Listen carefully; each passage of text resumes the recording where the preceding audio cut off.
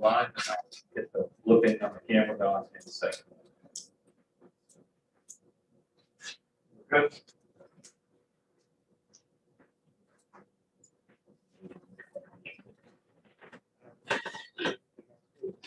Yeah, from a streaming perspective, if you were in the meeting, we had to change the link. If you go back to the homepage, lewistonpublicschools.org, you can re-choose the link that is posted on our site to join the webinar again. Yeah, and there's a message on the website that says this is the new link. Okay. So it should be good. Okay, perfect. School committee is out of executive session, and agenda item number 3 is to rescind the school committee's actions on March 15th, 2021 that did not receive the votes necessary to approve the memorandum of agreement reached with the Lewiston Education Association. Is there a motion? So moved. There a second? Second, Mr. Vogel. Any discussion? Ms. Ray?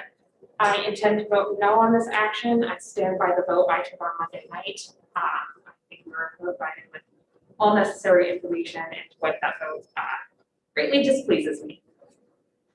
Any other discussion? Mr. Majerus-Collins? I strongly believe that this procedurally makes no sense. The school committee did not take any action on Monday. Much to my dismay, I voted for us to take action, but we didn't, and rescinding non-action is nonsensical. I understand why some members of this committee may now regret their bad vote on Monday, but I don't. And so, like Member Ray, I stand by my vote on Monday to support our educators, and I can't vote to rescind my support. So I'm voting no. So there was discussion on Monday regarding tabling the vote until we had further information. There were multiple members of this committee who felt that we did not have all of the information that we needed. And I'm reassured that at least 2 of our members felt that they had all the adequate information to support it. But there were members who did not feel like they had the information at that time. But there was no support for tabling it until this meeting.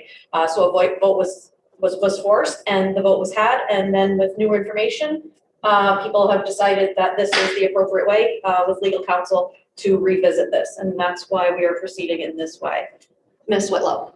Yeah, for anybody who did not vote in favor of the motion last time, it was not a bad vote, and I want you all to know that.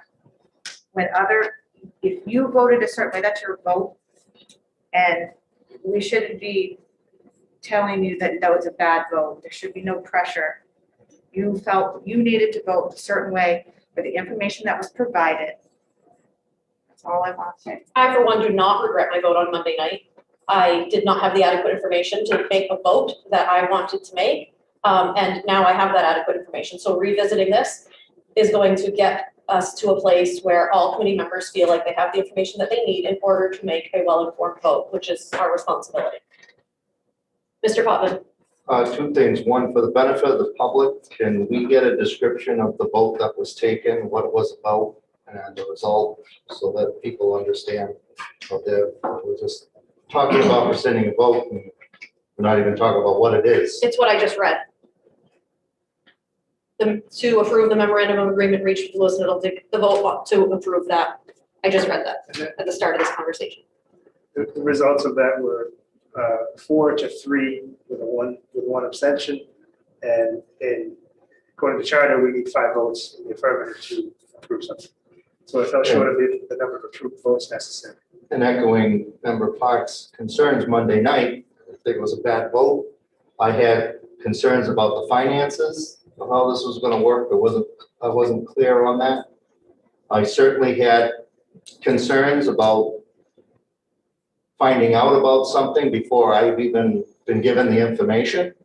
And I think I've expressed my concerns to the negotiation committee that they can bring that forward to other parties, those particular concerns on how we do things. And the other part too is I really wasn't crazy about having a vote at 11 o'clock at night without the public being able to be here and weigh in on an item of this nature. So, I think it was I'm very comfortable with how I voted Monday night, now that I have the information I got, moving forward. Mr. Vaughan. Like to piggyback on Member Parkman. I was the one that abstained and that did not recognize the fact that I was concerned where would that money come from, what potential programs might be cut from it. I now have more information, so any change in vote that I have should not be like I'm vacillating and go whichever way the wind goes. I feel more comfortable with the information that we have tonight to make a more educated vote. Thank you. Thank you. Mr. Majoris-Collins. I would just note for the public that despite comments to the contrary, no member of this committee offered a motion to table on Monday night. No member raised any discussion points at all, except for myself, in that vote or explained their vote either against or for. And there was no commentary whatsoever by any member of this committee to the effect that they didn't have enough information or they wanted to table or anything like that. Nothing. So, you know, I mean, look, I understand why my colleagues might regret their votes. You know, I understand why they might want to vote differently tonight, and I encourage them to do that because I think it's the right thing to do. But let's be clear about the fact that no one offered a motion. Your comment to is table. repetitive right now, and we don't have need for repetitive comment. Nobody, it sounds like nobody regrets their vote, so I don't know why you continue to say that, as if you're implying something that people have said is not accurate. Nobody regrets their vote. People needed more information, and the discussion may not have been had when we voted about other people's concerns for lack of information or for tabling it, but there was an executive session, an extended executive session that preceded that vote where all of those things were discussed. I'm sure the chair would never suggest that the decision not to table a motion was made in executive session because that would be unlawful. I said discussion. I did not say anything about a Sure, motion. right. There was no motion or vote in executive session. That doesn't happen. Of course. An implication of anything else is inappropriate. An implication that anyone here regrets their vote is inappropriate. And no member of this committee offered a motion to table or offered any explanation of their vote on Monday. That's reality. And they're not required to. Sure. It's Thank up you. to the public to decide. Any further discussion? There's one other thing that stood out that night that I wasn't comfortable with, and that is member Physic was not present. And I felt it was important on something like this that the full committee is here to take that in. All votes start with word 6 tonight. If there's Madam Chair, will there be public comment? yes, sorry. Is there any members of the public present or online that would like to comment?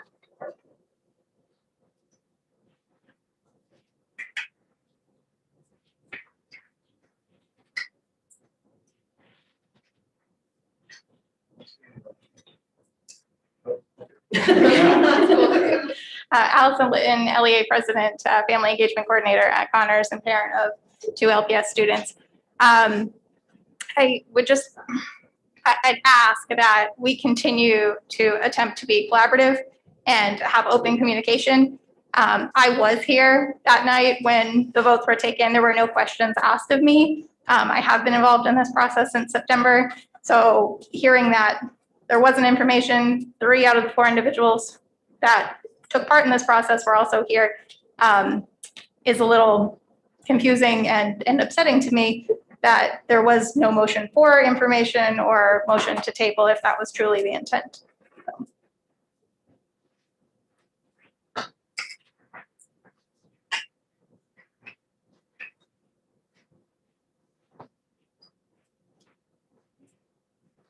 Hi, I'm Jay Rich, an ELL teacher at McMahon. I've been here before and actually talked to you about the MOA agreement before, and that it is important that we work with LEA and that they bargain on behalf of all teachers regardless of their membership, or should I say educators. I was very disappointed in the vote on Monday, and as were many of my colleagues. It's really hard to feel appreciated by the board when you say that you do, when motions to improve teaching working conditions or motions to compensate for the free labor from your educators are consistently voted down. It's very hard to continue to work in those conditions, and we're working, arguably, putting our health and safety at risk. Thankfully, we are starting to get vaccines, but I encourage you to support teachers and compensate them fairly for the amount of free labor that they are giving you this year. Thank you. Thank you. Any of the online attendees interested in speaking? Seeing none. Ward 6, Yes. 7, Yes. City Council? No. Yes. Ward 1, Yes. 2, Yes. 3, No. 4, Yes. 5. Yes. Motion passes 7-2. Motion to suspend the rules in order to put an item on the agenda. Second. Any discussion? What item? To tell you, I'd like to reconsider the motion. I'll say this, what is it? Motion to accept the LEA agreement. MOA. MOA. Ward 6, Yes. 7, Yes. City Council? Yes. Yes. Ward 1, Yes. 2, Yes. 3, Yes. 4, Yes. 5. Yes. Motion to accept the proposed MOA with the Lewiston Education Association. Second. Discussion. Mr. Majerus Collins? I would encourage my colleagues to support this motion. Our educators have gone above and beyond this year. They have put themselves at risk, they have put their families at risk, and they have worked harder than I suspect any of them have worked in their educational careers in order to serve our students and provide Lewiston with the best possible education this year. The MOA is a small and frankly insufficient recognition of that work, but it is significant because it is something. And I would encourage folks who supported this on Monday to support it again. I would encourage those who opposed it on Monday to reflect on that and to change their minds and to vote in support of our educators. Ms. Ray? I do want to thank both negotiating teams for the work that happened here. I know that is a tense position to be in, and I don't think it gets recognized publicly because much of it has to happen in a negotiating setup. And so I do want to thank our two members, Member Damon and Member Whitlow, for their hard work on this, as well as the LEA's negotiating team as well. Mr. Papa? So I agree with Member Collins about the amount of work that has been done this year. I've spent some time in the schools and I've watched it myself. One thing that struck me more than anything is nobody stops for the entire day. You just keep going. And I kept asking, can we take a break now? And they said, there are no breaks. And I was really amazed by that. And taking into account that we basically asked teaching staff to do basically 3 items in one, to do something that's never been done before. I think it's at least appropriate to recognize that. Now, saying that, as a school committee member, I also have the responsibility to know that we can do that. And as chair of the finance committee, even more so, knowing that originally when this was proposed, we were looking at regular budget numbers. We're going to the public right now as it stands. We're getting ready to work on this budget tonight. But we're going back to the public to ask for money. And we didn't have the money to do this. Moving forward, with the new stimulus package that was introduced and understanding the dynamics of how that works, it gave us an opportunity that's actually designed by the stimulus package to do this recognition. And I want the public to be very clear that that's what's happening. And Jake, I don't know if you can expand on that to make it more clear.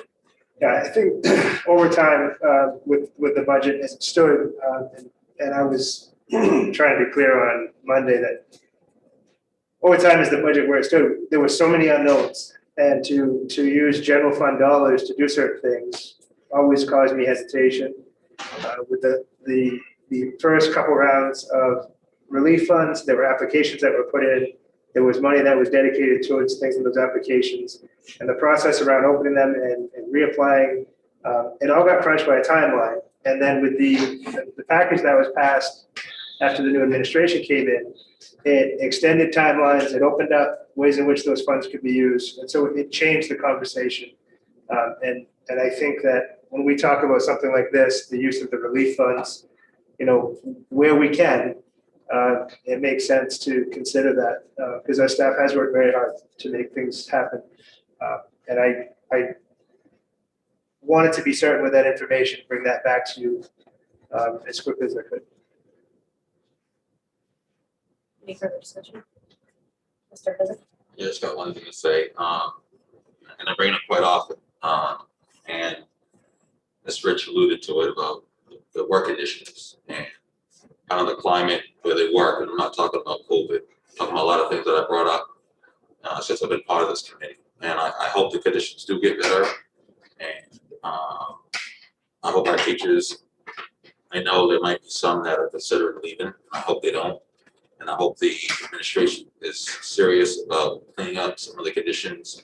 And some of the conditions, just to outline what I've talked about, is if you say something, retribution, having adequate supplies, things along those lines. So I do hope those conditions do get better.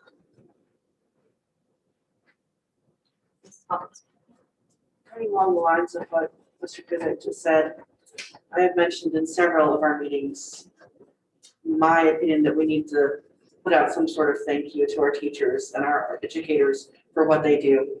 I was very glad to see that come out of Ms. Parks's email because it's about damn time. I know one of our teachers specifically responded saying, 45 years, thank you. I will say I've never been against giving our teachers some sort of help, but being on the finance committee and knowing how the finances are working, it's when's the right timing? And this seems to be the right timing. Just because money is sitting there in its little box where it's supposed to be used, doesn't mean we can just play fast and loose and grab for other things. When you do things like that, things go sideways. I suck with my own budgeting, so I know what would happen if we step out of that box, which is why I was very glad to vote yes for this on Monday, even though things weren't ideal at that point for a lot of us. It needs to happen, and I'm glad to see we're taking another look. And I'm not sure. I know how I'm gonna vote. I don't know how everybody else is gonna vote, but this is a prime opportunity. We've heard from our teachers, we've heard from each other. Let's get on with the vote. Mr. Putnam? Jake, can I get a full reading of the dollars, the proposal itself? From the top was that the negotiations team came to a point where they would settle a memorandum of agreement. I don't have it in front of me to read the whole thing, but it was stated that teachers would get $600, ed techs would get $300, and our tech department would get $300 respectively. And to also resolve some other disputes that were going on. And so this, I think, puts us back in a good position. I will note, I have heard some things from teachers who have said they don't want these dollars. And so there was mixed feelings out there about this kind of action. So it's a hard one. And I guess I would throw some credit to the committee for working through what I think has been a difficult, challenging process, but I would, as Member Ray said, throw credit to the negotiations team for getting this done, because it wasn't an easy process. Any other discussion? I would like to, again, thank all of our teachers, school staff, educators, everybody in every position in the Lewiston Public Schools.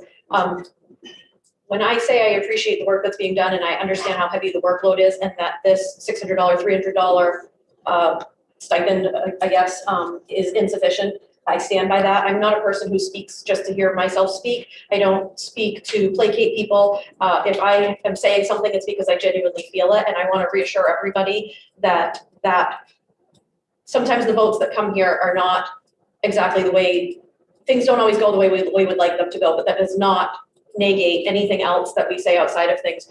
I'm not saying this the right way, but sometimes votes that happen here may appear to be ill-intended and they're not necessarily. And I just want to remind everyone of that and that from my own personal perspective, if I have thanked you at any point for the work that you've done, that was genuine and that I appreciate all of the work that is being done district-wide. Ward 6, Yes. 7, Yes. City Council, Yes. yes. Ward 1, Yes. 2, Yes. 3, Yes. 4, Yes. 5. Yes. Thank you. Motion passes 9-0.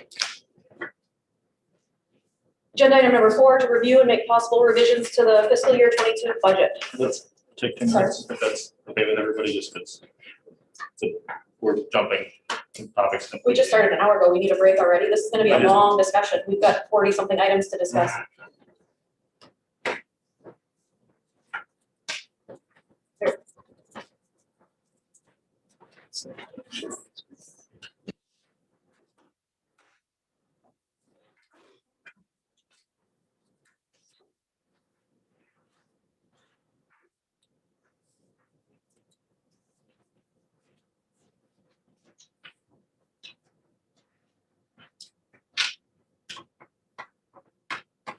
I'll be brief with my initial share this evening, a little quicker than typical, but just for members of the public who are watching and listening in. There are some items that. Jake, could you just speak up a little bit? I'm having a little bit of a hard time hearing. Sure.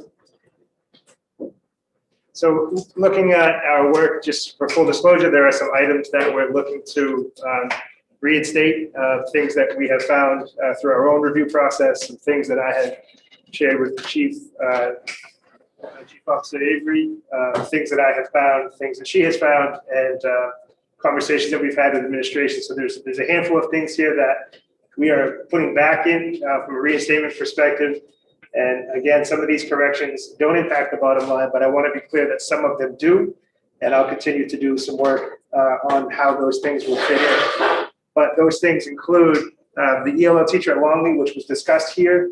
That was my mistake. I brought a line into some reductions that were unintended. With that was the LHS blended math teacher. And then we recently found that in the proposed language for the new wing, we also need additional custodial services, and that didn't make that draft that I brought, that Bobby and I brought back to you. So those are needed things, and I'll continue to work on my side to make sure that those items are neutral at the end of the day. But I did want to share them with you that I found. And again, some of those items were not, the numbers were there, the labeling was wrong. So I wouldn't found the right thing that I should have taken out, that kind of stuff. There's one that's not on here that we discussed last time with Director Callahan about the exploration program. And I had made a quick mention of some additional subsidy that will come our way for that programming. Bobby did a quick look. The cost of that is $91,500. And the subsidies being corrected, there's a slight cost to us, but that's something that we wanted in the budget. And we talked about it being there. I just want to be upfront with you that number was $91,500. But again, it's one of those items that lands on both sides. There's a revenue and it's as an expense. It's not one for one straight up. It's a very small impact locally and heavily supported on the subsidy side of things. So parking lot review, the way we worked this out, Bobby's actually created a spreadsheet by article, and I'll put that up so that we can all look at it together at the same time. Bobby behind the scenes, as we make adjustments in this spreadsheet, it's interactive, the spreadsheet that she's built, so that she can, in short time, I don't know that it will be live or even tonight, but in short time, have the corrections made so we can expedite the turnaround on the back end of this. Again, I don't foresee that being tonight. She's pretty good, but this spreadsheet's dynamic enough to lead us through it. So Bobby, thank you for that. And the process that we had discussed and just want to share with you would be to, again, put the sheet up. Items that are in the parking lot are in the article where they would land if they're added, or items that might be removed. And we'll share the item. And if there's a motion and gets a second, it would prompt a discussion and a subsequent vote. If there's no motion or no second, we'll just move to the next item. So I'll introduce the item, and then the thinking is that items that want discussion would get it if it gets a second, and then other items we'll move through. And for me, it's about the marching orders, not looking for people to feel like the committee needs to navigate the full budget line for line unless they wish to. But the things that you say tonight are going to instruct me to go back to the table and figure out what we're going to do. I do need you to know that I still intend to find ways to bring the most responsible budget with your wishes folded into it forward in the next phase. And on Monday, we meet with the city council. Last night, there was a city council meeting and there was discussion about the budget as a whole. As part of that whole, the school department is included. There were a couple of members that expressed some concerns about the tax increase and the ratios around it. I think it was the IDP or the IGP, I forget. What's that? GNP. The GNP, within charter, when we exceed a certain number in that percentage, it requires a 5-member vote to support the budget moving forward to referendum. Having said that, there are 7 voting members, and there's already 2 that have mentioned that they're struggling with the tax increase. So what I'm trying to say about that is I need your marching orders, and I appreciate those tonight, and we'll go back and do our work and still work to bring the most responsible budget we can forward, aligned to what I brought when we started, unless I'm otherwise directed. And that will take some work behind the scenes, but I think that we can work through the list and have that direction. Jake, can I ask what the GNP number is? It would be helpful moving forward. Would like to ask me? So there's 2 tax levy limitations that are kind of a squeeze. The GNP IPD, gross national product implicit price deflator, is currently set at 1.28%, which is lower than last year's, was at 1.6%. So to reduce the budget to stay within that limit would require expenditure reductions of $5.5 million. For both, not just for school, but city and school combined. That is my understanding of this.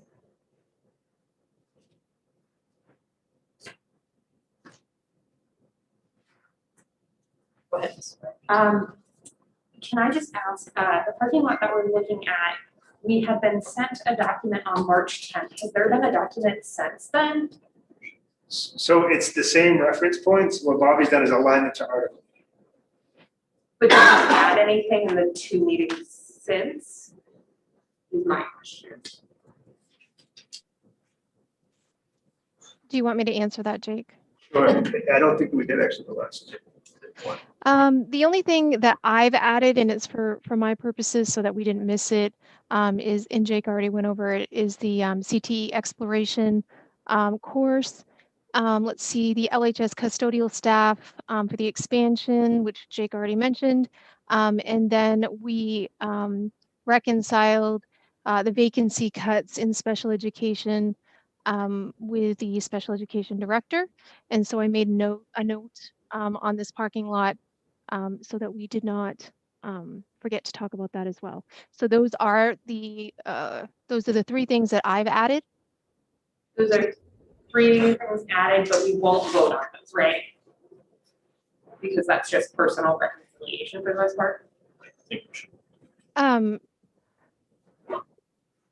I think you'll talk about them. I think that you should talk about them. And vote on them? Yes, I mean, they're part of the budget process. Jake did explain that 2 of those are reinstatements, and he made the commitment to make them budget neutral. The special education reinstatement has to do with those vacancies, and we talked a little bit about that with Ron the other night in reconciling them. That probably should come up for discussion, just to go over it. Thank you. You're welcome. Mr. Madris-Jones. 3 quick items for reference. The first one is we have 2 optional meetings. Sorry, could you speak up as well? Yeah, sorry. We have 2 optional meetings scheduled for continuation of this work before the end of the month. And was hoping to know from the chair and the superintendent whether the intention was to get through these items tonight, which I'm fine with, or to spread this out over the course of meetings, which I'm also fine with. I just want to know going into it. My intentions are, because I've learned a lot in this process, and then Bobby might echo the sentiment that the amount of work that it's going to take to turn this around in a very short time frame, if we can get through this list tonight, it would be fantastic. I do think we will meet next Wednesday, looking at that potential. As it's listed as a if needed. I would like to put some things in front of you, but again, we need turnaround time. So if we're reviewing this list still next Wednesday, we're going to start running dangerously close to our final presentation to the city council and the window for referendum. I worry about spacing that out. That's fine. That's just good to know. The second issue is if we could get just a clear statement that nothing's going to change from what the superintendent's initial proposed budget was without a vote of the school committee. So I don't know that I agree with that. I do think that, and I'll take the guidance of the committee if you wish to do something different. My experiences in watching the budget process over the years is that there's some work that I have to do behind the scenes to make what it is that you all have voted on and agree on that you want to make that happen, and to do my best to make it happen by whichever means that we can, the best of my ability.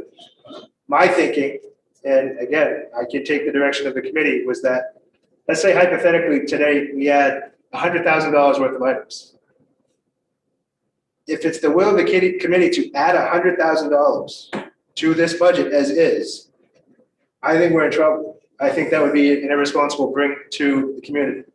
Having said that, there are things that we can do, we can look at. We've mentioned some things in the budget process of, one example, Member Physic has brought up supplies.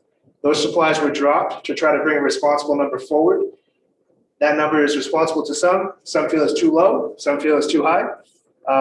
But if we decide tonight, hypothetically, to say, no, we want all those supplies in, I may look for other resources that are allowable in like relief funds to make that happen this year. So there's those pieces that happen. That's part of the work that I do as a superintendent. Okay, I'm really confused because my understanding was that for a lot of the items we're discussing tonight, the policy question is whether or not it's in the budget, not whether or not it's going to get funded, because we all have an expectation that some of these items that aren't in the budget are going to be funded through relief funds, and that's a separate question and a separate process.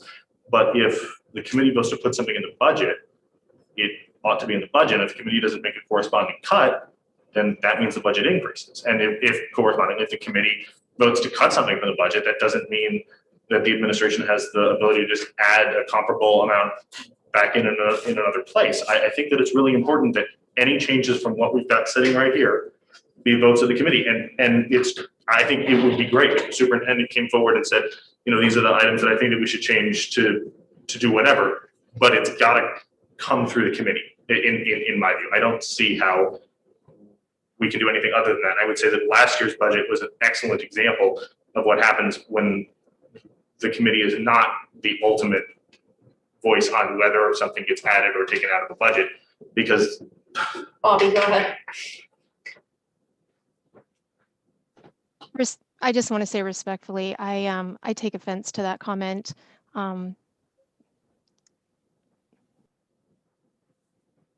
Pezek. Two things. 10 times better leader than last year. Without saying. Also going forward, are you able to tell us, like, let's just say supplies, which I think supplies should be added back in. Are you able to tell us, like, hey, I'm going to use relief funds for these? Like right here, right now, or? So right here, right now, I can tell you the things that I think we could. Yeah. There's a finite amount.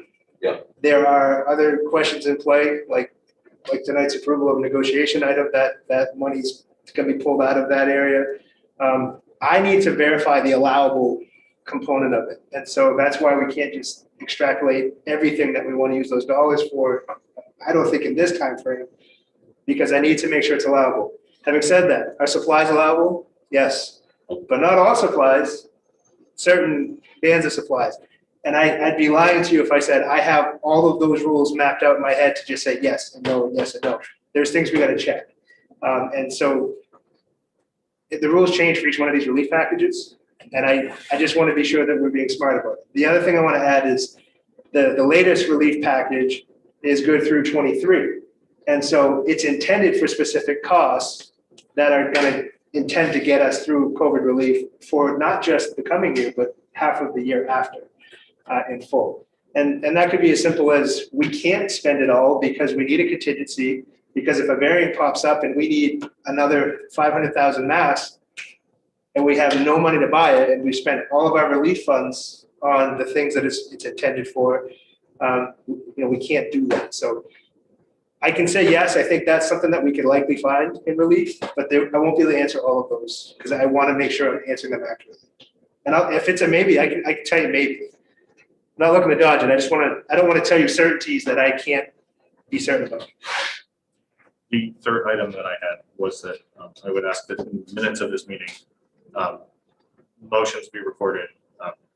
And if they don't have a second, just be noted that they don't have a second, and so that there's a record. Yep. Mr. Poppin. So just for further clarification, Jake, I've done this a couple times. Usually at this point, it's the committee's opportunity to address items that aren't in the budget or are in the budget that they want discussion, possible removal. And then also the opportunity is there if something's going to be added, to add a contingency on there, AKA stimulus funding, that maybe members may not want to add if it's going to come from the straight budget, but rather depends on the answer you can bring back. And usually at this point, we don't talk about the numbers themselves, we're talking about the items themselves to give back to the superintendent to then work together with staff in developing the plan of addressing what we want back in or what we want taken out. Then they take a look at where the funding can be from and then bring back a number once everything is crunched. So is that? Yeah, I would agree with that general sense. And I guess I want to voice too that the amount of work this takes is, it may be understated, but it's immense, the amount of work that this takes. And if it's number for number and I want this and it costs that, and we just bring forth something that's going to fill up the city and going to fill up the box, I am not comfortable with that. I do have a responsibility as superintendent. I really do. And I hope that people understand that part of my work and what I have to do is to execute that responsibility that you've entrusted to me to do that work. If there's a unanimous vote here or a vote to support, there's a unanimous, an item, I am going to find a way. But I need you to know that everything that has the support of the committee by vote, as I go find a way, something else may get bumped or nudged or moved. That's a reality in the budgeting process. I'm trying to be transparent, but I also need you to know that I can't bring forth the $105 million budget that was proposed by administration working with their teams, because I feel like that would be irresponsible. If the committee wants to vote otherwise, I'm all ears. I don't think anyone at this table is sitting in this position because they don't want to give our schools everything that they need. I think every single one of us, if we had an unending supply of money, would just say fund it all. So I think that we need to keep in mind that if we bring something to the city council that fails at city council, or somehow it passes city council and goes to public vote, there's a lot of dynamics in play. There's a lot of dynamics in play every year when the school budget gets voted on, the city budget gets voted on.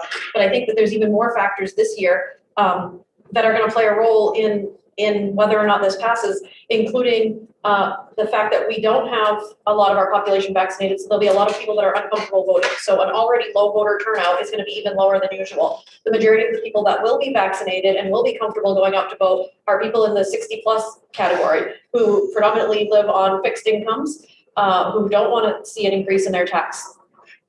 in their taxes. The majority of them most likely do not have children in our schools, so that they're not gonna wanna have an increase to fund a school that they feel they don't necessarily wanna be paying for. And so I think that there's normally a battle this time of the year when it comes to the superintendent bringing a budget that's responsible, that meets the needs or tries to meet the needs of our school. But there's also the responsibility of making sure it's going to pass. And there's additional factors this year that are kind of pushing against that. And so we need to weigh that out and prioritize the things, because for everything that we add in, there has to be some kind of a counterbalance to some extent.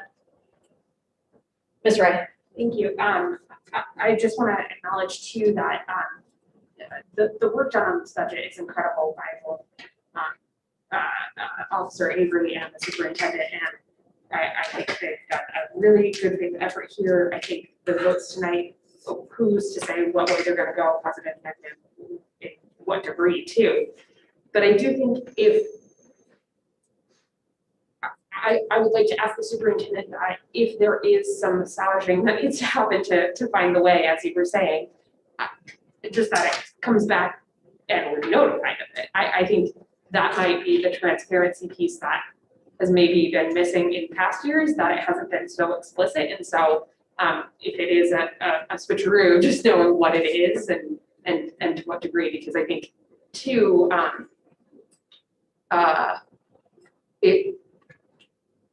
the way we approach at the city is a little bit different. And I wonder if it's because we have the mayor we do, but he comes at it with what increase are you comfortable with? And then we work kind of backwards. So this is a bit different because we're trying to meet those needs, but where will the numbers fall and what will that look like as an impact on the tax rate? I do think it's our time to take up a bit more of the budget in proportion, given the sacrifices that the school department made last year for the tax rate. But I can understand where everyone's coming from on that.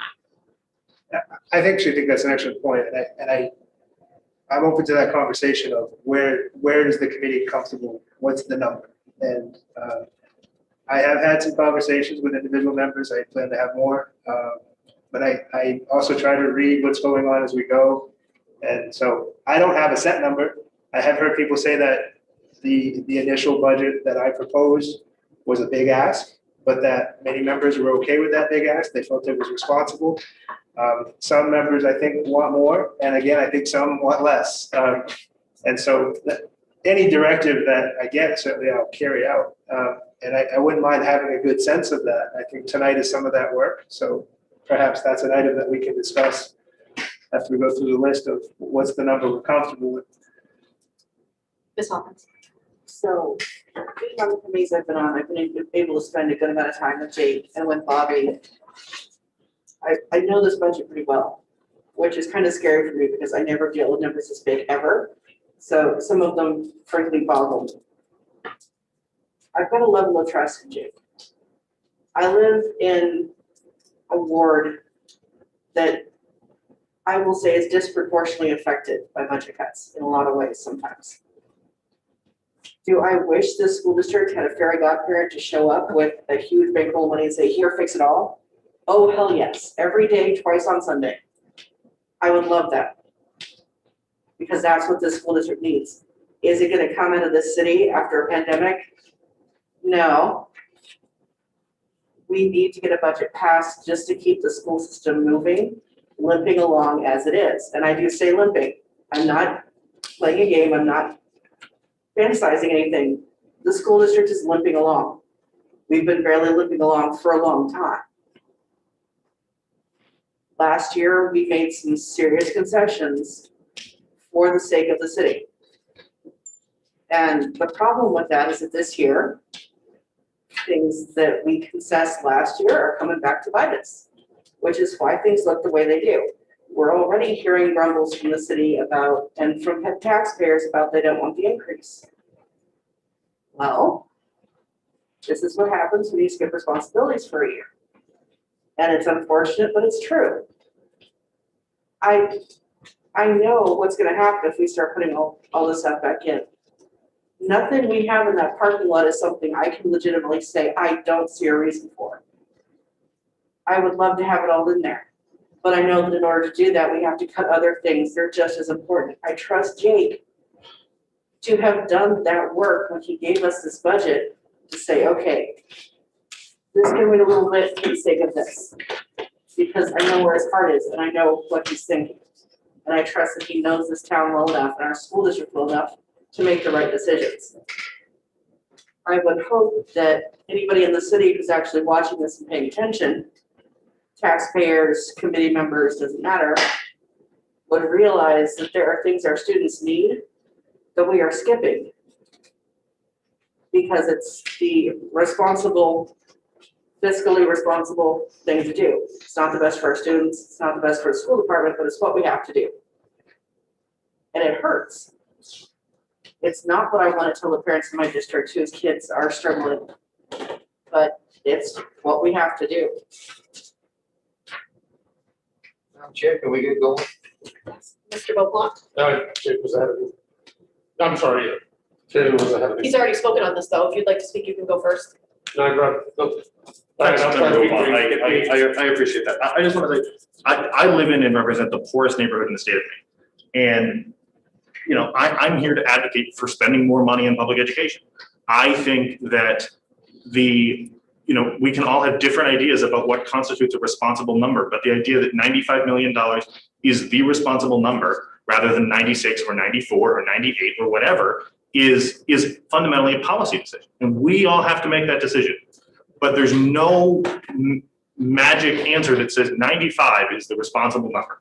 So, you know, I appreciate what the superintendent's facing here. I understand that he is facing the significant pressures from many different directions.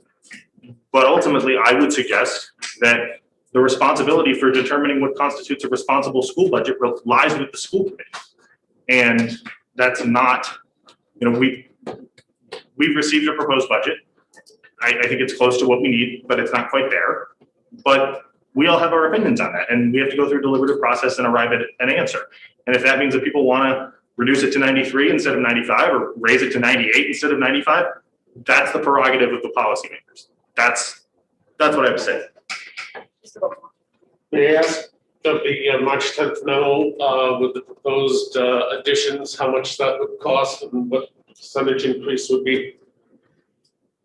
We could figure the percentage. I don't have it, Bobby may, but I believe it was $3.2 million was the last check that I had for the added items. Bobby, yeah. Go ahead. Are we talking parking lot?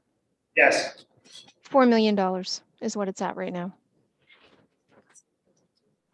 Okay, at the 8th time around, as I was saying, we should take about 2.5 minutes. I wish there had been an information book that came with this job, because I was invited by Committeeman Potvin to join the Finance Committee. I was there for the meetings. I saw the things that did not even make discussion. I thought it was a responsible budget. When it was presented to the committee with the 6.99 increase, I appreciate Kiernan's comment about my passion. I was ready to put on body armor and storm City Hall and fight for it. Then I learned there was a parking lot and additions could be made. And we have, I'd like to say that in a perfect world, I support every one of them. Every one of them fits our two guiding principles of remediation and affecting the most vulnerable. But I think we have to be realistic here that we have a filet mignon appetite, but a hamburger pocketbook. I think we have to understand that, again, a certain budget has to be presented that is not going to be thrown back at us.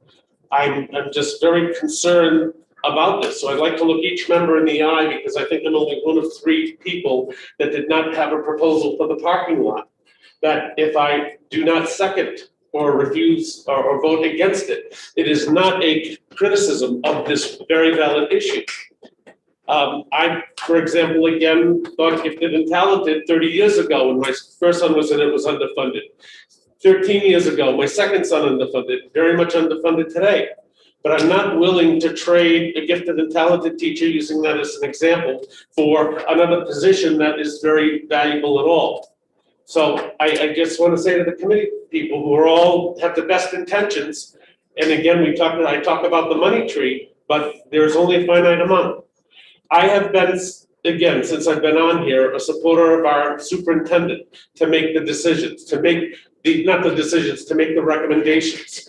And I have faith through the budget committee that I was on, and will continue the finance committee, that again, good decisions are made. And I share his concern about presenting things and having to take away something that we may not see as valuable. Unintended consequences come through here. So again, my proviso to all of you, and I'm sharing what my fellow committeeman, woman said here, is total respect for all of these, total respect for your position. No one has a hidden agenda. No one has something they're trying to slide into. These are all valid positions. But as I conclude my preface here, again, I will just quote one wise sage that once said, sometimes it's better to wear slippers than to try to carpet the world. You really can't go for the gold when the gold is not there, and that's my position, and thank you. Ready to begin? Share my screen so we're all looking at the same thing. Try to make it big so that everyone can see it. Is that big enough, or do you want me to try to expand it a bit? All right, so within Article 1, a grade 1 teacher at Connors Elementary School. Mr. Majersko. I move that we add a grade 1 teacher at Connors Elementary School. How many teachers do we currently have for grade 1 at Connors? You can get that for me. That's okay. Student enrollment's in tab 6. Didn't hear you, I'm sorry. Student enrollment is in tab 6, might say in there. It's not super important, it was just sort of a off question. Was there a second to the motion? Is there a second? No. Line number 6, employee tuition. This is a spread around the district in general instruction. There were reductions made in employee tuition for them to take reimbursable college courses. Can you tell us the amount when you're reading these two? I have 31,000, but I don't know if that's changed. Yeah, Bobby, do you have an amount on that one? I do have so it is 31,000, but I do want to provide the committee with some information about tuition. I did a historical review. Just to be extremely transparent, the budget for FY22, the one we're talking about right now, is $143,408. FY21's budget was $82,504. That is a almost $61,000 increase, or a 74% increase from last year. So I don't know if that helps you make any decisions, but we've increased it quite a bit. Is there a motion? Line 7, instructional supplies increase at Lewiston High School.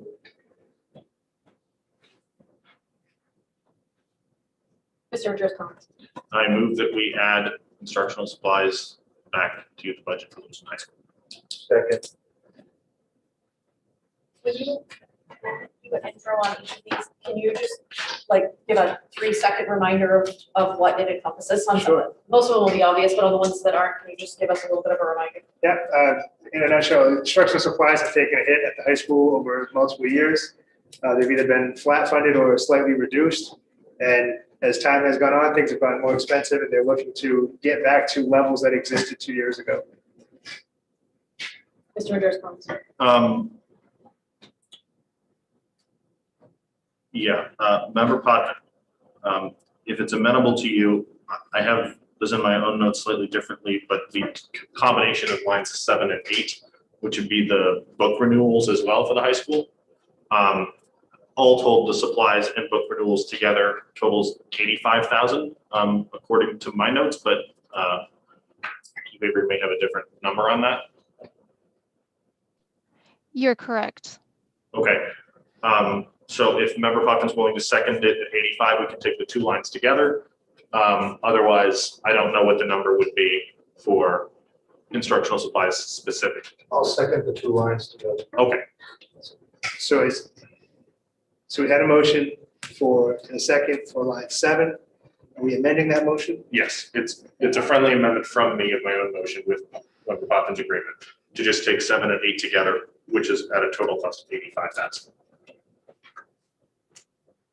Any discussion? Mrs. Gray? I wish we had kept the two lines separate.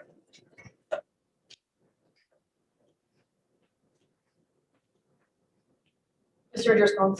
I just say that instructional supplies and textbooks are the bread and butter of education, and I think it's important that we fund them. Any other discussion? Ward 6, Yes. 7, Yes. City Council? Yes. No. Ward 1? 2? No. 3, Yes. 4, Yes. 5.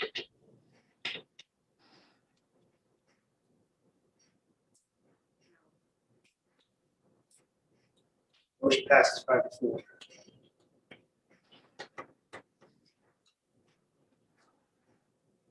That motion was to include line 7 and line 8, which just for public purposes, instructional supplies increased Lewiston High School, renewal of department books, read 180, AP books, and grow the library at Lewiston High School. Next item is number 9, math blended learning teacher at LHS. This is that reinstatement that I mentioned a couple meetings in a row. That was when I extracted vacant positions. I extracted this one. It was not one of the vacant positions I intended to extract in the Excel spreadsheet. My mistake. So do we don't actually, I'd like to reinstate it as I had mentioned prior. okay, so it's not, does it need to be a vote or could you just reinstate it? It's on the list. I think you should go to a vote Okay. if there's a first and second. Mr. Ed? Can you tell us the dollar amount for the reinstatement? $40,567. Let's make a motion to reinstate this budget item. Second. Any discussion? Just clarification. So somewhere in the budget, you attempted to want to extract something, but you extracted the wrong one. You're going to be putting that one back in, but there may be something else that's extracted. I had a list of vacancies. Yeah. And in that list of vacancies, I multi-selected different positions as I learned about them, talking to different people. And I moved them to a list and gave it to Bobby saying, these are positions I'd like to see pulled out. And there were 2 positions in that highlight that transferred over that I didn't intend to bring. One of them was this math blended learning position, and the other was the ELL teacher at Impact Academy. Ward 6, Yes. 7, Yes. City Council? Yes. Yes. Ward 1? Yes. 2, Yes. 3, Yes. 4, Yes. 5. Yes. Motion to reinstate that position is passed 9-0.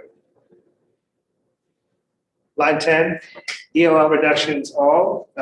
These reductions, Bobby, maybe you can provide more input. I believe we're around administration and some other general areas.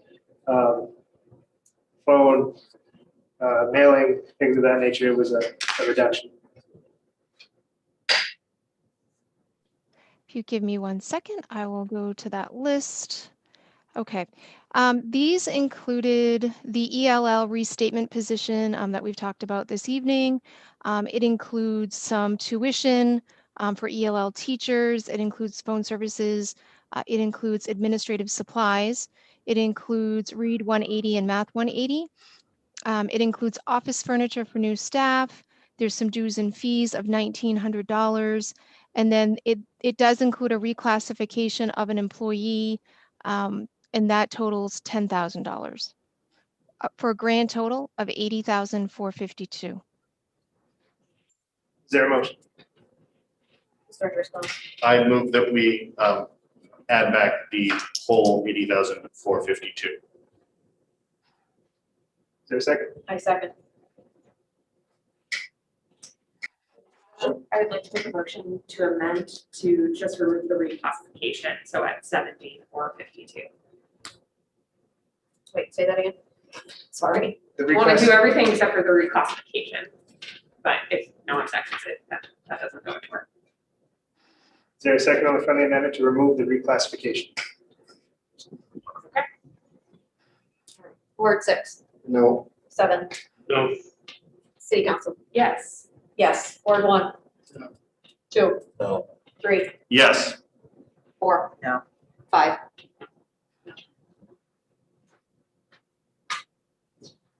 Motion fails 3-6. Does this mean that second position isn't getting added back? The position at, Correct. I'd like to make the motion to add just the reinstatement position back. Second, any discussion?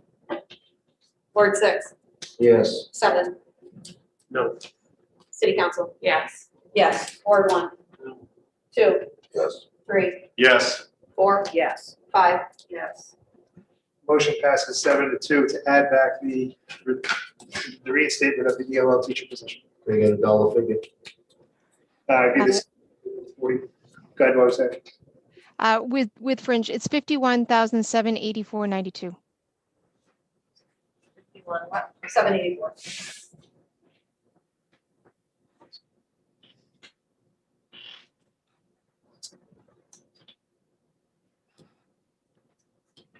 Oh, I'm trying to scroll on my screen and I can't because it's your screen shared. All right. We are at line number 11, new. These are new asks. These are instructional supplies for expeditionary learning. This is the one of the reinstatements I had mentioned prior about the middle school. There were supplies that were pulled out. It looks like an ad, but it actually was not an ad. And they are supplies that are needed for their expeditionary work. Is there a motion? Mr. Driscoll. I move that we add this back, and I just wanted to clarify, I have this in as supplies for gifted and talented and for expeditionary learning at 12,200.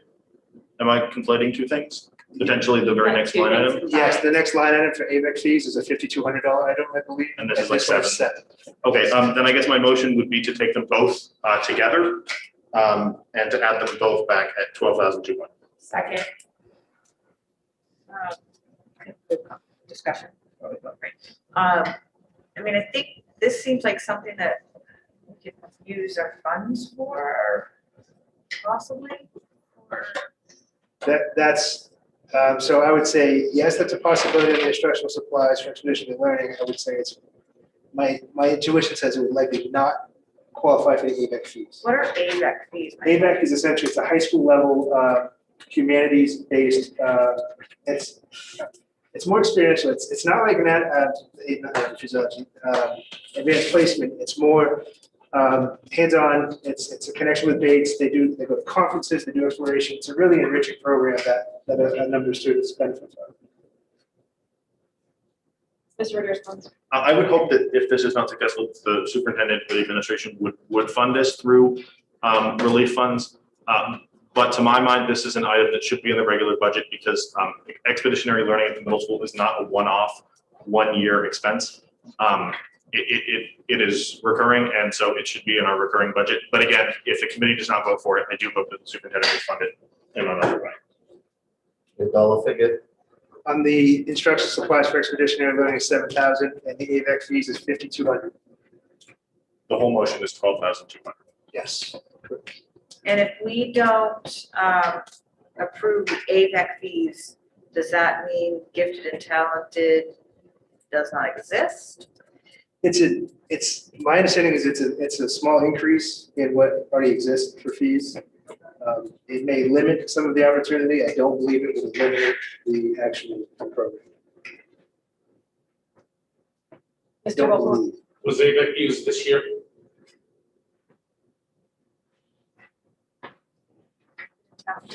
I'm looking over to my right and friendly colleague is giving me the no. So I'm going to say no. And that's likely due to the impacts of COVID and pandemic restrictions.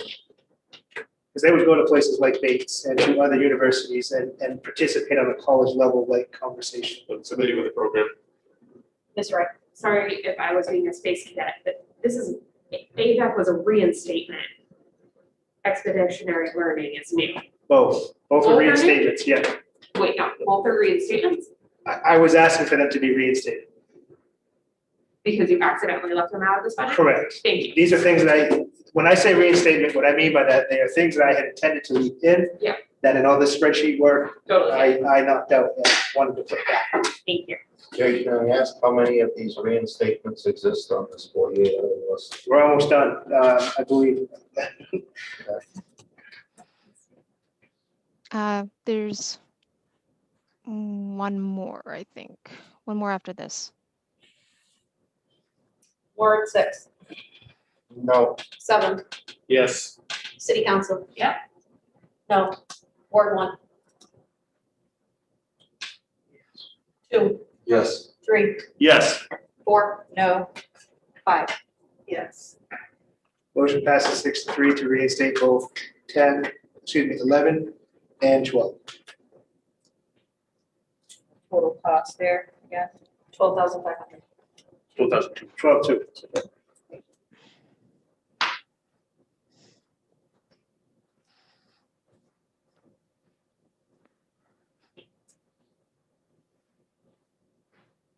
Item number 12, sorry, that's included. Item 11, 12 is included in the last motion, my apologies. Item number 13, Montello Read and Recovery. There's a 2 there because there were 2 positions requested that were reduced. Mr. Make Visit. a motion for those. Second. Any discussion? Dollar figure. 91,243. Existing positions this year? or These are new requests. New requests. Just, I'm sorry, a little slow on the draw. Superintendent Linguist, can you remind us why these were not funded in the original proposal? I can recall these 2 positions being ones that, well, I think many of these items that you're seeing on this list, I think the hardship that the committee found and wanted to put them in the parking lot was the same chunk of that last 5 million of the 15, 16 that we cut, and just pulling our hair. So we got to a place where it was, what positions are currently filled? How can we continue to move forward a bit with the curriculum plan that we have and make things better? But the hard and fast of it is these were all very difficult choices. And would these 2 positions require space in that building? I believe these 2 positions can work in flexible spaces in that way. Thanks. Got it. Good. Okay. I want to make a motion to amend to just 1 position. Second.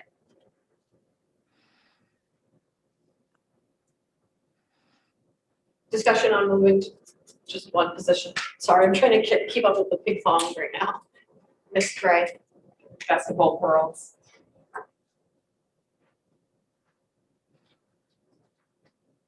Yes, sir.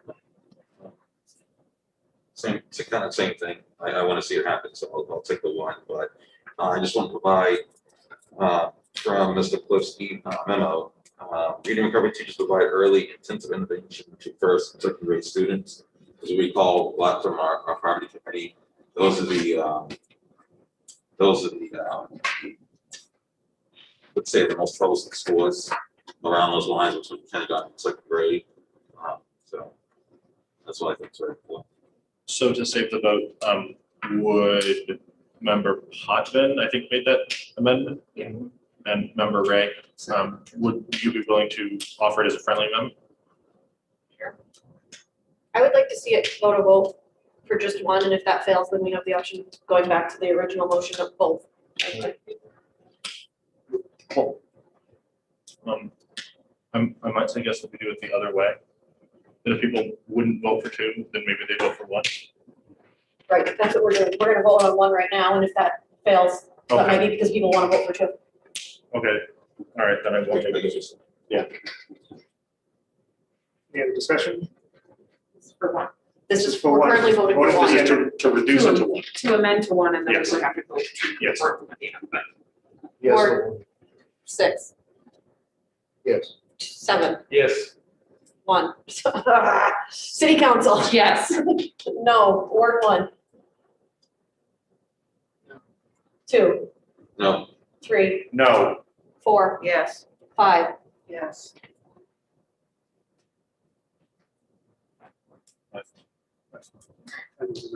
I was a yes.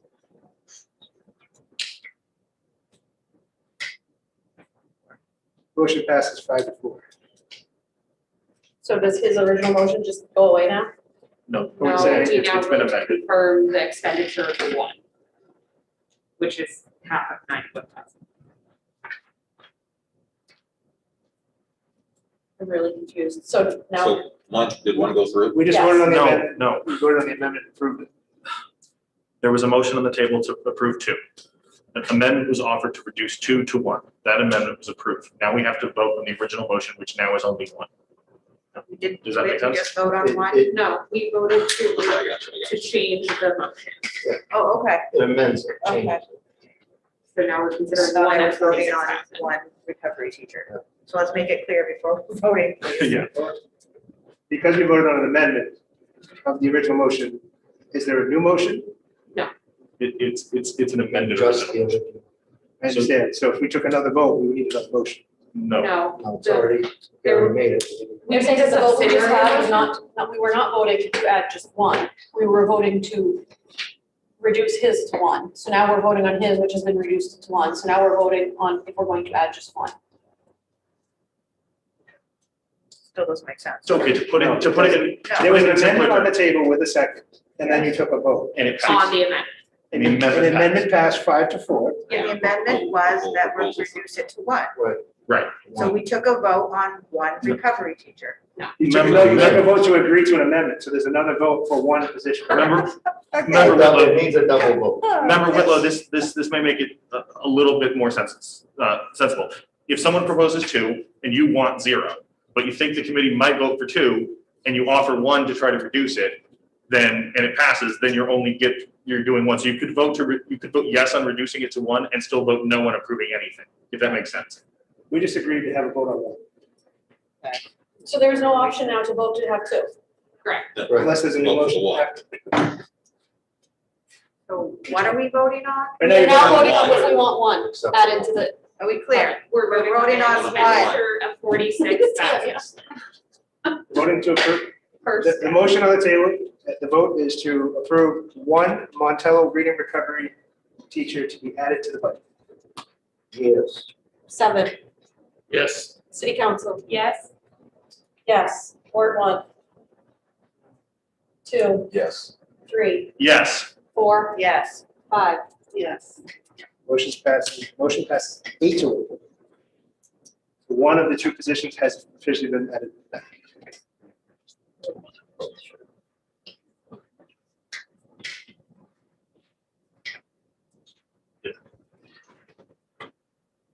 Moving now to Montello math interventionist. This falls in that same kind of category. It was a new ask. This work does math intervention for some of the most vulnerable. And Principal Cliff had requested this to bolster the intervention program.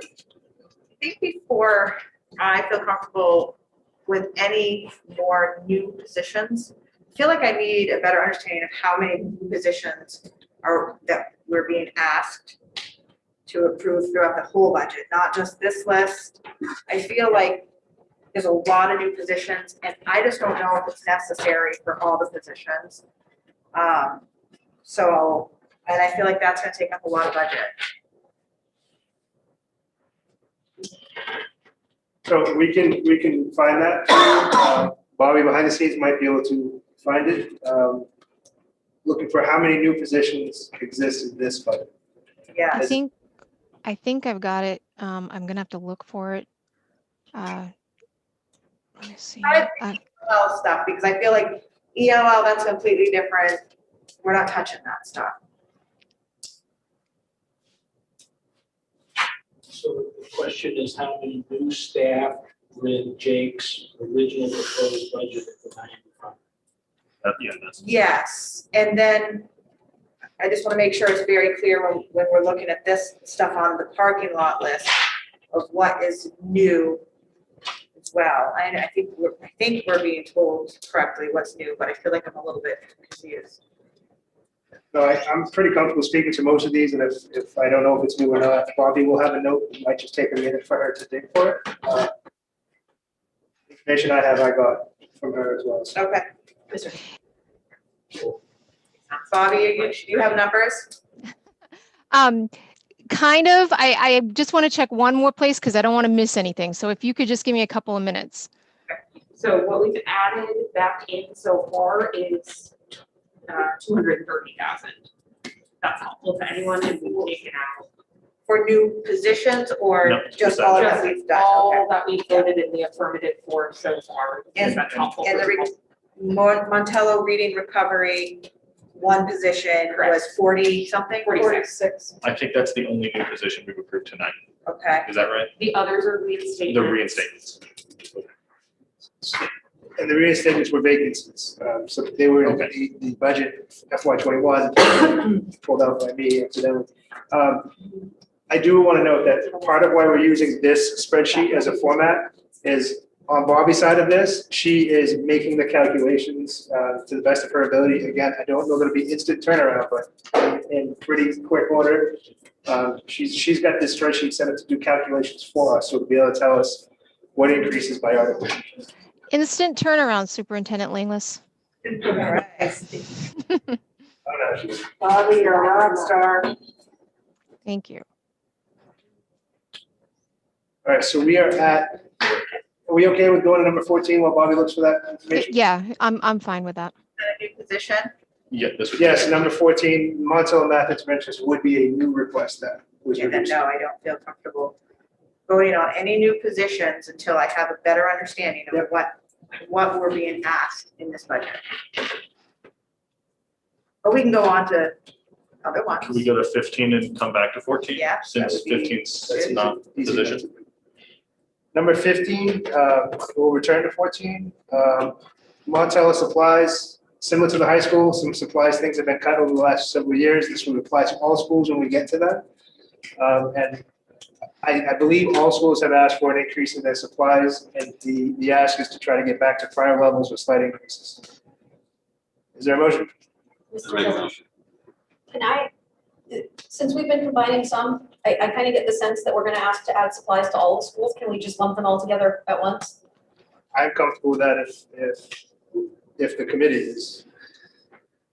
If all of the schools have supplies added and we're going to approve them, I mean, it doesn't seem right that we would approve them at some schools and not others. So if we're going to approve the return of supplies to all the schools, can we just do that right now and check them all off? You got a dollar figure? I'd just like some sort of clarification. Is there a possibility that supplies could come out of CARES? Yes. On a detailed level, there may be some supplies that cannot, but I think larger part, the classroom-based supplies would be able to be supported by the relief funds. The Montello supply member Podman is 61,650. At least according to. Yes. If I may, if you're going to look at all supplies, that number, including LHS, which you've already approved, is 245,879. So you could back the 50 out because you've already approved that. So you're looking at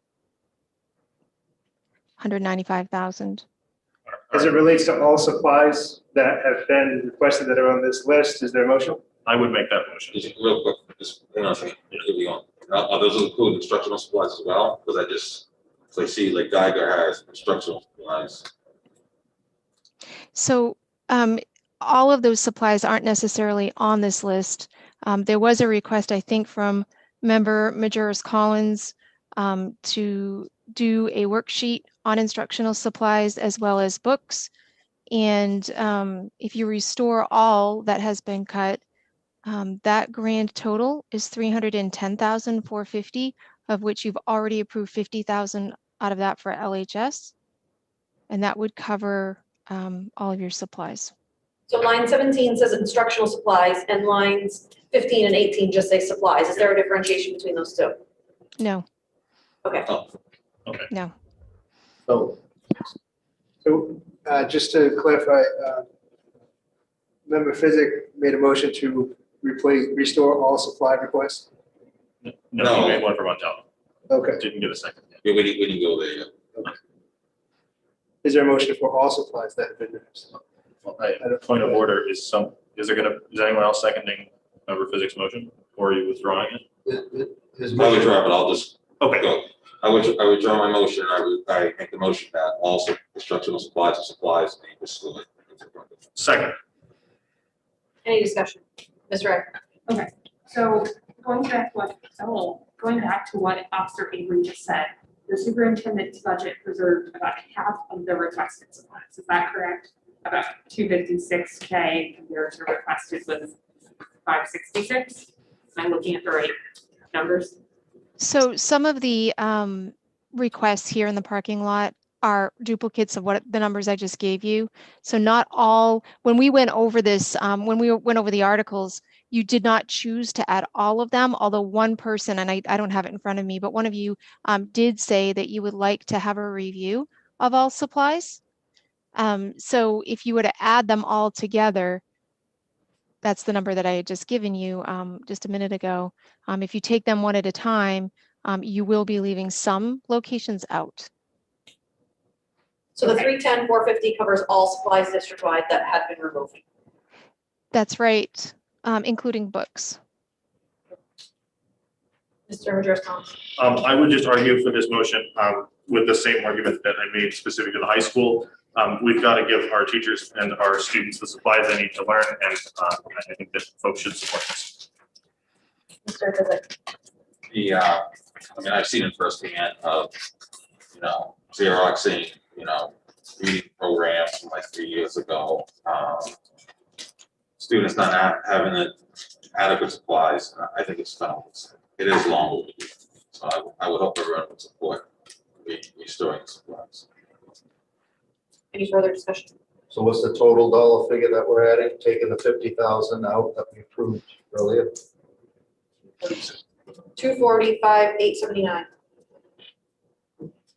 Does that sound right, Bobby? 245, 879 minus the already approved? I'm going to tell you in just 1 second. But we can. 260, 260, 450. What was the 245, 879? That was the request minus the 50. No. All right, it doesn't matter. 260 I'll cross is that last. number out, but 310, 450 is what we're voting on right now, correct? With the understanding we've already approved the high school. 50,000, Yes. yeah. Okay. And I want, Can I interrupt? You have approved $35,000 for the renewal of the department books, Read 180 AP books for the high school. So you're going to want to, if you're going to vote on the full package, the 310, I'm going to take the 50 and the 35 out that you've already approved and add the 310. I just don't want to double count it. Let's just not do that until we actually pass it. Is that okay? I'm sorry, say that one more time. In case we don't pass it, I still want to make sure that the stuff. Okay, certainly. I just want to reconfirm something. So for supplies, you can use a lot of it. Here's my comment. There's supplies you can, supplies you can't, but I think there's a lot of things for instructional purposes that we can't use in the research school. So I just want to, before we vote,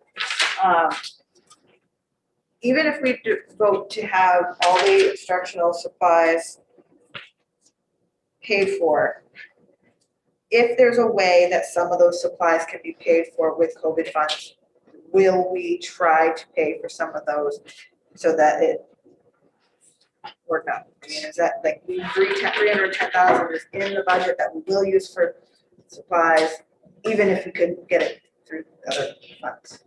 I guess the way I'm looking at this is, as you are voting for these things, we're putting them back in the budget. And then I think we have to do our work to know where we stand and what that looks like. And then when it's shared with city council, we will, in that interim time, do the best we can to give you the information we can around what things can actually fit where. And I will do my best to verify that.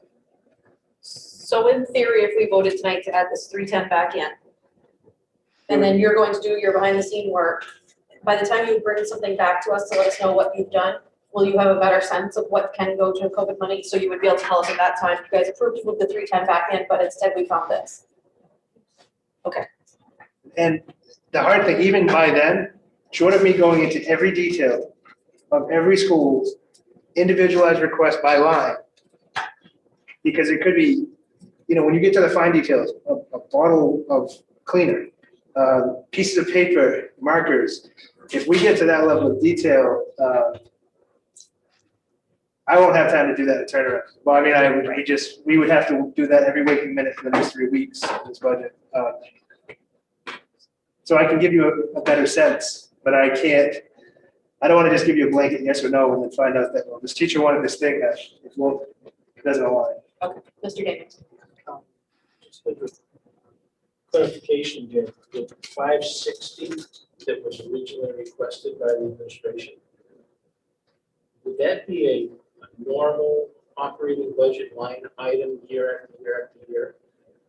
To be honest, yes. And the reason I say that is most of the, if not all the arguments that came before me for supplies were to reinstate what was previously cut, and it's been a multi-year reduction for different reasons, but those are not incredible asks, I don't believe, for schools. But it would be recurring. So just put it just in, look at layman's terms. We have 5,600 students and we're talking $560,000 worth of supplies. We're talking $100 of supplies per year per kid. Per year, per kid. And we've cut that in half. Correct. A no-brainer to put that back in the budget, right? Mr. Majerski. Yeah, I would just say that I appreciate everybody's desire to use COVID funds for stuff, but I just think that it's important to try to preserve the COVID funds for non-recurring expenses. And educational instructional supplies is clearly a recurring expense. This belongs in the budget. Any other discussion? Ward 6, go ahead. I just want to respond to that if we don't take advantage of every opportunity we have, we may come up with a very difficult budget to pass along to the next levels. So I think we have to take a look at everything. Come up with a plan. Ward 6, Yes. 7. No. City Council. Yeah. Yes. Ward 1, Yes. 2, Yes. 3, Yes. 4, Yes. 5.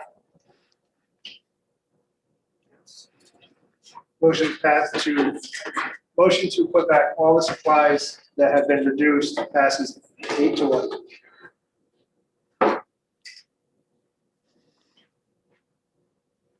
Bobby, do you have that new position number by chance?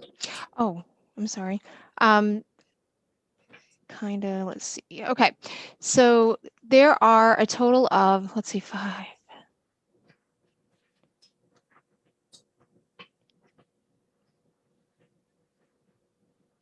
Okay, so there's 20 there. We've got some ELL supports for 20, so that's 40. So there's a total of 40, not counting the additional robotics, I'm sorry, stipends. These additional stipend positions, which it looks like there's 1, 2, 3 of those. 4, 5, 6. Okay, so there's 40 new positions. There's 6 stipended positions that are new, and that does it. And this includes any new staff, like janitorial. Every district-wide. So out of those 40, you said there was some ELL supports. Correct. How many of those? 20. Half of the 40 are ELL supports. That we find that is necessary.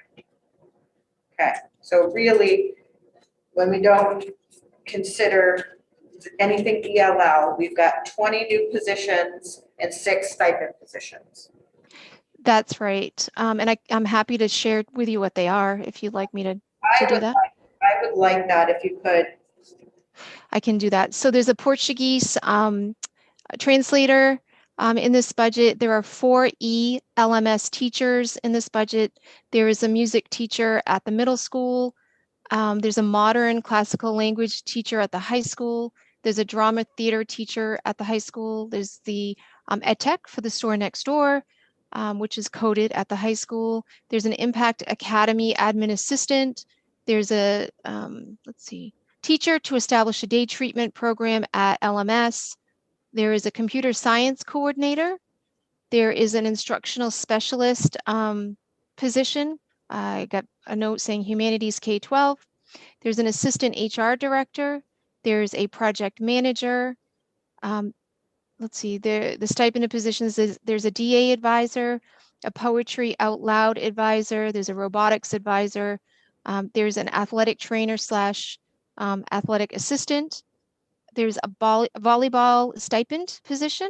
which is new. There's a unified sports volleyball stipended position. There's a unified sports bocce position, it's stipend. Then, of course, we just got done talking about the Montello Reading Recovery teachers, the math interventionist at Montello, and that does it. Outside of the ELL supports. List of those sent to us, because I couldn't write those down fast enough. I'd be happy to. Chief Avery, I also wanted to know, the Montello math interventionist, we haven't voted that in, right? We haven't done that yet? No, yeah, that's correct. Point of clarification. Jay, from that list I'm hearing, I'm seeing two different animals here. One animal is what you presented in your 6.1 budget where those new positions are proposed. The second animal is positions that were taken out by your budget that this committee put in the parking lot, put back in. And I think the two are conflicting, are combining each other. There was a couple of things in the parking lot that were put on here to be discussed, but we didn't remove them from the budget until we had this conversation. So they were in, people brought them up as, I want to talk about that staying in or not. Right, but going forward with this list, I think the point of it is there's a chunk of these new positions that have just been said that we did decide to put in the parking lot. I mean, to not talk about. Right. The list is You know. all inclusive of all new positions, That's everything. regardless of whether or not they're on our parking lot list or not. So, I There think, were new positions in the proposed budget that I brought forward to you. I think the discussion should focus on the parking lot, what we're talking about, these positions here. Well, she doesn't want to vote on a new item in the parking lot, not knowing how many other new positions we've already approved. She wanted an This is all-encompassing number. information from Member Whitman. It's not new topics, it's information for everyone to be voting.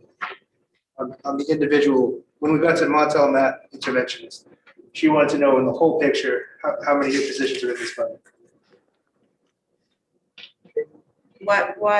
Why would you not want me to have that information? I would think that your question would want to be, how many more new positions off this list would we be added, since we didn't talk about certain positions in that budget? Oh, I thought we could revisit anything in the budget that is conflicting to us. Why couldn't we? We can. I would also just say a lot of times constituents ask how many new positions are in a budget, so keeping track of that as we go could be helpful. So We should put all new positions. You want to put the parking lot? No, it's our. I'm trying to figure out what their side conversation is, but go ahead, Mr. David. So these Oh, Mr. Cruz. 20 new positions.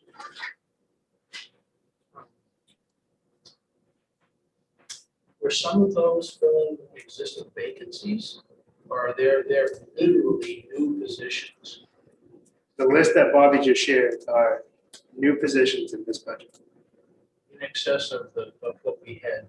FY '21. Some of those are offset by removing unfilled positions, but they're Correct. brand new positions. So for instance, the 20 ELL supports, isn't that already in your $1.2 million increase to ELL? Yes. Yeah. Okay. Yeah, those are not new to this budget. They're just new to the Yeah. FY '22 proposal. So those, what she just read off to you, it's already in here. Mhm. Minus the ones that were approved tonight to reinstate or to add back. Mr. Joris Collins. I guess I would say for clarification's sake, so far as I'm aware, we have now added only one new position to the superintendent's budget that was not previously included, and that would be the Montello reading recovery position. There were attempts made earlier to add some, and those were unsuccessful, and I expect will continue to go through, and some will be successful and some won't be. But to that end, I guess I would make a motion that we add the Montello math interventionist. Second. Any discussion? Ward 6, No, 7, No, City Council. Yes. Yes. Ward 1, No. 2, Yes. 3, Yes. 4, no. 5. Pat, in a second? No. Okay, thanks. Motion fails 4-5.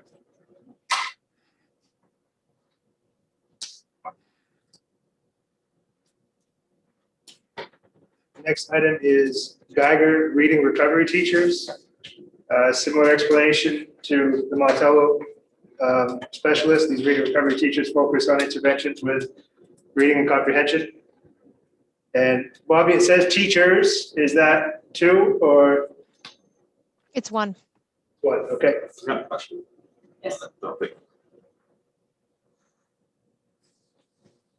So the reading recovery people, reading on 243, if you divide that, it comes to like 45, 46. Now the guy wants 51. Just with my math off. Bobby, what's the number on the Geiger reading recovery teacher? 51,784.92. And is there thinking behind why it's not the 45 or 46 that we've talked about for other new positions? Or Yep, there's a reason for that. So some of them, it's a cost control. Some of them have some fringe and benefits attached and some do not. This one, I actually budgeted for some health insurance as well as some fringe. So the Montello one didn't get the French? No. it did, but it won't keep us from doing that work the way that Correct. holistic budget. You'll see some health and fringe that is a little high in spots and low in others, but it's about us trying to do the work of saying we believe health costs might come in at this point. I'm still worried about how much we cut that because we don't have that answer yet. And to do that, Bobby can go into places like Geiger School and pull out a chunk because we're looking at a percentage of the whole instead of going into every employee's line item and pulling something out by a percentage 1,100 times. So that's the difference in that cost. When you hear 45 versus a 52 or something like that. Wait, say that again. To remove things like health costs. Yeah. So if we think that health cost is going to go up hypothetically 5%, Bobby will do the math on the 5% and she'll go pull it out of some areas in big chunks because otherwise she'd have to go to every employee's line and pull it out 5% and modify 1,100 employees' lines. I think it totals 285 accounts that I would have to touch. So from a It's not saying We're gonna get paid more than the other, it's just to average the whole budget, they put it on some Oh, places okay. and not in others. Right. you said that way, doesn't it? Layman's terms. Mr. Madris Collins. I would make a motion that we add back the Geiger reading recovery teacher. Second. Discussion. Word 6, No. 7, No. city council, Yes. yes. Word 1. No. 2, Yes. 3, Yes. 4, yes, 5. Motion passes 5-4. What was the dollar figure on that one again? 51,784.92.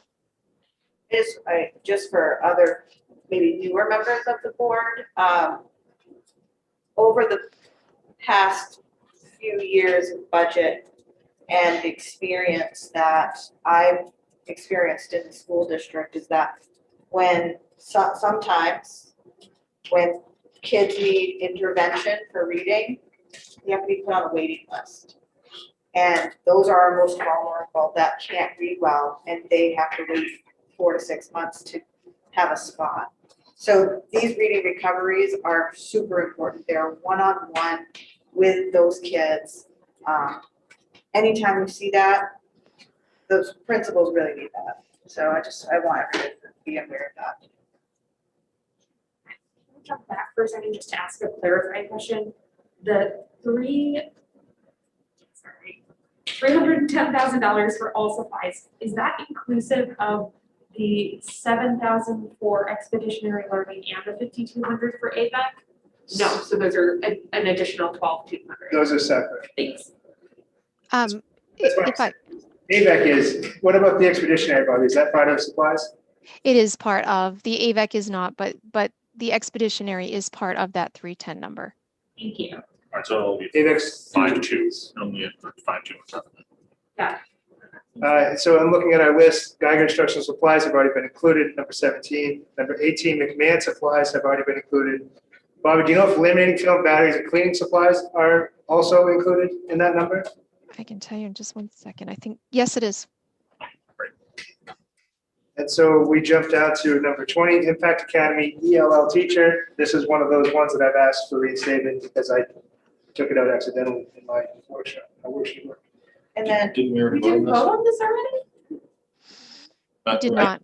I mentioned it as a restatement when we started, and then we voted on the high school blended math. We voted on the ELL ed tech that we added back for the 80,452. That we pulled apart from the full ELL. Oh, Bobby, and the ELL reductions, all line 10?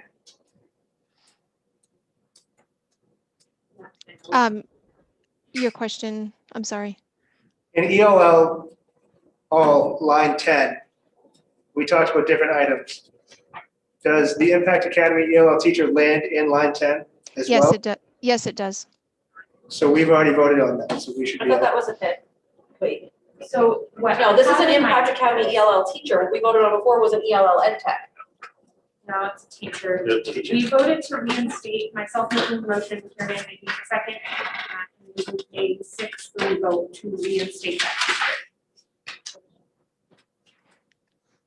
So if I may, just so that I'm not confused, I show that a vote was taken on ELL reductions all.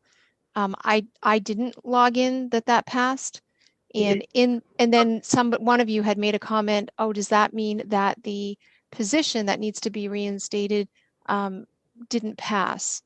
And so that right there on line 10, that position is in that. So the all failed, but then we made a second vote on that to return the ELL position at 80,452. And that's the same as line 20. The Yeah. position is actually 51,784. It was, yes. So I have a 10, A, B, C. So in B, the add back ELL Impact Academy, motion by member Ray, seconded by member Potvin, passed 6 to 3. It's And that's the 51,784. The amendment passed 7-2, and then 6 to 3 it passed. So we do not need to vote on number 20 because that would be a duplication.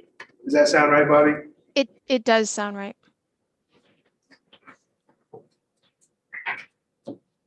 In case it's helpful, I'm also tracking motion seconds and votes.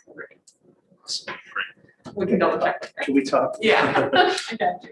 All right, so that's it for Article 1 under regular Wait, instruction. I had a question, and I couldn't write this down when I was, when Bobby read the new position, there was an Impact Academy position, but what one was that? Was it a No, that's an coordinator? admin assistant, that's front end assistant at the doors. Superintendent Langless, would you like an update as to how much has been added back? Sure.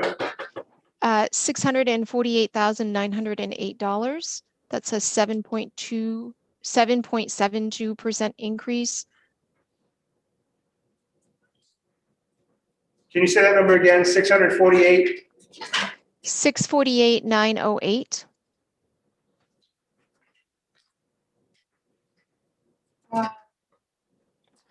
And if you're interested, and we can show all of this when we're through, but if you're interested, the total increase over last year right now is at $6.8 million, or 7.72% increase.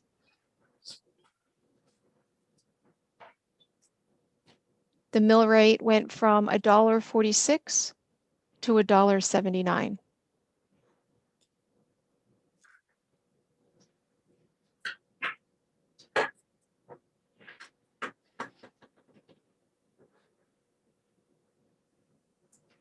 Slide to Article 2, special education, extended school day and extended school year in line 25. Those have been pulled out with the intent that we could use relief funds to support them. It is a recurring cost, so it could be one that down the road bites us, but we have the ability to work with them. Mr. Driscoll.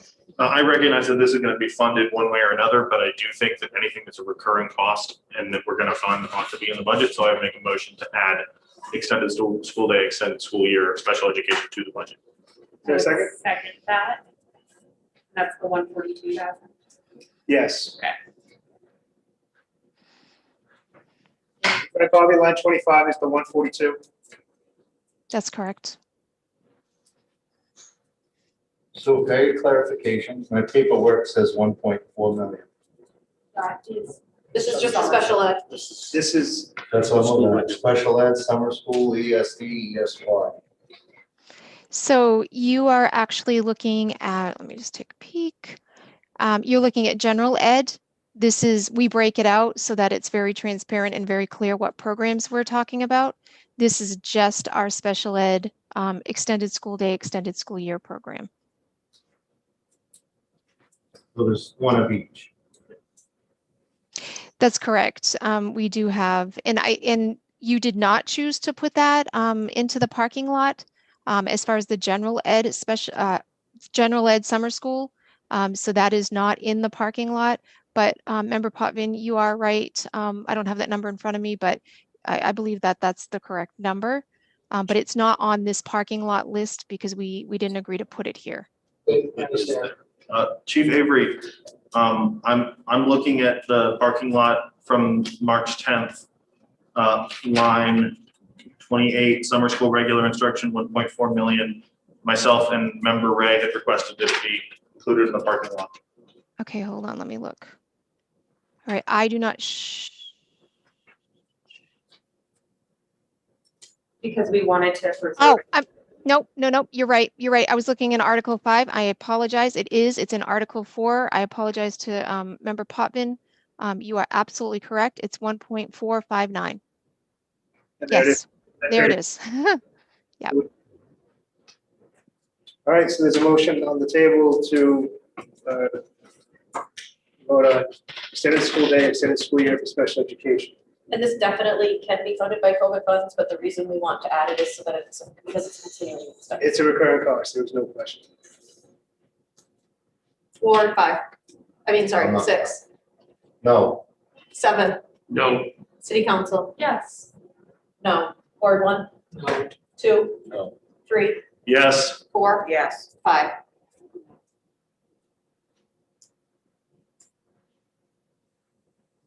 Motion fails 3-6.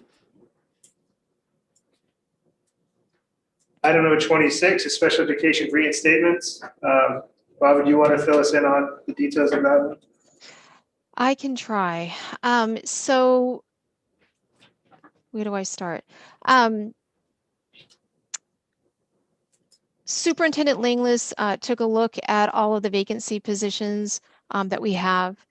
And I believe that Superintendent Langless, you worked with each director and building administrator to come up with what would be a reasonable amount of vacancy reductions. Upon reconciling that list with the special ed director, it was determined by really taking a look at it with her that we really do need to reinstate 138,848. And that came from, if you recall, when she reported out on her budget, the one-to-one ed techs based on IEP needs. So this here reflects that need. And it's to a total of 138,848. And I can't tell you how many positions that is. You'll have to give me a minute because I'm gonna have to try to find it. Let's see. This is all for one-on-one need for IEPs. That's correct. We have to keep these in. Okay, so that's no brainer. Yeah. Make a motion that we add them back.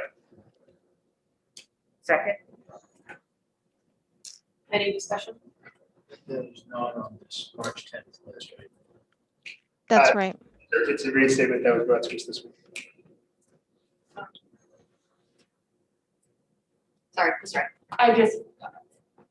I understand that these things happen and just further discussion needs to happen, but I think if we are legally mandated to provide one-to-one ed techs, then those IEPs should have been reviewed by the director prior to that budget coming forward. And it's a different situation, obviously, because again, we're legally required to do this. And now, 138,000 is going back, whether we like it or not. So I just need to voice that frustration, I suppose. So Is this part of the discussion I asked for last night in terms of reconciling the $3 million that was taken out of special ed? And I asked, well, what was put in special ed to $3 million? So this reinstatement are positions that were vacant, that were identified as potentially not needed, that I included in the reductions. And these positions have been vetted and it's believed that they are needed due to the one-to-one IEPs required. As far as the larger piece, Bobby, do you want to I talk can about give it, larger? yep, I'm happy to. Member Potvin, I'll give you a little bit of, all of you, a little bit of budgeting tidbits. We do 4 drafts of a budget every single year. And the first budget is the building and director request. The second budget is the superintendent request. The third is yours, the board budget. And then the fourth is the city council budget. And in each different rendition of that budget, changes occur. That's why, to Jake's point in the beginning, that there's a whole lot of heavy lifting to do, and having all of this information timely is super important, because it's like starting over for each level. The $3 million that we reported to you in special education that was cut came out of the first draft.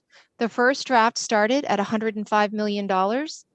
I created a worksheet because I felt it was significant enough with what types of cuts we were making to pull that out, to make it transparent, to say there's a whole lot of vacancy cuts in level 1, which is the building admin director request budget. And there's a very large chunk of health insurance that we pulled out of that first level budget.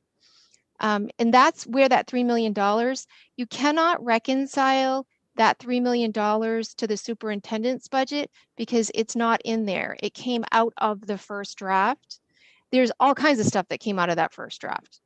Like I said, that first draft started at 105 million.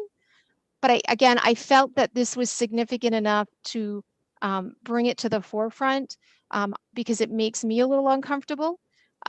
Just being really honest with how much we have taken out for health insurance. And I wanted to take that and set it aside and say, Superintendent Langless, we might want to take a look at this at some point. So now getting back to the reconciling, what we chose to do is work with Pam. This actually wasn't Pam's doing, this was ours. Pam has always and will continue to advocate for all of the positions in the budget, vacancies and all. This is a way in which to help reduce that $105 million, knowing that that might be a difficult ask. That's the answer. It's very like right out there, and it's here for a discussion. We reinstated some of those positions. I can tell you how many. There's out of that 3 million, there's 3, 5, 11. It looks like there's 11 reinstatements.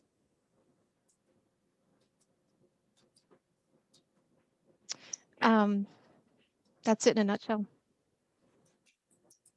So, to clarify, in this take out of the original ask, that $3 million is taken out of your $95 million. It's taken out prior to getting, that's how we got to 95 million. So I guess this is reverse. I can't say enough of how I do not feel comfortable with this special ed budget in any way, shape, or form. We have an audit that's not completed. We have a public that's expecting. We have knowledge of positions that went the entire year without even being filled. Granted, some were filled by substitutes. But as a citizen, I'm looking at, we got 24 positions that moved forward all year long and nobody ever occupied those spots. I don't feel we need those 24 positions.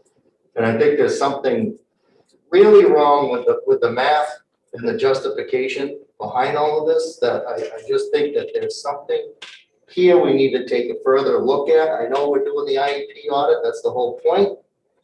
However, I'm not willing to move forward on a budget with all these question marks all over the place.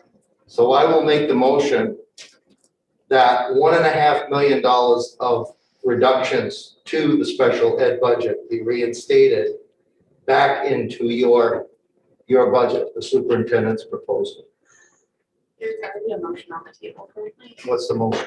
The motion is to reinstate $138,000, Oh, made by member Majerus Collins, seconded by member. okay, Lizzo. I'll wait till after that. Yeah. Okay. Ward 6, No, 7, No, city council. Yes. Point of order, would the chair potentially have provided for final comments on that motion? There were no comments. I was about to call on Mr. Putman to vote when he started talking about this other discussion. So I went back to voting as soon as he was done discussion. I have one other thing I want to Oh, say. go ahead. I apologize. I just want to say to everybody that whatever you think of any of this, these are mandatory positions. We have a legal obligation to meet students' needs as identified in their IEPs, and we have to vote for this in order to provide for what our students are entitled to. You voted. There was a no vote, yes vote, so it's up to you. Yes. Ward 1, This is on 138 for the one-on-one IEP. Yeah. Yes. 2, Yes. 3, Yes. 4, Yes. 5. Yes.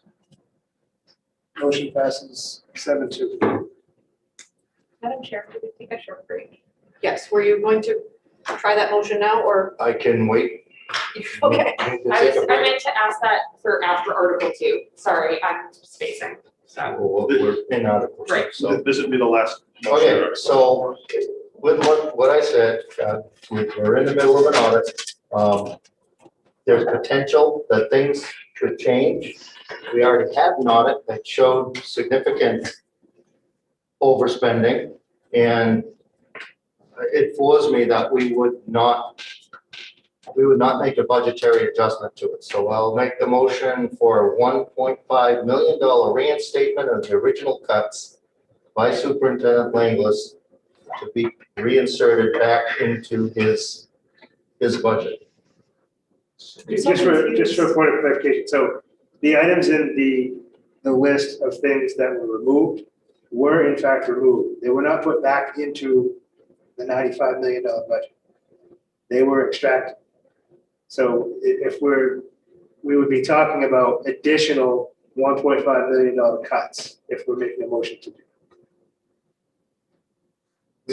We just heard that the 3 million, the 3 million number of open positions was not included in your budget. You took that out. It's on the list of it taken out. If I may, I could maybe help with this. Out of those $3 million, the question that should be asked is how much of that is our positions, salaries, and how much of that is health insurance? And the answer to that is $500,000. Originally, it was $500,000 for salaries. We're asking to reinstate $138,000 of that. The rest is health insurance. And what Superintendent Langlis had spoke about in the beginning is that we made, and I've said it multiple times, we've made significant health insurance cuts. And I think I mentioned it to you the Monday night. Where I chose to do that is in the special education department. So because I'm not going to go out over 285 lines. So the bulk of that, and that actually comes to $2.5 million for health insurance cuts. That sits in here. So member Potvin, it's not that those are $3 million in positions. I want to be clear about that. It originally started at $500,000 in positions. The rest is health insurance. I don't know if that makes sense to you. I mean, if you're going to reinstate my recommendation is if you're going to reinstate anything, I'd reinstate health insurance, because you're not really reinstating anything in special education except for health insurance and that 138 in positions. I think what Member Parkland's asking about is to have a vote on reducing the special ed budget by an additional 1.5. Oh, I'm sorry. There's clarification that in my budget memo, when I talk about reducing that much, it didn't go back in, and it doesn't equate in the Article 2 Special Education Tab 2 summary. Those remained out. So there was $500,000 in salaries out of vacant positions in areas of special ed pulled out of this budget before it was presented to you. Okay, what's the total number of positions that your budget has pulled out of special ed? So let's see. Did you hear the question? I did. It'll take me a second to add them up. Point of clarification. Does Member Potvin have a motion on the table to reduce the special ed budget by 1.5 million? I think he's trying to determine what he's. I'm trying to get he brought us a clarification that changed my 1.5. So I guess I'm And it's still He lacking hasn't a second. completed the motion yet, in order to resecond it. Yeah, so I'm attempting to get a better number to make it clarifying. Okay. Motion of which I would say, let's take a break, give Bobby the chance to do this, and I'll come back and make a motion according to what she comes up with. Sounds like she has it. I've got it. So originally that $500,000 was made up of 19 positions that we took out. With the reinstatement request that we just had before you, that leaves 11 positions that we would, let's see, 9, 10, that we would reinstate. So the difference is 9, a total of 9 that would actually be taken out, that would remain out. Okay, so my motion will be to further reduce the special ed budget by $650,000. Why? Why? Because I can't, how do we vote on a budget that has so many question marks about where we stand with special ed?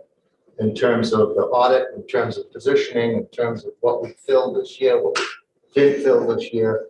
And I just want every available position not funded as we moving this budget to the other entities in the effort to say, look at, we've made the best guesstimate we can, knowing we have that, we have the ability, if the need be, that, oh, gee, there's these 3 cases and they really should have 101, and we should have had 3 positions. Those can get added later on. I mean, we run 2.9 million in fund balance. I'll So, tell you, they won't get added. well, I mean, if it's according to law, if something You pops up. want to make a bet, they will not be added. Take it from me, they will not be added. I know what you're working towards, and I know that there's gonna be more information that comes through these audits and all of that, but I don't know if underfunding special ed as we know it at the moment is the solution to that. I think we need, in order to make that decision, we need that information that we don't have yet, which will come from the audits. And then at that point, we can probably say, all right, well, this position isn't needed, that's not needed. But to underfund it before we know that it's overfunded, I think would be a mistake for all of our students that require those services. We've already had an audit that showed we had. That wasn't, empty we all know that positions. wasn't a. We've had the fact that these positions, it's over 2 dozen have went empty all year long, leading to that previous audit. Now we're undergoing the actual IT audit to prove that, okay, those are justified, and there may be more. How do we put forward a budget to the public with those kind of questions? And I just think it's easier to move forward not putting funding in there where it's more than likely that things will change. And if we need to, we can add it in later. As a special ed parent, I can tell you that if a service is needed and the funding isn't in the budget, it's not going to happen. That child will go without. Exactly. But if- Second to the motion. No, there hasn't been one. No. Sorry, go ahead. Along those lines, and you will get every excuse possible from the special ed director. And then when that doesn't fly, and I'm gonna say it, some people might be upset. It gets bumped all the way to district, and they're gonna find some excuse why they can't do it. Yep. And that's the reason why our special ed department in our schools is so terrible, as just one of the many examples. Mr. Madris-Collins. I share Member Potvin's concerns about the special education department, but I can't see how underfunding our students will solve any problems. I hope that Member Potvin, as we move forward in the coming months, will continue to pursue this line of inquiry, and the entire committee can pursue this line of inquiry. But I don't see how underfunding our students leads to a better special ed outcome. It strikes me as obviously worse. Is there a second for this motion? Oh, sorry, Second go. motion. Is there any further discussion? Ward 6, Yes. 7, Yes. City Council, No. no. Ward 1, 2, No, 3, No, 4, No. 5. Motion fails 3-6. Take a brief break.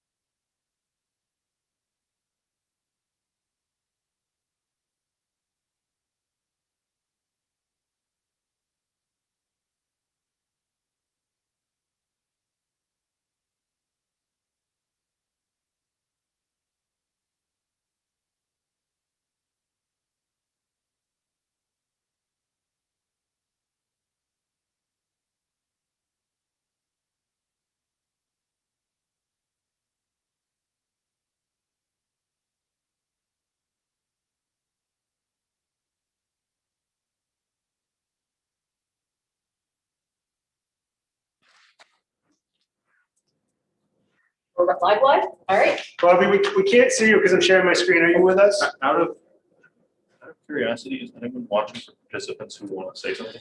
I have it in front of me. No, Okay. no one's popped up. Okay, just Hey, checking. I'm with you. Is there, hold on, let me try to fix that. I don't think it's, I think it's the view that we have for the public. Oh, okay. Are you sharing your video, Bobby? I can see her on my screen. I just can't see her on your screen. Oh. I don't know why. I think because you. Is it because I I'm think if you sharing? change the view. I have my view in side-by-side gallery. Yeah, there you go. It's so different to see it. I feel so awkward sharing my screen when I can't. All right, we have transitioned now to Article 3, which is our Career Technical Education Center. And I mentioned in one of my early slides tonight that we had done an inquiry looking at, I think it's $91,500 CT exploration program for multi-year. And Director Callahan made mention of that the other night. And this is one of those items that, will there be subsidy from the state to help support that? The answer is yes. Will it be in full? The answer is no. I don't know that I have that exact breakdown. Bobby, I don't know if you have a specific number, because I know that the state's reviewing. I do have the number. It's $91,500. It's already on our 279. It's included in the revenue page of this budget.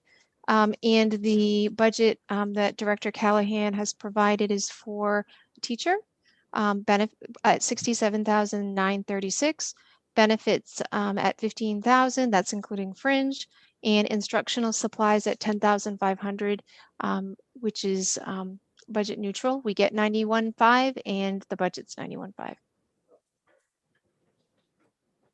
Mr. Driscoll. I move that we add it to the budget. Second. Any discussion? Mr. My screen went blank. Are we getting reimbursed the full amount? Is that, yes. That's correct. Thank you, I'm sorry. I thought there was a slight differential. I knew it wasn't much, but it sounds like the subsidy was corrected. Thank you.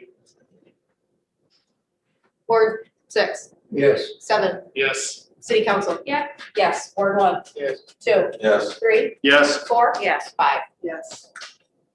Motion passes 9-0. Going down to other instruction, we have the Connors Elementary School Boost Extended School Day Program. This is to lengthen the day to provide additional supports, learning opportunities, and enrichment to students who are struggling in specific areas. Is there a motion? Mr. President. Is there a second? Second. Any discussion? Is this for 112? Is what? 112,000? I think this was you. Yeah. Bobby, do you have the number on that one? $112,000. 12, I thought it was more than that.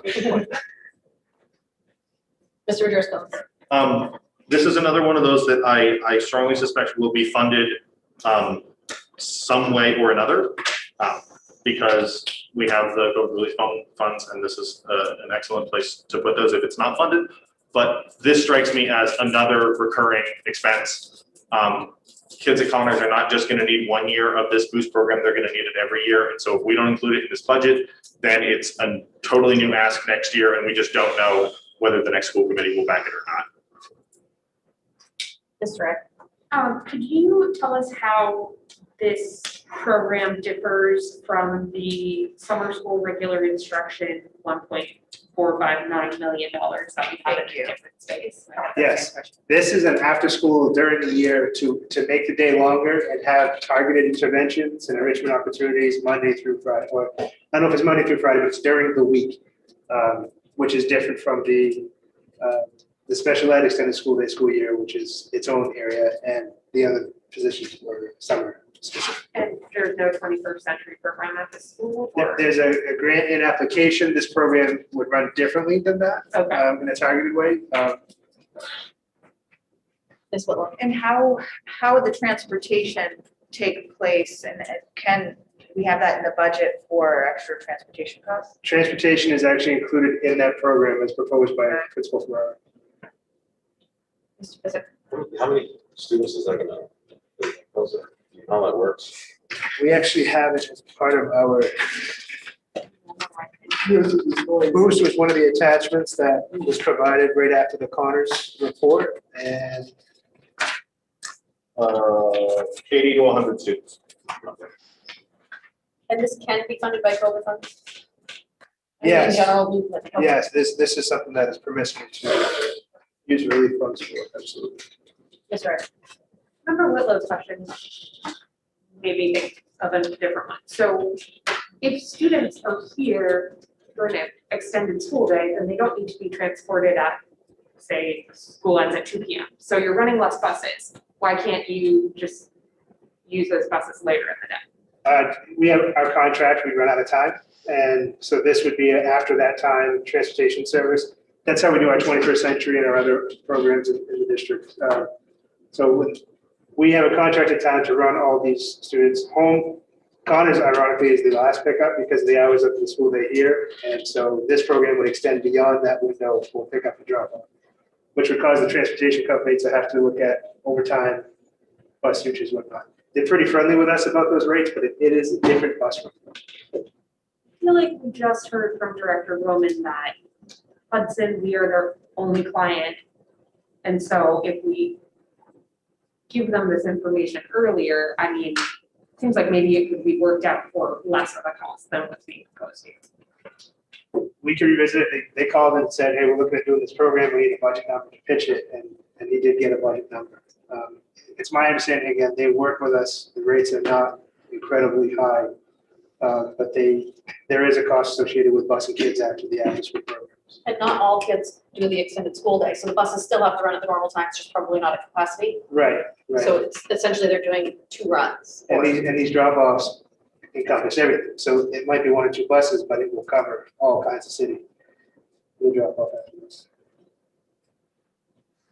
Any other discussion?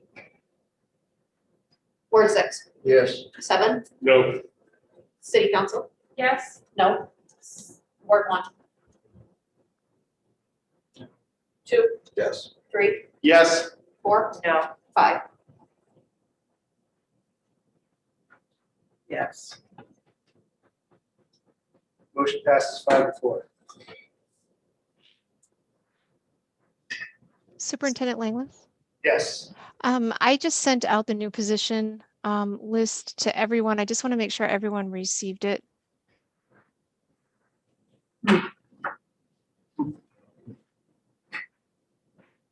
Perhaps it's something you can share at some point.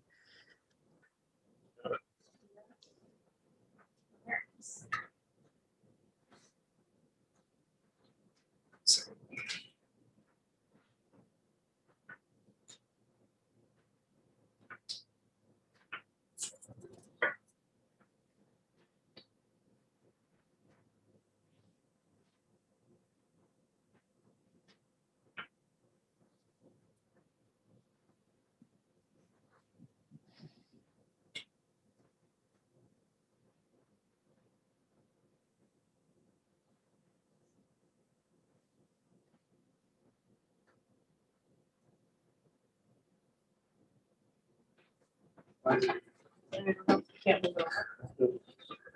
I move it. Oh. Oh, no. Is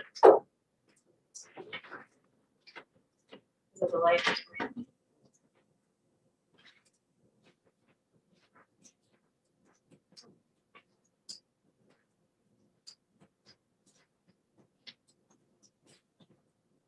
All right, so Slide back. List.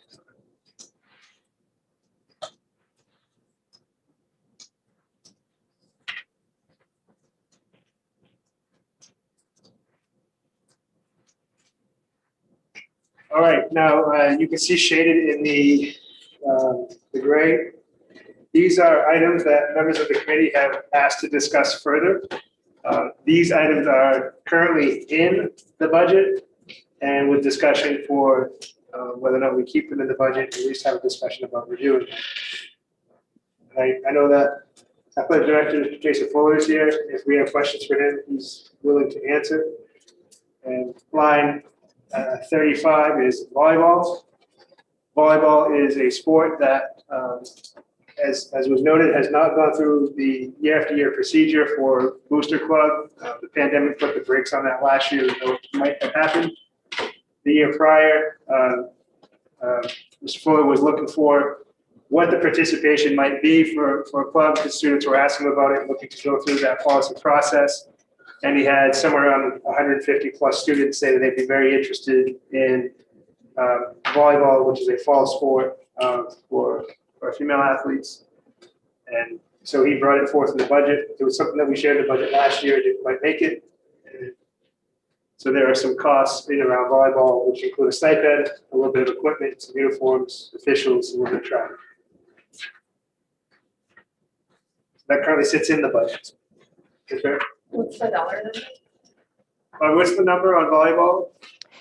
So volleyball is 22,211, and then there's unified volleyball, which is 1,350. The $22,211 does include the stipend, it includes the equipment, and it includes the fees and officials. Also a Title IX concern around this, and that our fall athletics, we have a pretty significant disparity between opportunities, enrollments, participation for our female athletes. And so this is an effort with over 150 saying, hey, I would definitely play that. That's right. While I understand the Title IX concern, we have a policy in place for how the sports go about. It's just not followed with that, and we want to change that policy. That's cool. I just have a really hard time finding something that the policy says we shouldn't. Mr. Visit? So, I think one of the last time we talked about policy regards to this, it is a chore to fundraise for a sport, and someone who's had kids throughout the high school, and the particular sport that they were in, that when you don't have time to really sell stuff, and you're under the gun, and then you try to return the stuff back in to say, hey, I was unable to do this, and you act like, again, like I said, they act like you committed murder because you didn't sell 10 cash calendars. Again, I understand there's a procedure about trying to fundraise and all this and that, but it is such a time consuming, and a lot of times there's a lot of people don't even have the means to do it. And in an era right now where people are struggling to work, with COVID going on, and we're putting all these reliefs in. I mean, we're spending trillions of dollars for stimulus, federally, there's rent control all over the place. I just think it's one of those things that I would support skipping over the necessary steps that's in policy. Mr. Driscoll? I think that Member Physick raises good points. I think that the policy is what's bad here. Asking a particular student community to functionally float their own sport for a series of years has really questionable equity implications. And while under ordinary circumstances, I might agree with Member Ray's concern to try to have things follow the policy. If we're asking them to follow bad policy, then I prefer that we just change the policy. And so while I would not want to see a one-off exception be made for volleyball that then would not be available to other sports in the future, I think we ought to take this as an opportunity to review the policy, to change the policy, to make it equitable. Any further discussion, Mr. Ray? This came to us last year, and we had the same discussion pre-COVID. And then there was lots of opportunity for that policy to be raised with the subcommittee. And so I understand lots of things weren't meeting, and it's not the biggest priority, I'm sure, but we've got a full year, and if the direction of this committee is to keep this in here, that's fine, but then we should make the policy change. But I'm just trying to point out some stuff here. So I would make the motion to remove $22,211 from this budget. Second. Further discussion? Who's the second? Sorry. I think Superintendent Langley makes some very cogent points on why it should be in the budget, and I keep it at that. Any other discussion? Ward 6, is more discussion. Oh, sorry. So I would add, and I know a lot of people are probably thinking this, well, it's not educational at the time. We need educational things, but for someone who's coached for quite a while now, the value of sports and able to reach kids is just, you can even put an assessment on that. And some of these same kids will come to school just because they could come play a sport. And again, the lessons that are learned throughout sports are invaluable. And I think this is an opportunity for that team. Mr. Madras comments. I think that all of what Member Physick just said is exactly correct. And I would add one other element to this is that a number of members of this committee have expressed their concerns about whether the public will ultimately support this school budget. And I would suggest that inclusion of this volleyball program might prompt not only students to go to school, but their parents to go to the voting booths and support our school budget if they understand that the volleyball program is on the line. I mean, the same could be said, okay. Mr. Elgin mentioned, Mr. Physick mentioned that kids come to school for sports. Well, but obviously that's true. I was one of those kids, but the same can be said for all of the drama theater that's been cut over the years as well. So I understand we're getting a little bit back in because we're getting more space or whatever, but there are lots of sports outlets here in this district, and this community. So just, I'm with Miss Ray on there's a policy. Whether you think it's a bad policy or not, it's policy. And we rejected this last year and we were very clear. We had a very long drawn out conversation last year with when Miss Monique Roy was on the board and they started at either a tennis or I don't know, something. They were made to do booster. Female lacrosse, okay, thank you. And they were made to fundraise, and that's what they did because they wanted to do it. They had plenty of people who wanted to do it. So let's just what's fair, Here's policy. Ms. Ray. Sorry to keep harping, but I do think I get what Mr. Physick is saying about like cash calendar fundraisers sound awful to me. That's why I did Girl Scouts. People always want the cookies, but as a professional fundraiser myself, like I sometimes I'm like, why am I doing this? It's like such a terrible job. But I think what we're trying to get folks to demonstrate with that policy, which is, and it's not up for debate now, but it's intrinsically interwoven with this conversation, is they're willing to spend the time and invest, and that this program will be sustainable. And I would love to give 150 young women the opportunity to play a sport that they're really interested in. But the reality is that there's only so many spaces on the team, and is that just now? Is this a Gen Z phase? I don't know. And so that's why I think we aim to put the onus on those students to really invest in this program and think about its longevity. Mr. Bobo. My correct superintendent, we do not have gender equity in our sports right now, as far as the teams. I think the arguments, again, the drop in funding are sound ones, but I think the trump card is had some outside people who investigate a few things, and we certainly don't want some nameless, faceless bean counter to happen to hit the right button and say that we're in violation of any civil rights act. So I support keeping it. Does the 22,000 fully fund all of it, or is there still some fundraising that they'll have to do? Don't want to. Everything. Mr. Davis? Maybe Mr. Fuller could enlighten us. Are we talking about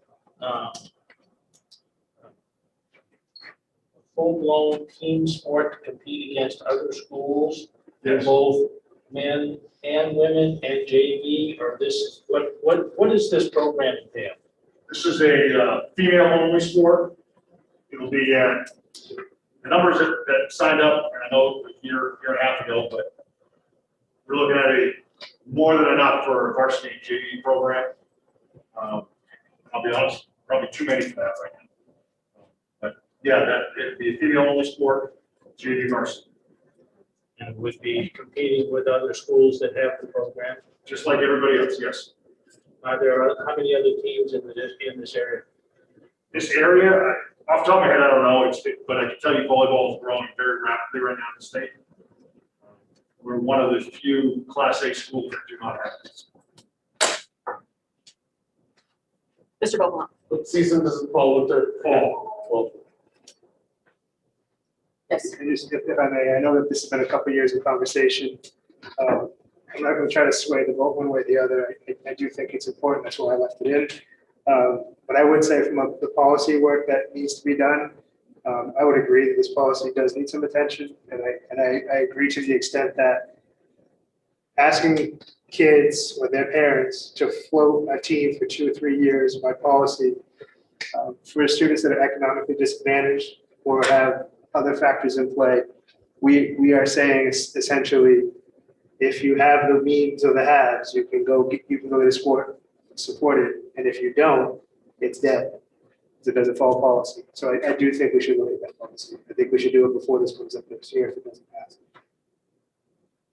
So maybe we need to have a list of sports or shown a list somehow of saying what's so inequitable. We don't know. We haven't been given anything of how many teams less there are females than there are males. I don't know if Director Full can answer that question live on the spot. He might be able to. The fall numbers for Title IX. I don't have the participation numbers. I can tell you that we have 2 less female sports than we do male sports. So for fall, you mean? Or is that in general? Overall, we have like, I think it's 2. It's freshman soccer and freshman basketball are offered. That's it. Those are the 2 offered for boys that are not offered for girls. Is that not offered because there's not enough Lack of participation. lack of participation, lack of want? Freshman basketball?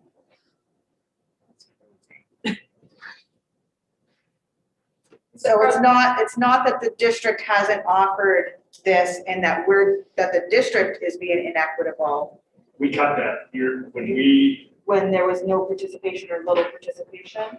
yes. Budget would take that too. We took a pretty significant athletic cut 7 or 8 years ago. And we used participation numbers as the driving factor to make those decisions. And lost. Okay, it's obviously not for tonight, but at some point in the near future, if you could send us a list of what sports we do have at the high school level, male, female, co-ed, and how they're currently funded. I know some of them are funded by boosters, some. All of our sports are funded by All of them. everything we have right now. So if we add this volleyball, it'll be the only team, the only sport at Lewiston High School that's funded by school budget? Depends how what you say. You know what I mean? Like if you go by the policy, this sport would be a club sport for 2 to 3 years, but I don't have policy in front of me, where parents have to fund games and all that stuff. Every other sport we have is we can run without parent. So the boosters that are tied to all of the other things are just for extras? Just extras. So my experience as a parent of a high school student who was on several teams, there was a lot of fundraising for uniforms, for everything. So what is the school's funding for these sports? That, like, they're not funding uniforms, they're not funding gear, they're not. Sometimes A certain amount of years, they have to be. I have a cycle period of 5 to 6 years. Sometimes booster clubs want to go every 2 years. If they want to fundraise for themselves to go every 2 years, they're more than welcome to do that. They can supersede the budget and add something. And are the boosters, is there one boosters that Every does all, sport has every their sport has their own boosters? And they're not, and Jason works closely with them as far as the work that they do, but the boosters are not a school entity. Correct. Interesting. Ms. Wright? I mean, just reflecting on my own experience, at the college, each sport has their own thing going on, and, you know, men's lacrosse and football are making off like bandits and get new uniforms every year, and it's going to continue to be an equity issue if we have boosters associated, especially with female sports, because they don't tend to be around as long, and so alumni don't exist in quite the same way. So I would be in favor of moving everything off of this, obviously not in this budget, but I just think this is a space where, you know, if we're saying what's fair and what's not fair, there's arguments in both directions for this one.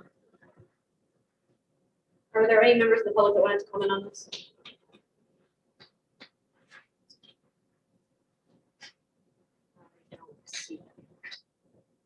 All right, so the motion on the table is to remove volleyball from the currently proposed budget.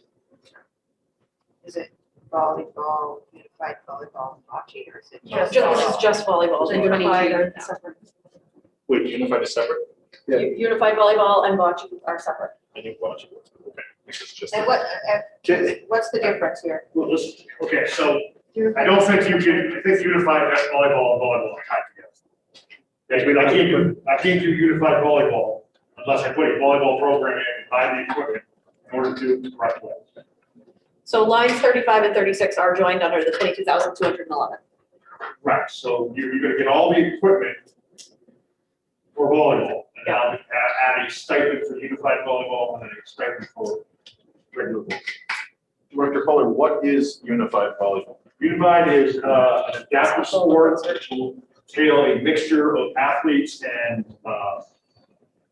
partners, you know, so it is for our special ed population and give them an opportunity to be involved. If you've been to a unified basketball game, I think you understand the value of that sport and how important it is. So it's a great thing to add for our population. It would be fair to say that in voting to cut this, we would not only be moving away from gender balance and depriving a number of students of volleyball, but also depriving our special ed students of the opportunity to participate in the sport as well. Yes, because we need the equipment to do the sport. As the referee was working unified games, it is a chance for our disadvantaged students to shine. Their parents are in the stands. It's like the World Series for them. The sportsmanship that you see in events like that are so heartening, especially after a season where parents, players, everybody's been yelling at. It's just so refreshing. You will not know what it's like unless you watch one to see the joy. The kid will miss a layup. The partner for the opposing team will get the ball, get it back to him 7 times till he or she gets the layup, and then, you know, the world is a better place. So I can imagine similar to these other things. The bocce surprises me. I thought that was just a little thing in certain ethnic communities. Well, it's growing, it should say unified bocce on there. Again, that's another adaptive sport that's growing. Last year, they 2 springs ago, we had a tournament that I think we should be involved in. So, it's just another very low financial risk to bring pretty good rewarding situation to a lot of kids. Mr. Physick, did you still have a comment? Just to echo on what Paul said, someone who's been around a lot of special ed kids throughout my travels, these kids don't have normal lives. Some of these kids, they want normal lives. They would do anything for one day to have a normal life. Sometimes it could be it's a disability where they're autistic and maybe they don't have the social skills to have that peace. Maybe they're not as they got some other physical issues and they're not able to perform as the other kids. And I know from working with special ed kids, I know that if they could do one day of just not having what they have and just being able to function, they would. And I think this gives an opportunity for kids to experience some of that normalcy of being able to be on a team where they can go play, because it doesn't happen quite often. If unified sports wasn't around, a lot of times they wouldn't even make a team. And so, and I know people think I'm just throwing this out there because it's attached, but I really believe that these things are the intangibles that are really important. And so, if for some reason we're going to vote this down, I would ask if we do a friendly amendment, if we can put some money towards that. But I would like to see if we can do all. Yeah, so I've seen it firsthand where kids with disabilities are able to be on teams, and it is like the World Series.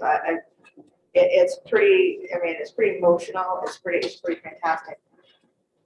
But let me just ask this question, and I don't know the answer here, but I know that last year when I was on the board for Lewiston Little League, we had approved a Challenger League, which meant kids with disabilities would team up, you know. So we were going to have this, and then COVID hit, and then they decided, well, these are some of our most vulnerable kids that we don't want to put them in around with other kids right now, knowing that kids might not be vaccinated anytime soon. I don't really know that situation.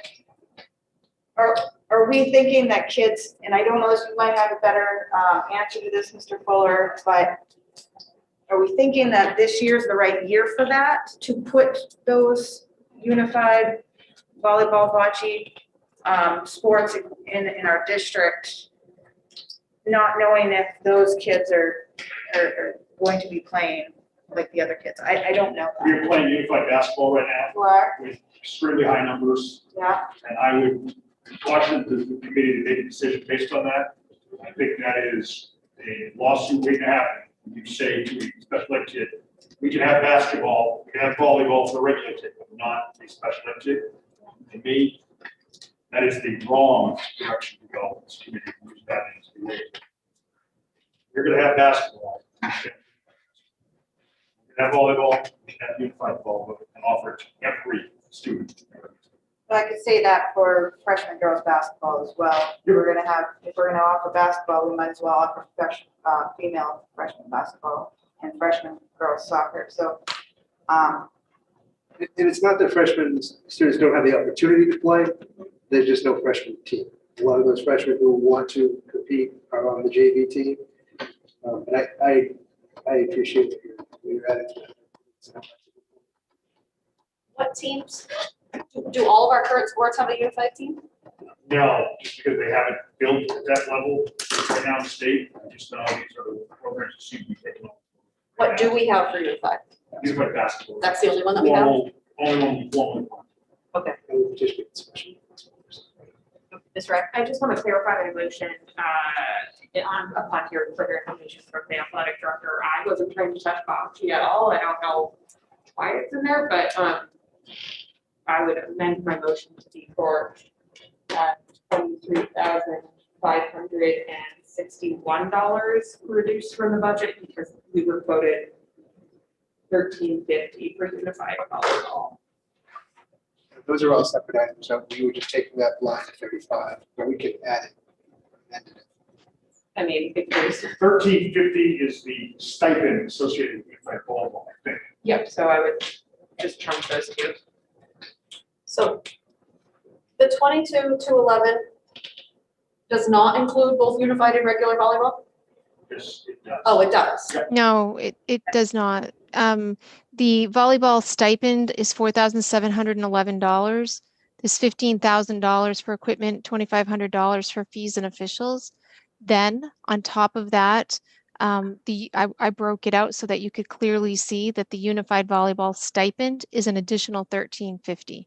So they're two different things. There's two different, the stipend is for the coach. Yes. We need a different coach from the volleyball for the unified. Yes. So Two point separate. of clarification, member Ray's motion covers volleyball and unified volleyball, is that correct? Correct, it's $23,651. If member would like to increase, yes, makes sense, right? So you're asking to take both of those out. That's your motion. Yeah. Okay. Sure. So the motion is to remove volleyball and unified volleyball from the existing budget. Correct. And then bocce ball, we're gonna vote on separately, correct? I don't know why it's on the parking lot. But These are all things that I've asked. you did, okay, Yes, I was like, yes. that was the one that I had a question about, so. All right, so unless there's further discussion, right now we're voting to remove both volleyball and unified volleyball. Yes. All right, Ward 6, Yes. 7, No. City Council. Yep. No. Ward 1. No. 2, No. 3, No, 4, Yes. 5.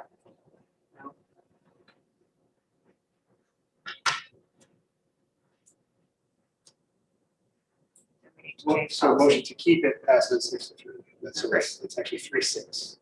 So the motion to remove it. 2-7. the motion to remove. Great. Oh, you're Motion right, To remove this. and we'll work on that policy to start looking at it, the signal I'm taking.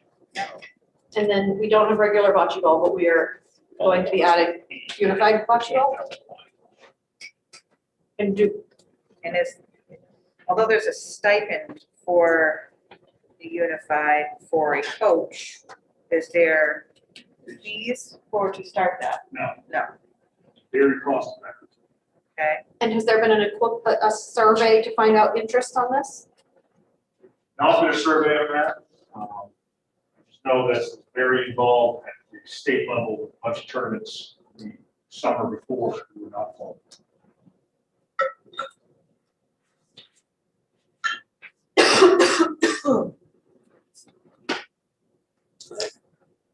Not the same number, but what is bocce? It's bocce, it's like one game and a little ball throw. Oh, like that on the Cosby Show, okay. Cosby Show. I'm a 90s kid. That's an 80s one. Yes. That's not a 90s kid. Sorry, Colin. That might be a late 80s kid. Cosby was in the 80s. Are you covered? Whatever, before I leave. Is there a motion for, Yeah, I'm a 70s kid. is there a motion for unified bocce in line 37? You mean to remove it, I think? As long as it's only a stipend and we're not, I mean, Bobby, what was the cost of that stipend? 1,350. That's And correct. if we do nothing, it stays in the budget? Right. So is there a motion? No motion.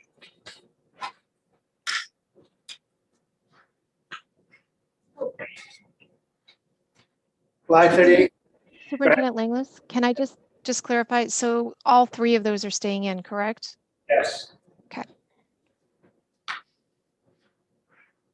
and line 38, summer school regular instruction. This was an item that I removed, with the look to use, again, the relief funds to provide that program. The, is that for all schools? Yes, it's regular instruction though. Not special. That's the $1,014,000. Bobby, did you hear that question? I didn't. Is that for all schools, that summer school regular instruction? It is, and I would like to say that as part of the remediation, goal that we have, this is a bolstered up number. It typically isn't this high, but with what we suspect to be quite a bit of remediation needs, our building administrators and directors did a really good job at putting together a budget for that need for summer school. And does this include 21st century? No, that is it, that's it. Okay. Which annually is to go away. Mr. Doesn't serve me. Beaumont. Correct me if I'm wrong, but I think I got you cleared, I'm sorry. Is this plan to come out of COVID funds? The reason I pulled this out was that, yes, we could find the funds using relief dollars to. Relief dollars, thank you. Yeah. What else have we used are you anticipating using relief dollars from, and what is the pot that's left? Do we have a updated total? So I don't have the total for you right now. We have held off on the latest stimulus package to see what our budget does, to find out what we should be putting in there and what can be supported by the rules of it. And that came to us as we started this budget process. So we're waiting on that. We haven't rolled out big things with that. There's a couple of things that are in it, but most of it remains. Mr. Driscoll. So I would say that I hope everyone keeps in mind with regard to the relief funds that the more sort of expenses we kick over to relief funds, the fewer dollars we have to do anything else with. And this is a one-time opportunity. And yes, it can be used to defray some of the cost of the remediation and to take on some programs that otherwise would be bulking up the budget. But I would also suggest that we really try to steer clear of putting recurring costs into the COVID funds and relying on COVID funds for recurring costs, not only because then it asks future school committees to add those back to the budget, but it also deprives us of the opportunity to use those COVID funds to do one-time infrastructure upgrades and to meet unexpected expenses throughout the year related to the pandemic. So I would make a motion that we add the $1,459,629 allocated to summer school regular instruction back to the regular budget. Is there a second?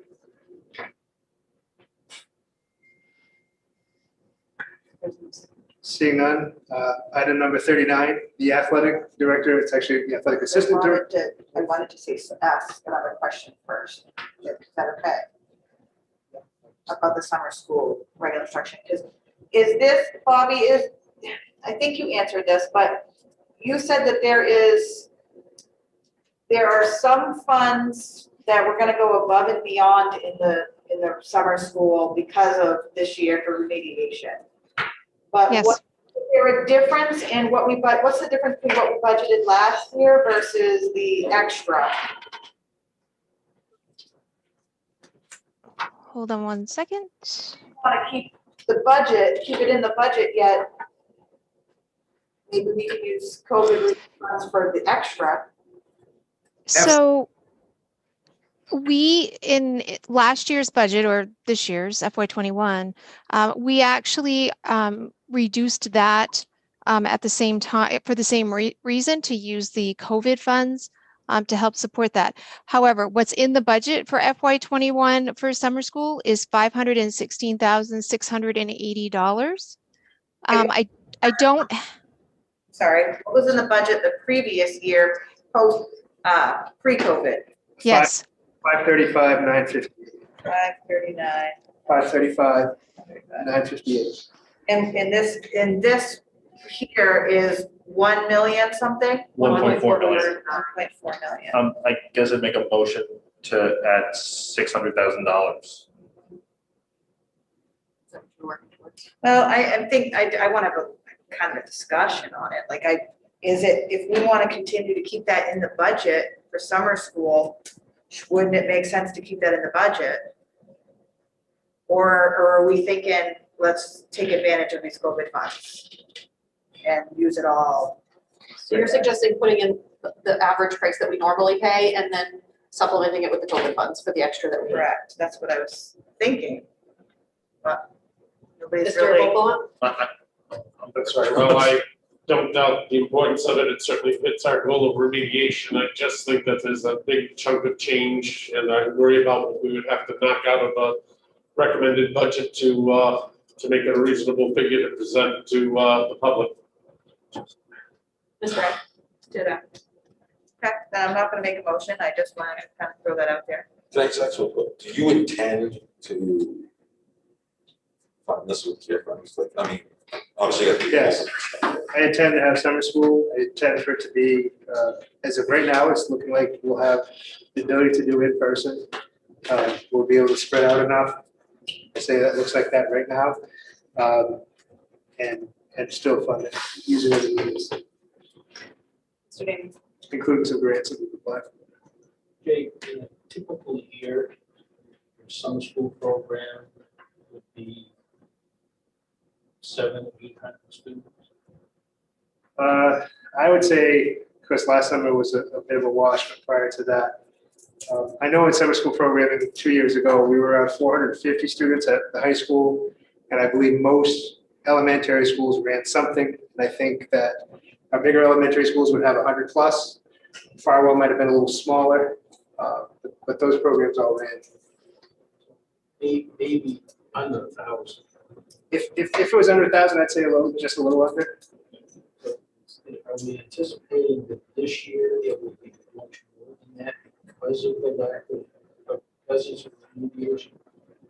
Yes, the level of remediation needed because of this, the hit that we've taken in the pandemic is massive. It's massive. We don't just have teachers talking about summer school right now. We have some talk about whether or not they can send the students to the next grade because they've just not been in attendance or been attached to the teaching and learning, but they may come for summer program. So it's big. So part of this really is that you're going to have to really bulk it up. Yeah, and I Across think the district. across the district, and I think the thinking behind the larger numbers, I know because administrators told us, was to make sure that we had smaller groups, to make sure we can have people in person because we have enough adults to do that, which costs money, to use targeted programs specific to areas of need using data, and not just having a summer get together, but to be targeted and focused on that effort. To do smaller groupings and that targeted effort, you need curriculum, you need more teachers, you need to be more specific with the approach. But again, I think that it is kicking the can. I'm not gonna act like it's not. It's definitely kicking the can down the road. But I do think this is one of those things that we can fund and support in robust ways using relief funds. And the relief funds, the language in the stimulus package says it is for this kind of effort.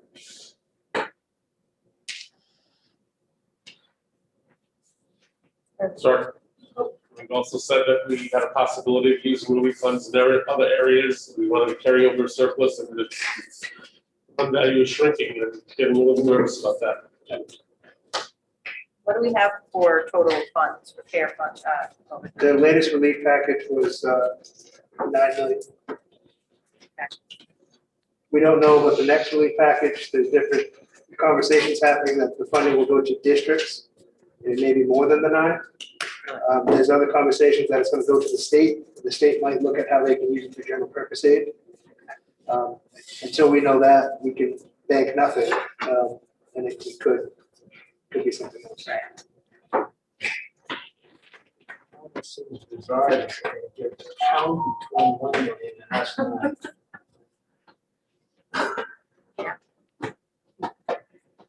There's been some. When I say I don't know what we'll get, I really genuinely mean it. If we got another unexpected/expected gift dropped in our lap, could we revisit this at a later time to put it back in? In the general fund or in relief? Especially for the summer school, if we get another chunk. I would anticipate if this doesn't get put back in the general budget, that this would be relief funds that we currently have, that we would fund this with. But I would agree that everything that we say that about it's a little bite out of that thing. It's not going to last forever. But those funds we have currently can be spent not only this year, but next year as well. Correct. So this piece of it could be 2 years of remediation. For a year out of a $9 million pot. That's almost a third of the money just in summer school for those 2 years. Correct. Any further discussion on summer school? So summer school, okay. Not voting to put that back in. There was no second. Okay. Yep. Right. The assistant athletic director discussion. Mr. Fuller is here, so he can answer questions to that. I tried to articulate to you, he may be able to do it better, but essentially, we have a trainer for our athletes. That is part of what we do, part of what we need to do. That trainer has limited availability based on a contract with a provider. That contract is shifted in language, and this year, I believe it was slated to be for the year coming $28,000, and then a 3-year contract next year, 29, year after 30. And we have forever talked about this discussion of how do we maximize our facilities? How do we provide opportunities for students? How do we keep our athletes in a good, healthy regimen? And when Mr. Fuller brought this to me, I thought it was a good opportunity to put it in because this does help keep the lights on. This does help provide services for kids. This does help schedule and supervise and all of those other activities that we're trying to bolster for kids. And so it speaks to availability, but it also it could potentially, or the plan is that if it goes this route, it would solve our trainer problem as well, because we would task the person that we could hire that way. If we don't hire this position, which I forget the number, maybe 58. What was the number on the assistant director position? Do you recall? 40,567. And then so if we don't pull that, then we have a $28,000 cost that subsequently be 29 and then 30, because we need to sign a multi-year contract to have it. Another piece of this is continuity. Right now we get first-year athletic trainers. They come in, they kind of get to know our kids, and then they're gone, sometimes before the season is done, which just happened. And they've been great, but it would be nice to have some continuity, some folks that know our athletes and know the programs in the community and know that cycle. That's right. As the person who initially asked for this, I definitely misunderstood it the first time, and I'm always willing to admit when I'm wrong. The part that I do want to revisit is that title. 40,000 is not an assistant director level position, and I think if we're talking about this budget, that's a real hard sell to say we're adding an assistant director. I think there's possibly a more appropriate title for this role. Should include trainer in there somewhere. That too. Mr. Vogel. Yeah, I've been sitting here again, pitching the nickel, and if I had understood properly the voting procedure on me, I probably would have changed some of my earlier yes votes to no, but this one seems to make perfect sense.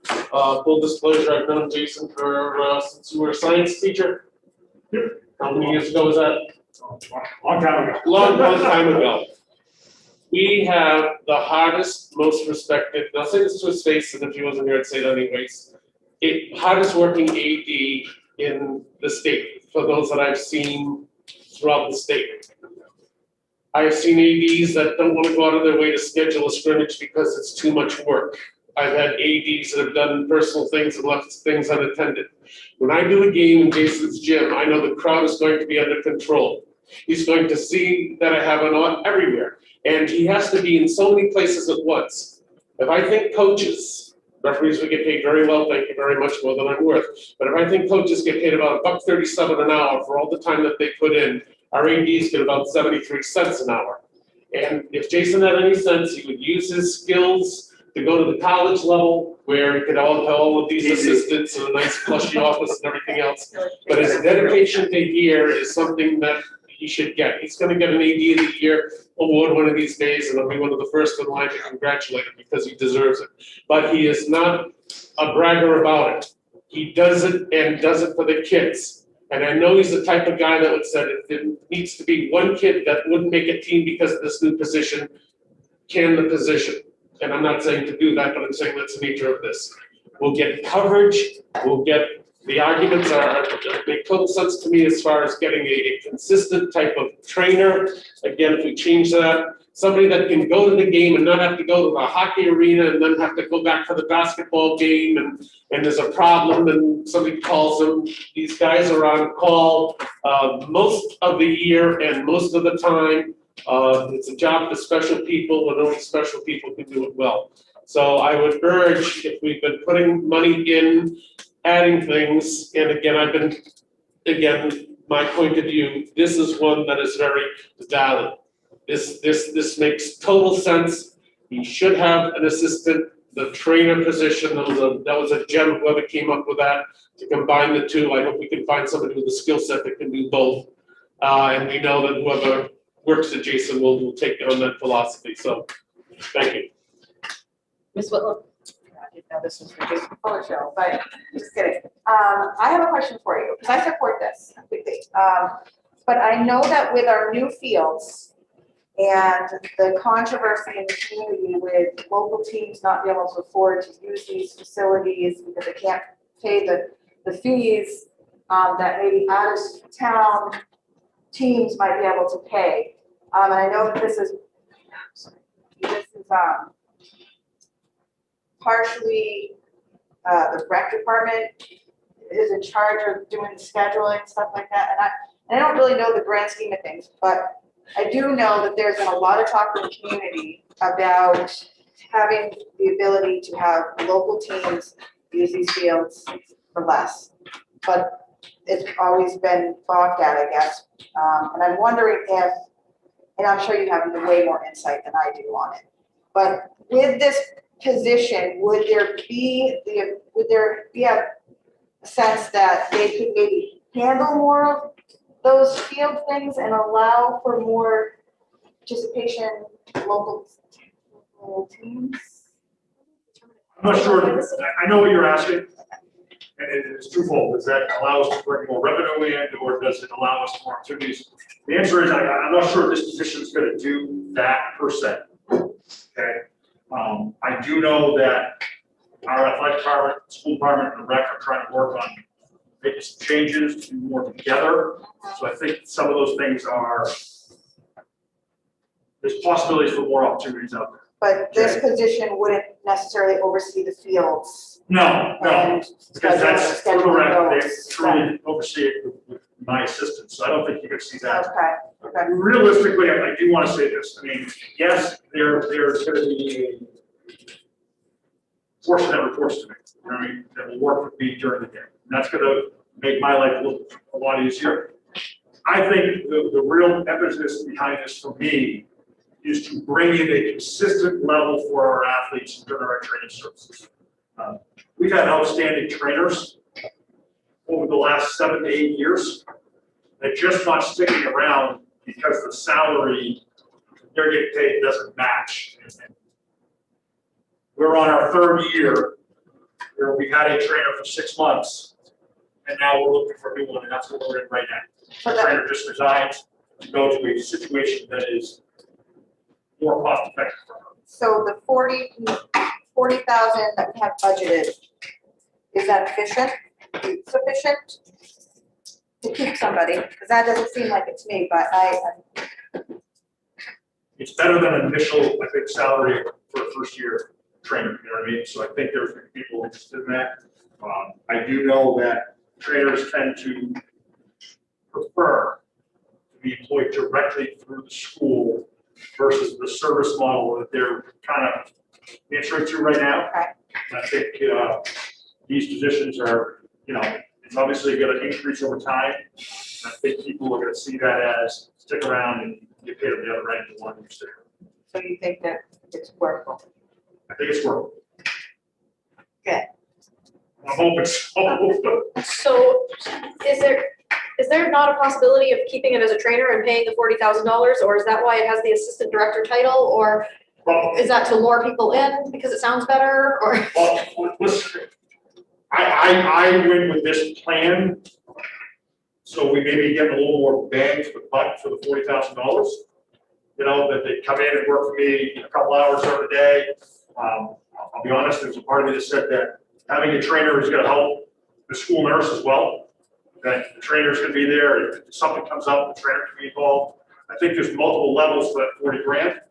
If you want to pay the trainer straight out $40,000 to be a trainer, I think you can get a lot of interest. I mean, that's a significant number for just to be a trainer. I mean, but I just threw them both together to try to touch on multiple things in the district and have an influence on multiple things versus just being a trainer. So, But it sounds like the primary responsibility is gonna be the training piece. that's going to be. And then there'll be a little bit from here and Yes. there and everywhere else. Yep. Mr. Beaumont? Are we required to have a trainer at certain level games? We have to have a trainer, yes. We need to have a trainer there. That's not something I can negotiate, you know what I mean? But us getting rid of a trainer, and not having a trainer is a really bad liability. Because I know at the middle school, it's coaches take care of your own injuries, yeah. Yeah, I mean, our coaches are all first aid CPR certified, but certainly having a trainer at all the games makes a difference. And obviously, you mentioned that there were situations, and I try to avoid it, but we may have a hockey game and a basketball game going on at the same time. I'm gonna send them to more risk, higher risk sports with hockey. But, you know, I'll have someone, if something comes up, we just call. We're lucky that the ice rink is 30 seconds away from high school and they can get there pretty quick. Ms. Rec, and then Mr. Bailey. Again, super on board with the plan once I understood it. I have a problem with the naming of it, and are we willing to move on? Okay, could it be treated? I'm not, Okay, the name should be whatever you guys want to make it. I would like to suggest trainer / athletic coordinator. If you want to just say athletic trainer, and then in the job description, we say they have responsibilities in the athletic department, that's an easy way around it, and I'm all set with it. And then you get a lot of interest. Is that a budget item though? No, which is why, I mean, I have no budget qualms, but if you're, Coordinator is more aligned with the pay versus director. Yeah, I think that's what she's trying to say. and especially when I was on Zoom hearing this proposed initially, I thought, we're talking about two different positions. I assumed an assistant director would be a lot more money. None of that was super clear before, so that's why I wanted to have a discussion. But I do think that the name is misleading, and if I'm talking to a counselor and say that, they're gonna be like, oh, administration costs are so heavy, and I'm not gonna know what to say, so. I get it. Great. Mr. Damon.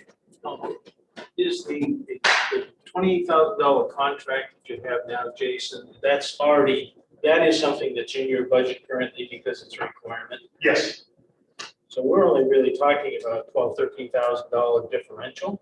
correct. Because you could literally do away with that $28,000 expense and roll it into this position. Correct. That's, Yes, that was what. they're not both in the budget. We put in the trainer coordinator position, but we did not put in the other trainer for 28. But if we pull this out, he needs the 28. So we're really talking about $12,000.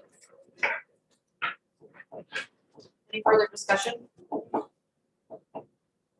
No, but I, not about this specifically, but athletic director at the middle school, is that still a half part-time or is that a full-time? Mr. Roy, full-time now. It is full-time now? It's not full-time. It's a stipend position. Only part-time, correct still? Correct.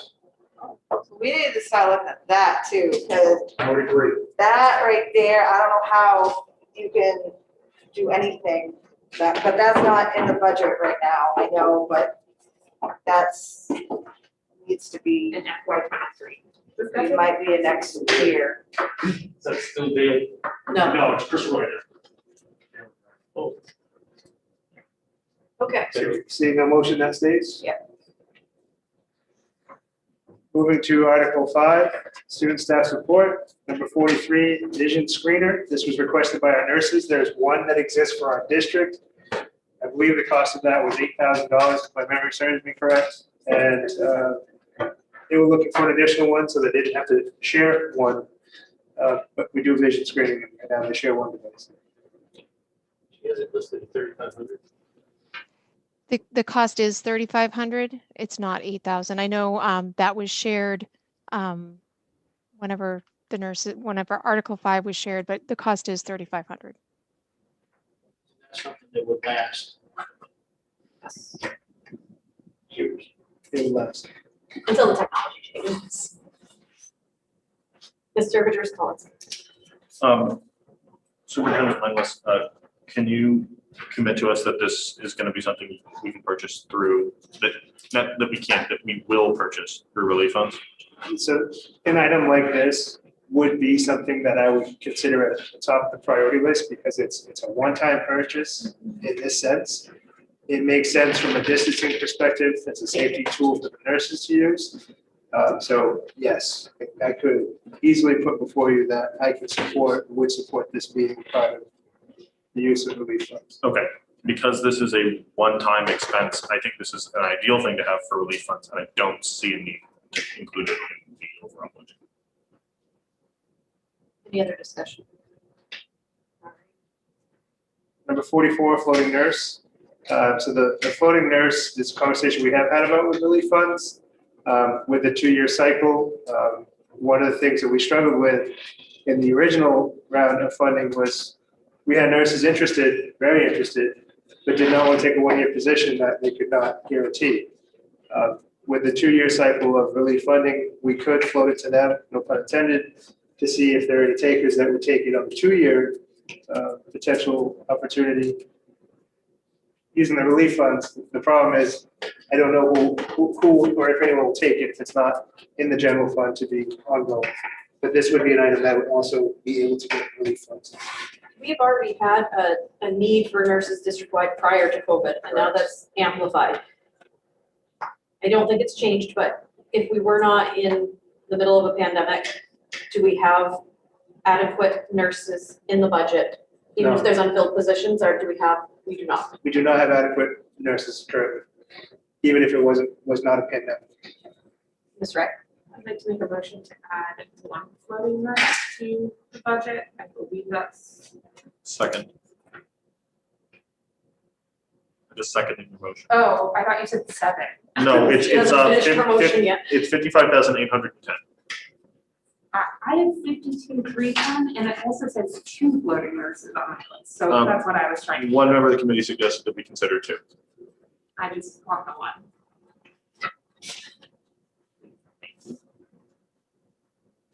So remember in making the motion, as I understand it, you're making a motion to put one floating nurse back in the budget. At That's better. 52,310. Second. And seconded by member. Any further discussion? Yes, if we were to say, put one back in, could we really ask for a second one to be maybe a 2-year for with COVID funds We to can try? still look to try to get someone to commit to that. I think that would be smart. Yep, that's a good approach. Further discussion? Ward 6, Yes. 7, No. City Council? Yes. Yes. Ward 1, Yes. 2, Yes. 3, Yes. 4, Yes. 5. Motion passes 8-1. Item 45, a guidance counselor at Connors Elementary School. This is part of this pitch from Connors Elementary that ties to the grade 1 teacher and those supports so that they can create a teaming model. So just so you know that school counselor is not, school counselor needs here, I believe, are not above the state ratio. I think that we have staff here for that, but this was to create that teaming model that better support students. We didn't And we approve didn't the add first the grade, teacher. right? Correct. Would it be better to do the discussion about all guidance counselors throughout the district before we take this singular instance? Just trying to be coordinated about it. Sure, and I guess, so further down, I just scrolled to it, it says all guidance counselors district-wide. I believe it was Member Whittle that brought this up, and we were talking about clinical counselors. So if students need to be meeting with a counselor at school, what would it take to resource that? And I started looking into it, and the real answer was hard to put your fingers on, because there was, if we look at needs and that the school would provide all of the resources to meet those needs, each school could have probably 4 or 5 counselors, clinical counselors that would meet with students to do that work. We do a lot of outsource collaborative work with counselors, some that kids go outside of school, some external organizations bring clinical counselors into school. But I wanted to discern that I feel like as we dug at that, there was a difference between a school counselor, which will help with scheduling, regulation, coping skills, more of those lighter life skill or skills for life type things. And will help with some other deeper things, but they're not clinical counselors in that perspective. And their caseloads are big. And they're IEPs, Oh, yeah. they do all those things. I have a question. So before a kid gets their like, suppose they need counseling and they're waiting for an IEP or whatever. And who gets them as a counselor? So kids at school would have a school counselor anyway, just as a nature of being involved in school. Yeah. But if they need a clinical counselor to meet with on a regular basis, whether it's an IEP or a mental health referral or a parent structure, those are the kids that we often have wait lists for, because Well, one, we don't have those as employees in our district, but I would also say that the ability for us and others to hire those positions is very challenging. There are not a lot of clinical counselors out there that are available, internal to school or external to school. There's a wait list in the community too. So if a child needs a clinical counselor, it's not just a wait list in the schools because we don't have enough in the schools. It's the community wide, whether the parents try to seek it outside or inside the school, there's a wait list everywhere. We, let's say you approve two of them, I don't know if it gets that challenging. Is your hand up, Mr. Majersko? If we're prepared to entertain the Connor's motion. And we talked about the district-wide enough. I do think it's a wider discussion that should be out there. So if we didn't approve the teacher, is this guidance position still needed if this was part of that structure? It would still allow them to implement portions of the structure. What would likely happen is that the counselor would split a few classrooms with another counselor. But it could still create some continuity for kids that might be in that next second grade and that third grade on that team. Mr. Majersko? I would make a motion that we add the guidance counselor for Connors.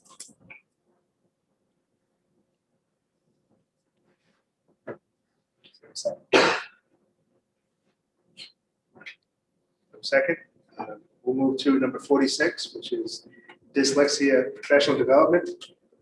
This is work that Member Whitlow has been very helpful with, and I told Ms. Paquette, who could not be here tonight, that I would do my best to speak to it, but in essence, dyslexia PD is an incredibly valuable tool. It's not just for students who are dyslexic. It's beneficial to teachers as they teach. It's good practice, I guess is what I'd say. So when you're learning or doing the work of part of teaching, and you have the dyslexia-based strategies in your instruction, it can improve the learning of all the students in your classroom. So the intent behind PD is to get teachers trained. The cost of the training program requires teachers to make a year-long commitment. And so do you remember what the cost was for that class? Was $5,500 or something to that effect? I thought it was closer to 40 something hundred, but I can't remember. So $4,000 to $5,000 commitment per teacher. And so that, again, so many pressing interests, there was some funds left in. But so my question is, what's the dollar amount there for the dyslexia professional development? What is it? 50,000. 50,000. Is that essentially to train 10 teachers? And that's in the budget right now? No. Bobby, was there any of the dyslexia PD left in the budget? To my knowledge, no. Okay. We also, I think this is a bigger discussion than just the PD because we need materials. These are dyslexia training would involve a different way to teach kids to read, right? So there's a multi-sensory approach where there's materials that teachers need, hands-on stuff. It's not just the reading material itself. So I don't know if there's a way that we can incorporate PD into the budget, but the materials itself could probably be purchased with COVID relief funds. I think we could find a way to get the materials. I remember Karen saying that at one point that she felt like she could secure the materials, whether it's relief funds or other.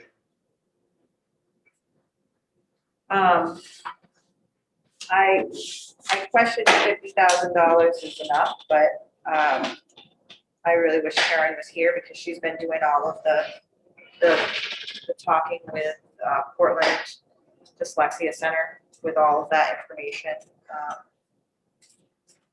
Yeah, I wish she was here for this one. There was a comment that was had that was connected to the center that what was their capacity to have teachers do this? And I think that played into the 50 number. But I don't want to speak out of turn on it. I think it was their capacity to also train X amount of teachers, which was part of the budget. Yeah, Bobby, were you going to say something? Well, I was gonna read the notes that she put in her original budget request, but you pretty much covered it. It's tier 1 phonics and dyslexia PD for teachers. PD needed to support improving the identification of students with dyslexia and foundational literacy instruction for all students. That's all I got. Not just the training on how to teach the students, it's training the teachers on how to identify and evaluate kids. Screening. So right now in our dyslexia subcommittee, we're looking at different ways to screen students in the lower grades. And so that's part of the PD. But once we identify those students, which we know 20% of students are dyslexic, how do we teach them to read? So I'm going to make a motion.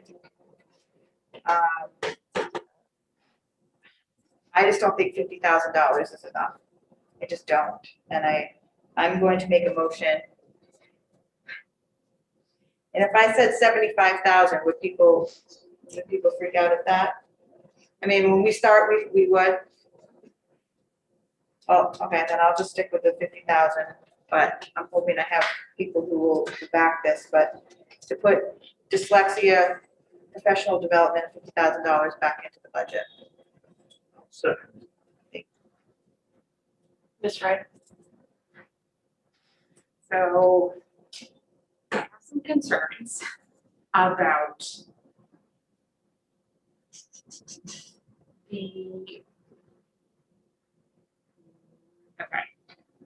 the focus on this, and it's gonna sound disrespectful, and I really don't mean it. I think Member Whitlow is a strong advocate for this. I think there are so many other things in our school district that aren't highlighted in quite the same way because folks don't have the capacity to run for office and be here and push for it. And I admire that that has been done, but I worry about the conflict of interest that exists. And if we're pursuing this path in an equivalent way that we would pursue other remediations, other PDs, other interventions, I'll leave it there. Mr. Gopala? I've only known the members of this committee for 3 months. I admire the passion and determination of the members here. And Ms. Whitlow and her committee has apparently put a lot of work into this. She may have a dog in the fight, which should spur her passion. The system this size should have a dyslexia awareness. There should be training to spot these things early on. It's very hard for me to draw the line. My heart says one thing and my wallet says something else. And I just again respect her concerns. How come,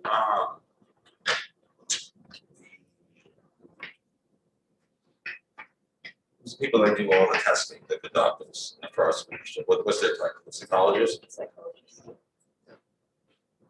And I know we've probably covered this, so just, I'm sorry if I forgot.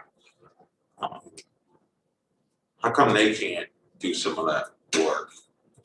They currently do not test for dyslexia unless you push and push and push to at least get an evaluation done to determine if your child is dyslexic.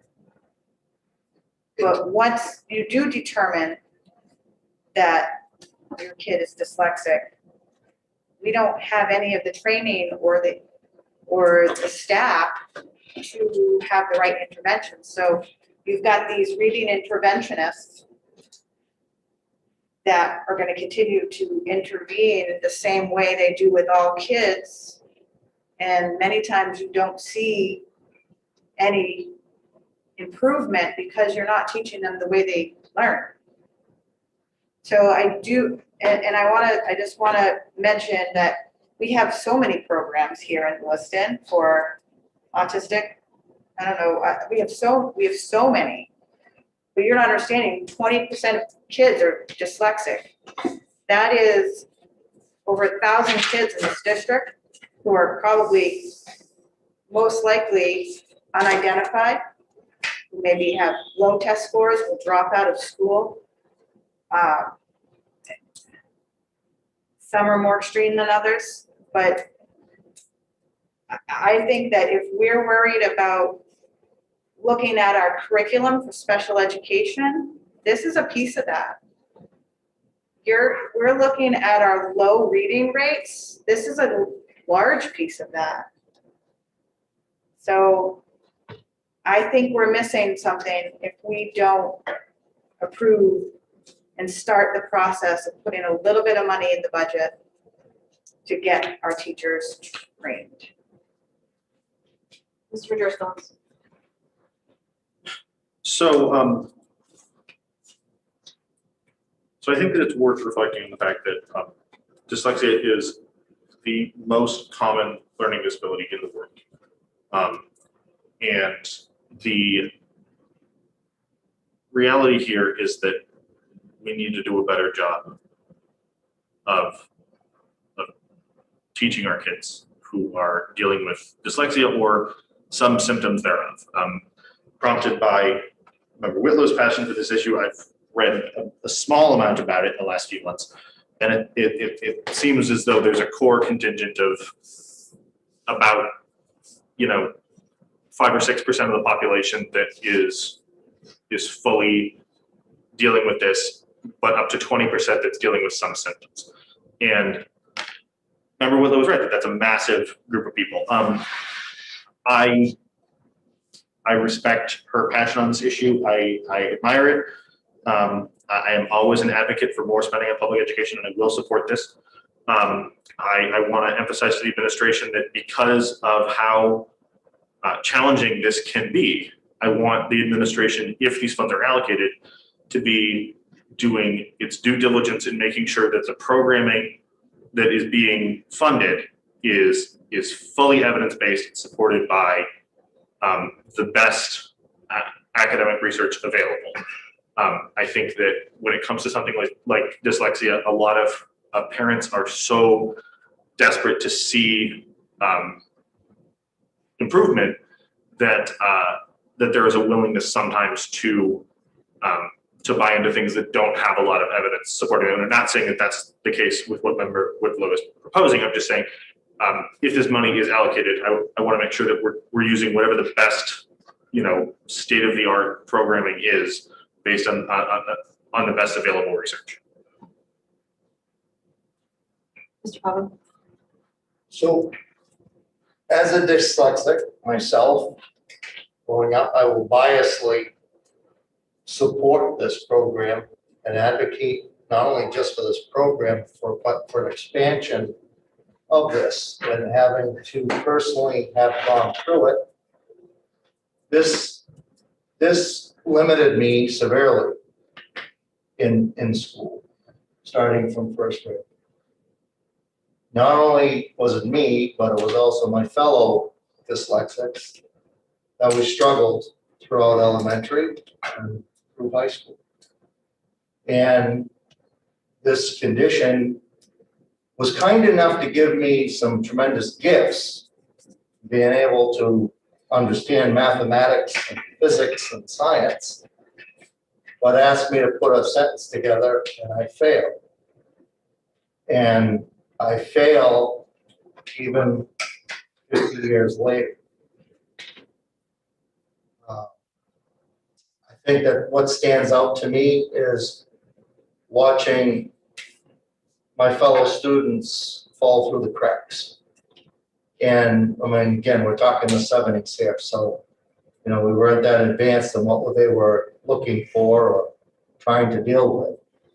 And keeping in touch with them, their lives have been somewhat of a struggle. And for me, I had a tremendous opportunity at college and I had to drop out. I was amazed that I was able, because of some positives, I was able to get in, but I wasn't able to sustain. And I think that when we talk about our most vulnerable students that Tanya's hit upon a very, very, very raw nerve that really you need to put an emphasis on this basic deficiency in addressing it immediately and giving them the tools to advance at every level. And I would add a friendly amendment that not only the 50,000, but that we instruct the superintendent to include the materials, the caveat that they be looked at to be covered by the COVID funds. So I don't know if we need to amend that. We would look to do that. So I just want to really, really emphasize, it's something that goes very, not talked about, you know, and some people grow up thinking that this is a norm. And when you realize that, oh, okay, there's something else here. I think definitely we need to address, it's a major, major place to address students at the youngest age possible throughout the time here. The testimony of Committeeman Potvin has put a face on this issue, and it's causing me, if anyone's curious, to reassess my position.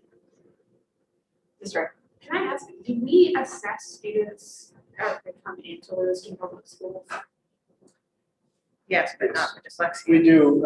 Dyslexia it's one of those things I feel like the technology or the understanding of it has advanced over the last 5 years or so, more so than in years prior.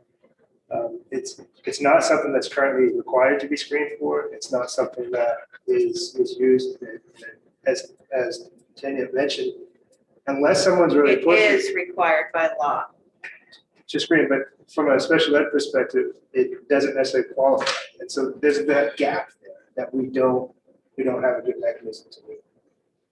A lot of the screenings that identify learning disabilities and things like that are done through, Jones. say that again? The work Jones test. Yeah, but It's academic assessment. what's the program that the kids are screened that, so we know we're getting X amount of special ed students next year? What am I? CDS. CDS, yes. CDS does a lot of the screenings, and they don't screen because the age of the kids that they're screening aren't old enough to be screened yet because they're not a reading age. So a lot of the kids that we get that have already been screened for a lot of things outside of the school coming into our school, the screenings that come in, they're not old enough for those screenings yet. And then once they get into our schools, they've already been screened for a wide variety of things, but dyslexia isn't one of them. We do run our own screenings and the students enter. Okay, I guess none of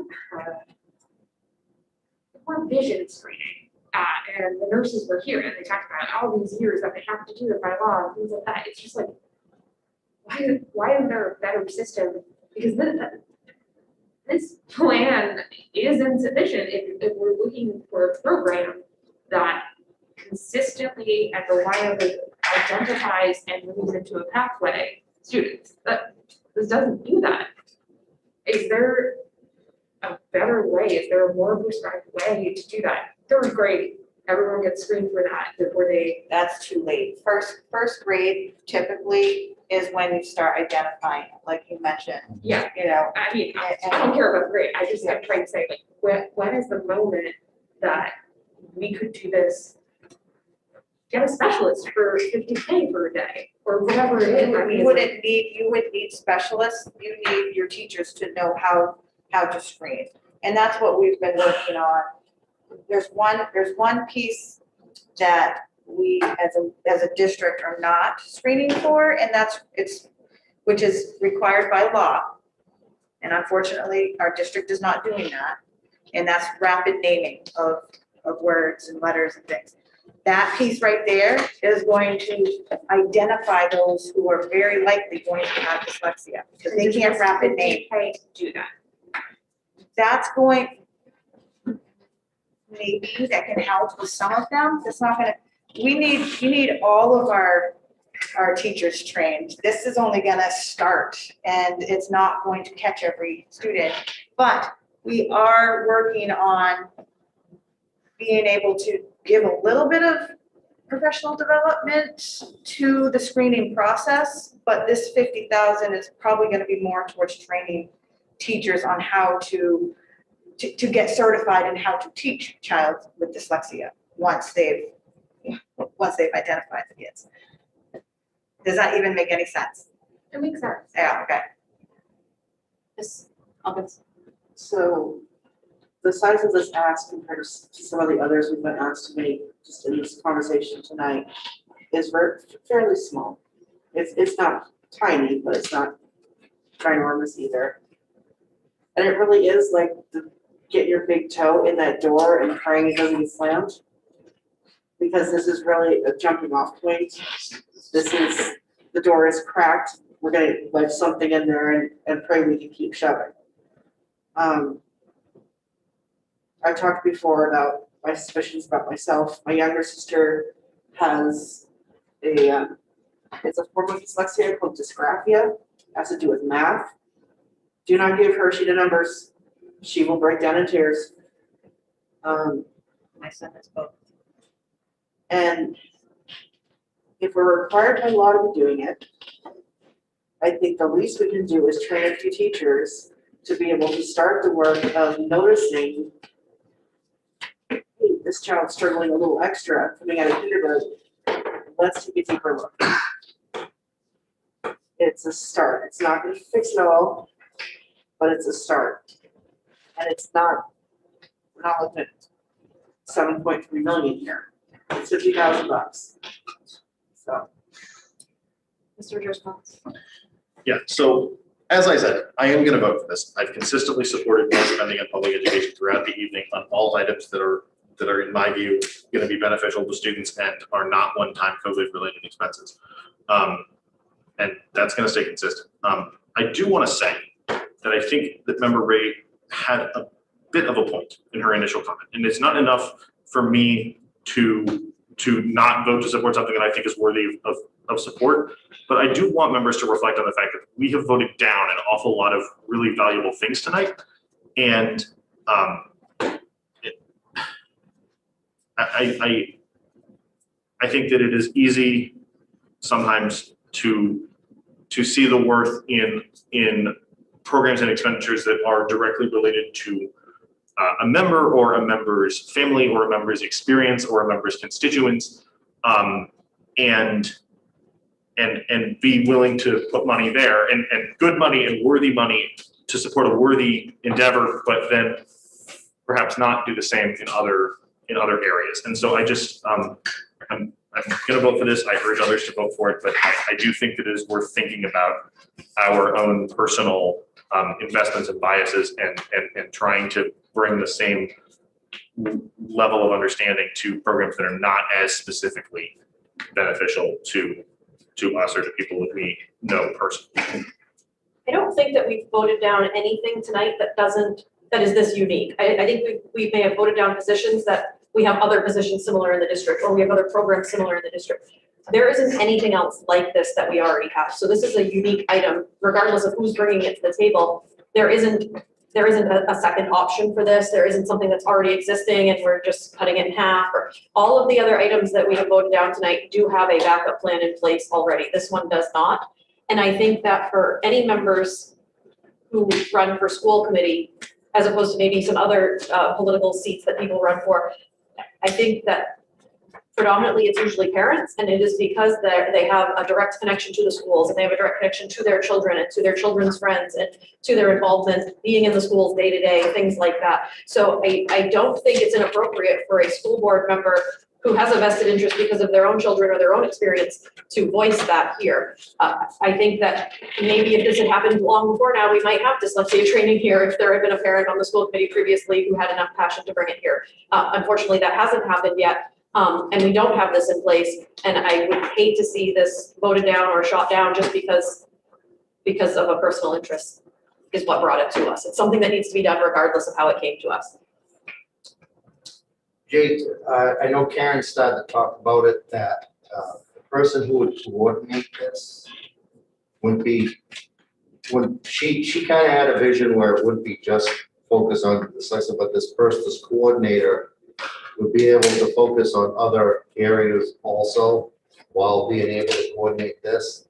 Does that position already exist, or does that need to be part of the greater discussion?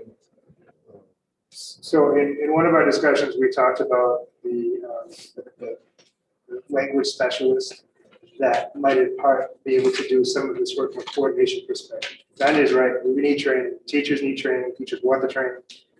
We need to be able to screen better. The screening is not a quick 5-minute thing. It's more complex. Teachers need the training to do that work. But we did talk about having that person be someone who could help. If we can get the expertise in district, how do we spread it throughout and have that be a task of someone who has the specialized training? That position is not in this budget. That was one of 4 that Assistant Superintendent Paquette requested. Mrs. Wright? I mean, obviously an uncomfortable point that I'm trying to raise, but what I'm just trying to acknowledge is that there are so many worthy discussion points tonight. Every year we have a budget, that sort of thing. And I just want to acknowledge that more than anything, right? Like and I think even through my learning from the members on this committee, I thought, you know, what, 5% of the population has this, and is this really going to be what's best for Lewiston? Does this impact all kids? It does. And I think that's something that hasn't been widely known. I'm just trying to acknowledge, like, we're not just voting for our pet projects, and so we need to explain more fully. And I mean, I haven't taken my vote yet, so I hope no one's trying to like assume how I'm going to vote on this, but I don't know, I think it's worth acknowledging. Maybe that's naive. Mr. Richards. Yeah, I think that there is strength in having members of the school committee who are passionate about a particular issue. You know, it is an obvious reality that lots of involved parents end up running for school committee seats because they're passionate about a particular thing that involves their child. And that has a lot of strength to it. And those should absolutely be recognized. But I also think that it's important to recognize that there's also a weakness to that. And the weakness is that sometimes the items that impact a particular person or the immediate social circle of a particular person gain an outsized importance in their evaluation of everything, and more to the point, things that don't intersect with those folks become correspondingly less important. And so, you know, I think this is a really important program. I think that we should fund it, but I just want everybody to be aware of that dynamic. So before you came on the board, I had a presentation that I had presented to the board, full board. And afterwards, I had 5 people around this table come up to me and say either they think they're dyslexic but never been identified, or maybe they have a close family member that they think is dyslexic but not identified. And then we just have Ron say this tonight that he never told me before. So that's a huge concern. I want you to understand where I'm coming from. My son is 14 years old, and this is my 4th year on the board, so I'm not a newbie. This is not something that I've ever pressed to the school board before now, because I didn't know my son had dyslexia until last year. Because this district refused to screen him, test him, identify him as dyslexic, and instead he was swept under the rug. I've been asked for one-on-one help with him, been put on waiting lists for reading interventions. He's still at a 3rd grade, or less, maybe even a 1st grade reading level, even after years and years and years of interventions, one-on-one, special ed. And 10 days, 2 weeks, 10 days before COVID hit last year, sat in an IEP meeting with everybody from the superintendent down, saying this is what the kid needs. He's finally has the diagnosis of dyslexic. These are the recommendations from Boston Children's Hospital that the district paid for to get evaluated. This is what this child needs. Damn it, that he couldn't get it. And I refused to put him back in the classroom because he was wanting to commit suicide. I had to put him on medications for depression. He's being teased, he's being bullied. He's starting to act out now because he's probably one of the biggest kids because he's stayed back once or twice. And I can't get what I need for my son to succeed because nobody wants to acknowledge that this is a reading issue, this is dyslexia, nobody knows how to deal with it. I'm sorry, I'm not yelling at you, I'm just passionate.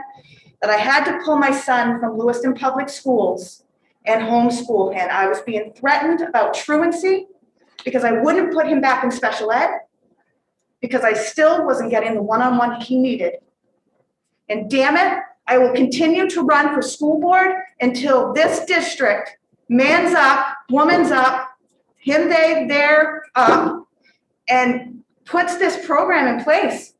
Because damn it, if my kid kills himself as a teenager, this district will be liable. And I don't want to see any other child have to go through what my child has gone through.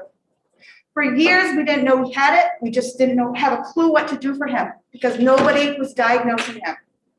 And I'm not going to allow that to happen. So 50,000 is a slap in my face. And it should be a slap in this district's face. We have so many programs in this district, but number one, dyslexia needs to be dealt with. And I'm a little upset because this district has refused in the past to deal with dyslexia. And we're going to have a problem once we start diagnosing kids with dyslexia.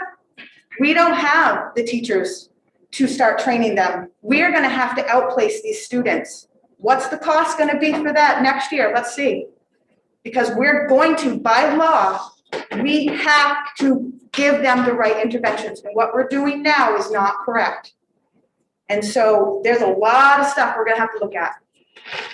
So I'm sorry that I'm a little bit passionate, but I think it's time we start really looking at it. This district has screwed our kids, not just my kid. And I refuse to back down from this. Take a Thank vote. you. This attendee has their hand raised. Karen usually adds them. Do I have the authority to add them? Or? I have one more question for the superintendent. Well, while that's Okay. happening, that's okay. Allison, did that add you? Yes, it did. Okay. You can go ahead. Okay. So I understand this conversation is very passionate, but I just wanted to take a moment to add an educator's perspective to this.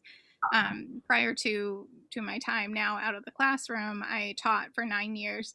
I taught second grade, fifth grade, and sixth grade in North Carolina, and then also here in Lewiston. And many times I suspected that a student may be dealing with dyslexia, but there was nowhere to turn from that suspicion. I was told by special ed that, we didn't have a program, we didn't have testing. Testing would need to be done outside of the district. There were just a lot of barriers to addressing needs. So again, from an educator's perspective, I think this is a very tiny step in the right direction, but it is a step in the right direction. It's going to allow our educators to have tools that will assist every single student in their classroom, not just students that are dealing with dyslexia. The 1 in 5, if we've got classes of 20, we're talking about 4 kids that are sitting there that aren't getting what they need. If we're able to supply this training and at least make a start on this, and I agree 100% wholeheartedly with Member Whitlow, that, this is something that's long overdue. But truly, it will be beneficial to every single student, my own included. Thank you. Miss, So then, I just want us to think about the optics here. Why would the superintendent Langlis, why is this not included in your proposed budget? Why are we discussing this as a parking lot item? And I realize the assistant superintendent has been doing a lot of work on this, so I Sure. apologize for putting you on the spot, but Well, I don't mind being on the spot. I think it's a really tough topic. Everything on this list could be supported by all of us if we had the funds. There's some conversation around what it takes to get teachers to the place of being dyslexic certified. There's other opportunities for PD that include literacy specific. There's other tools that exist that might help address some of the pieces of it. But it's also something that we believe there's a chance to use COVID-related funds for. Because we have kids that are falling behind, and this may be part of it. And likely is part of it, because it's hard to learn when you're at home. I'm sure Tanya could share with us the challenges of homeschooling a student that has dyslexia. And so again, it's when we talk about recovering from COVID, to me, that this is that argument again. So this is one of those items that we do feel like we could support with relief funds, as well as 50,000 or more. I guess I would lead to Karen for that one, and I apologize she's not here tonight because she had a pre-scheduled thing, but the PD for math and the PD for literacy, it's along that same vein. We have teachers that are saying, we need this training, we want this training, and what chunks can we bite off and where? There's forever in public funding, public school funding, things that are hard decisions each year. And so I think that this is just one of those things. I don't mean just one of those things. This is a hard list to work through. I mean, we're 2/3 of the way there, I think. It's a hard list. There's nothing on here that doesn't make good sense. And that very good teaching and learning approach in dyslexia, there are other methodologies in literacy that also help with dyslexia and good teaching and learning. And so it's all good. It's all a want. I feel like I come off with a big jerk during this conversation. I'll just say it plainly instead of just trying to dance around it. What I'm trying to understand is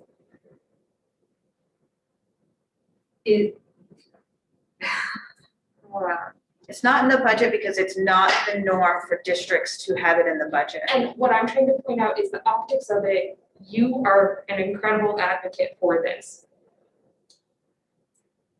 And trying to, again, why can't I just plainly say it? I don't think that the optics of it, I'm sorry to interrupt, but this is just like stewing in me right now because of previous comments, and I don't think that there should be any concern with the optics of it. Ms. Whitlow has been on this committee for 4 years. For 3.5 years, she has advocated for every school, every student in this district, unbiased, there's been no conflict of interest, there's been no issue. And because for the last 5 or 6 months, she's been advocating for something that has a personal impact on her, to make the implication that that's somehow a I feel like conflict you're of interest. spiraling. That's not what I'm getting at. It's inappropriate to even make that implication that there's some kind of a conflict of interest or that she's doing it for some personal gain when she has had a long history of serving this district unbiased. That is not, I'm trying to say, if you're out from the outside looking in, you see someone banging a drum, and then it's not included in the superintendent's budget, there's a gap that needs to be bridged there. I think this is gonna pass. I think it's gonna unanimously pass. I'm trying to get someone, and I respect everything you've said tonight, and I listened to your presentation when I wasn't here for it, and I thought it was great information, dug into it. We are trying to be a transparent body. How do we get from that to it not being included in the budget to add it back in without the appearance of bias? And I think that's a hard thing to describe, and I mean, the superintendent is trying to, and again, you continue to make a good case for this. Yeah, just take the vote. Ward 6, Yes. 7, Yes. City council? Yeah. Yes. Ward 1, Yes. 2, Yes. 3, Yes. 4, Yes, 5. yes, Motion passes 9-0. thank you. Number 47 is professional development for math. Point of order. Just as a general request, especially since I think a lot of the remaining things are from me, I'm comfortable we just try to move faster, if that's fine with everybody. Yes. That was an in-depth discussion, but let's just like take votes to some degree. Professional development for math. Is there a motion? I move that we add professional development for math back to the budget. Second, Any discussion? Vote please. How much is that cut? Barb? $45,000. Ward 6, No. 7, No. city council? Yes. Yes. Ward 1, No. 2, No. 3, Yes. 4, yes, 5. Motion fails 4-5. Item 48, professional development for literacy, What is OTL? Office of Teaching and Learning. Oh, okay. Mr. Andrews Holmes? I move that we add professional development for literacy back to the budget. Second. Any discussion? No. I'm sorry, amount please. What's the amount for that? 6438. 6438. Correct. Ward 6, Yes. 7, No. city council? Yeah. Yes. Ward 1, No. 2, Yes. 3, Yes. 4, yes, 5. Motion passes 6-3. Item 49, this is Aisha's position that is currently funded through other funds. This would be to move her position to the general fund. And also, is that coded to LHS, Bobby? Is that why it looks that way? Yes. That's right. Is there a motion? And this isn't mandatory, right? Her position is fine to stay where it is for now. It is, but the very funds that we use for things like professional development and whatnot are being doubled up by salary. These are title funds that are designed specifically for reading and math, which you mentioned, and improvement. Member Rogers Collins? My understanding is that this position constantly by being included in title funds runs the risk of not being able to be funded due to fluctuating levels in title funds. I think the work that Aisha Hall does is far too important to leave to chance, and I would make a motion that we add it to the general fund. Second. Any discussion? Yeah, how much will this add to the budget? 108.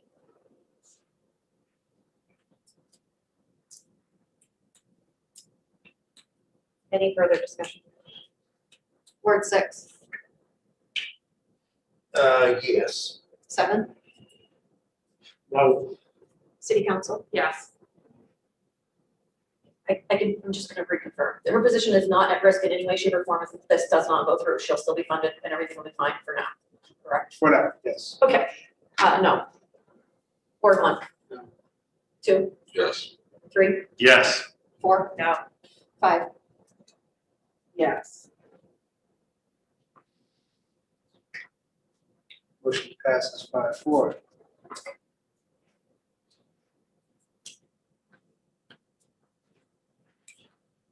So we have two things here, 50, which we touched on the counselor being more of a clinical counselor conversation.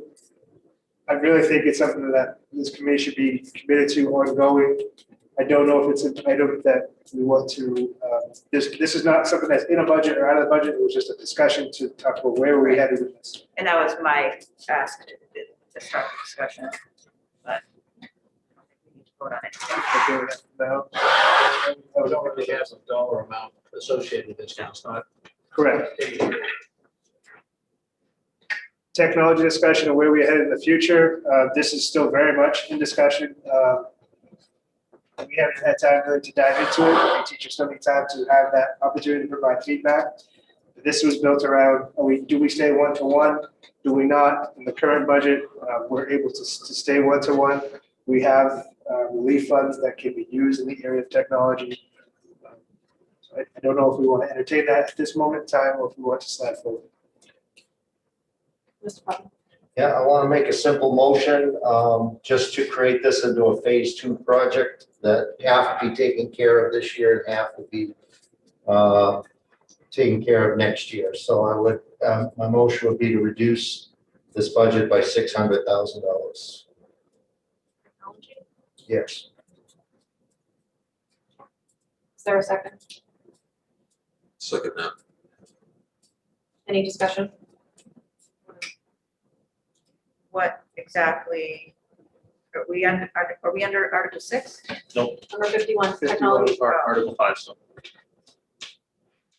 Suggesting that we remove that much from the technology budget. Well, what would that remove?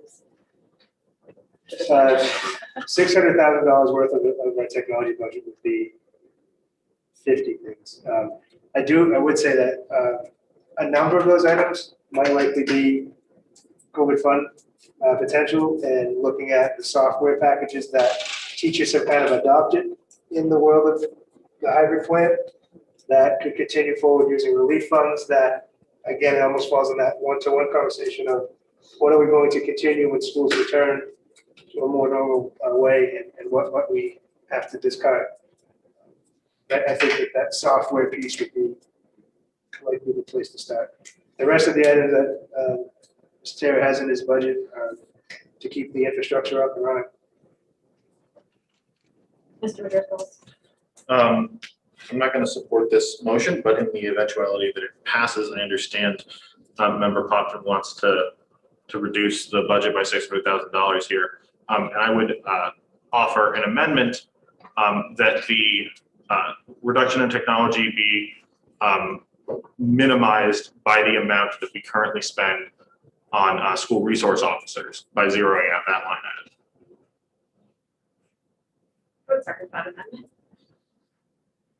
Why don't I want to take? Yep, so Don't you we have to would agree be, on it? We can make an independent amendment motion that would then have to be voted on that returns the original motion, but we're just Can gonna I go. ask for clarification of what it is you're attempting to do? for sake of argument, let's say that we currently spend $200,000 on our SRO program, and you want to cut $600,000 from tech. And I'm saying cut $400,000 from tech and cut $200,000 off the SROs. Two totally different discussions. I'm aware of it. Do your amendment. This, and let me say to the committee that this is, we had a contentious conversation about the exact subject last summer. And I've stated my position on this plainly many times. I did not come into this budget seeking a reduction in SROs because of that conversation last summer, and I understand where the committee is. But in the event that there are going to be efforts made to cut the budget, I think that we ought to start with SROs. Any further discussion around the motion to swap technology money for SRO money? I would disagree with that. This is my discussion. This was a very, very well attended and public participated in topic. Just my 2 cents is to cut something like this without an opportunity for public input it would be a struggle, I think, for some. Just to go for it. Could we clearly restate the motion we're voting on, please? Cut SROs and use the money to pay for technology. To reduce Member Potvin's proposed cut to technology. Can I still discuss? I'm sorry, Can I still discuss? yes. This issue was taken on before I came on the committee. For the record, I have very strong feelings about this in support of SROs. An SRO is only as good as the man or woman behind it. If they're using it as a stepping stone, if they're using it in their personality to intimidate students, they're not good. They shouldn't have that job. But I've had contact over across the river with both. Currently, we have an SRO that again is going into the classrooms and is talking about civics items, search and seizure, that is doing a lot for proactive, preventative. The door is always open. There is no power play, bullying. And I've also seen those that have used it as a stepping stone to higher office, the one and dones. So I do not want to cast an overall aspersion on SROs. The program that existed, the DARE program had its weaknesses, I believe, but I want to go on record and is saying that I would not support anything that took away from the position of SROs as they stand. Thank you. Part of what happened last summer, we shifted that program to go away from there. Instructional program. Ms. Ray? I'm not seconding this to relitigate that issue. I think if you're comparing the priorities for me, technology and talking through that really well-formed budget from Director Terrio, just way more of a priority to me than that program does. Mr. Terrio, you wanted to speak?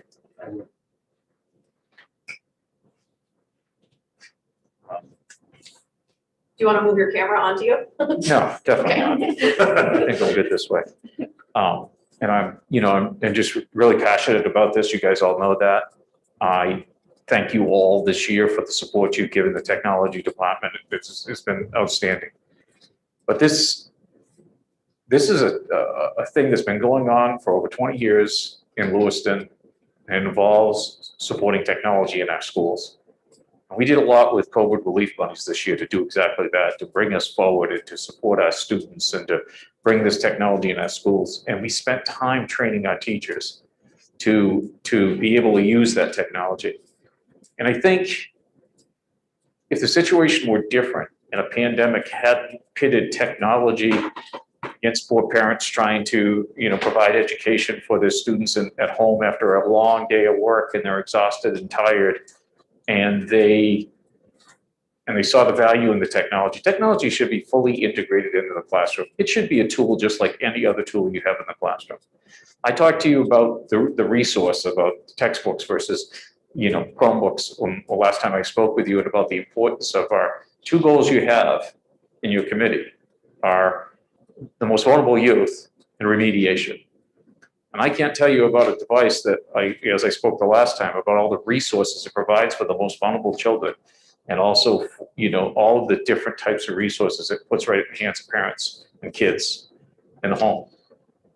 And to this point in 2021, to continue to have to defend why technology belongs in our classrooms is really, really hard for me, because I've been doing it for so long now and I've seen the value. And if you haven't used technology that much, maybe you don't really appreciate that as much. But I can tell you that the benefits it gives to our students and our teachers. Earlier this evening in Article 1, there was a lot of conversation around instructional supplies and teachers needing those instructional supplies and how we had cut back on those instructional supplies. In 2021, software is an instructional supply that teachers and students need in the classroom. And they use it. And that's what we need to do. We should be actually putting money into training, more training for staff. So it's really, really hard to hear about some kind of these really significant cuts in technology. So I just felt I really just needed to say that. Trust me when I tell you, this is my 35th hour of work this week, tired, but I just really feel passionate about this. And I thank you for listening. Mr. Jones Collins. Yeah, I just want to say, Member Ray is exactly right with regard to this amendment. This is not about relitigating an issue that all of us spent a lot of time on. This is simply a question of which one is more important, our technology program or our SRO program. I think our technology program is more important, and I think before we start cutting dollars from technology, we should zero out SRO. I'm not proposing that we do either, but the motion's been made by Member Potvin, so this is the amendment that I'm offering. Ms. Avery. Yes, I want to publicly support our school resource officers. School safety and security needs to be on the forefront of everything that we do. We should be building everything that we do around ensuring that our buildings and grounds are secure. Our school resource officers are a part of that. They're also a huge part of that bridge between our families as well as our students. They're incredible role models The ones that we have here in Lewiston are amazing. I need to really emphasize the importance of school safety and security and their role in that here in our district. So I have a couple of comments. One is I'd like people to remember that during that SRO discussion, the people that came here directly to speak to us and the people that emailed us were for the large majority, not people of color. That's something to keep in mind. I don't know the reasoning behind that, but that is something we need to remember when we have that discussion. The other thing I want people to remember too is that because of the COVID funds, we were able to purchase this technology in a way we wouldn't have otherwise been able to. And one of the things that the finance committee has talked about, and I'm not sure where that's gone, we are gonna have to periodically buy or lease replacements for things that wear out, correct? And I know that's something that the finance committee has mentioned, looking at what are the options for leasing, things like that. It could be a cost savings, it could be 10 times worse than what we're thinking. But I agree with Dave, and my boss will tell you, I'm constantly this freaking machine every day. But the opportunities that that technology gives our students is not something I'm comfortable saying, nope, needs to go. That they can deal with fighting over who gets what copy of what atlas, or who gets access to which section out of the Britannica or whatever. I mean, for a student to be able to just type in a few words and pull up the entire encyclopedia, that's pretty awesome. Because I remember the encyclopedias we had at home that were missing 3 letters, which meant I couldn't do half of my homework. Whereas today, it's, well, it was true. That's, yeah, today it's flip up a book, turn it on, and type in a couple words, and you're good. It's invaluable, and we've seen that through COVID. We do have to find ways to cut some of this, and we should all be aware of that. But I think taking a chunk like this out of something that's been so vital, it would be a mistake. The question, the amendment. I'm sorry? Can we move the amendment? Vote. Yes. Can I clarify one thing? Sorry, Ron. You either have to vote yes or no. There's no way you can vote no on one and yes on the other, or yes on one or no. Cancel the amendment. Just Right as- now, we're voting on just the amendment. Right now, we're voting on swapping.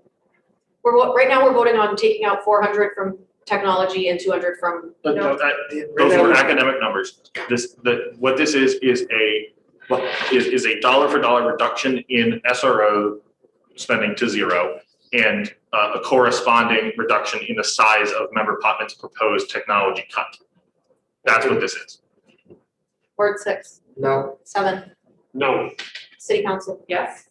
no. Ward 1, No. 2, No. 3, Yes. 4, No. 5. Let you speak to my motion. Yes.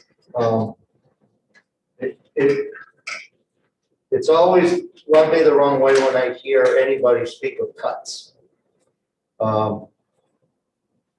When the people who pay these bills take a look at this, if we reduce 600,000 from this technology budget, you're increasing your budget by 30%. That blows apart any budget within this city, 30%. I specifically suggested that this was to be a phase 2, half this year, half next year. Never even spoke about not doing it or eliminating it or going backwards. I'm simply being realistic. Now we got to find money from somewhere, folks, to make this budget float. And if there's an opportunity that we can divert 50% of a 60% increase in one particular budget, we need to take that opportunity. So, I think moving ahead with a 30% increase in technology is pretty darn good. And that's not taking into account what COVID funds you can find to subsidize whatever reductions for this year, and then take up the other half next year. So that's, I just wanted that clarification. Mr. Ray? Can we be reminded of how many positions were added to the technology budget, the whole rollover? Three. How many positions? How many positions did we just add? You added 3 positions. Okay, and is there an estimate on how much that was? Well, I mean, Well, you can tell us. I don't have that one. I can get it in a few minutes. If you give me a little time, I can get that. Roughly, I mean, 3 positions is probably what, like, around 150K of that? And so, I'd go higher, because one of them was assistant director. oh, right, okay, so maybe 200. who knows? Yeah. Just for sake of the numbers, again, like, those 3 positions are so critical to support all the work that just happened. So that takes care of 200 of that. The other 400, I think we continue to be in this increasingly digital world. It's not going away, even as numbers improve and the pandemic slows down. We have so many other rules that are still going to be in place and who knows how long. So I think preserving this budget through next year is a really mission critical to ensure that Director Terrio is spending his time where he needs to and not scrounging for money. Any other discussion? Oh, sorry, Mr. response. Despite Member Putnam's distaste for the word, this would be a cut off of the superintendent's proposed budget. And I think that given the essential nature of technology for the past year, and the reality that as we move into the future, like it or not, and I have my qualms with some educational technology that I see across the river. But like it or not, technology is an ever increasingly important part of our world. And this would be a really devastating blow to our technology department if this were to pass. So I encourage folks to vote no. Any other discussion? Yes. Trying to get back on the consistency track. I echo Raymond Popton's concerned about a loaded budget, about a budget that has to be made more realistic, more sellable, more saleable, more, sorry, ruminating, but thank you. Ward 6, Yes. 7, Yes. City Council? No. No. Ward 1? No. 2? No. 3? No. 4? Yes. 5?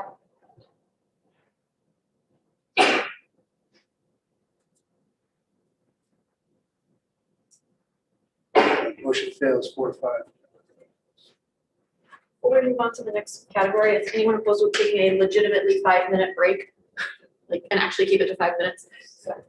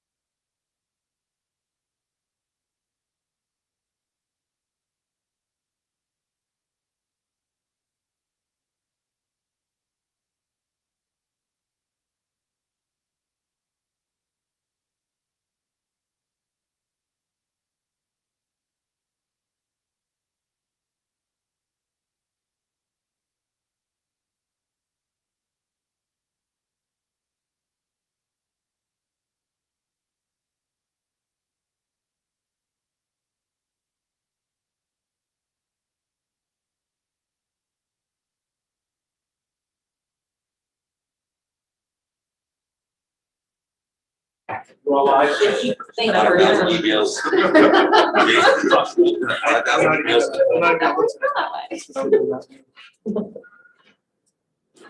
All right, next up in Article 6, we have System Administration, number 55, or line 55, in-house legal counsel discussion, and we talked about special education versus general counsel. Barbie and I did some more digging behind the scenes. I believe she shared information with you about financials related to this over the last several years, if not 4 years. And so you can see that there are costs to our district from a legal perspective. The more I thought about it, the more I sat back, and I'll keep my comments brief. It is such a specialized nature for so many conversations that my 2 cents is I don't believe that hiring an in-house legal counsel would meet the needs of our district, and we would still end up hiring outside of that individual for specialized areas, and I don't think it would lead to cost savings. Ms. Ray. I'd like to make a motion to,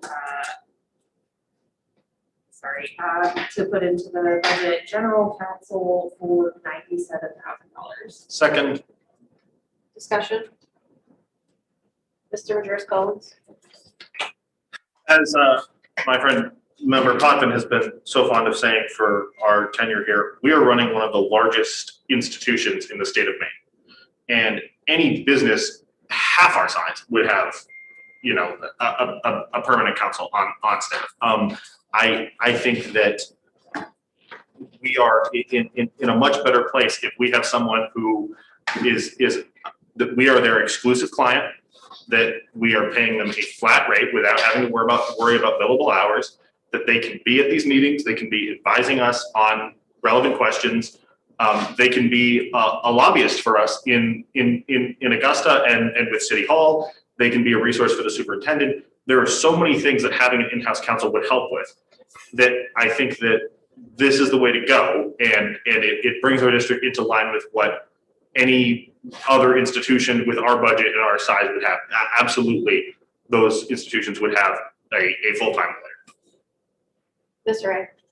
I also remain very passionate about this subject. I do think that the numbers that were quoted would be nice if we could offer that, but I think given where we are in the state of Maine, I think that Attorney General makes somewhere around 110K a year, and so that's for the whole state. And granted, there's a lot of people helping in that office, but I just think if we had a person who was dedicated to this committee, to the interests of Lewiston Public Schools always, with no conflict as potential, we get a lot more out of that role than I think we could ever get in the contracted system that we use.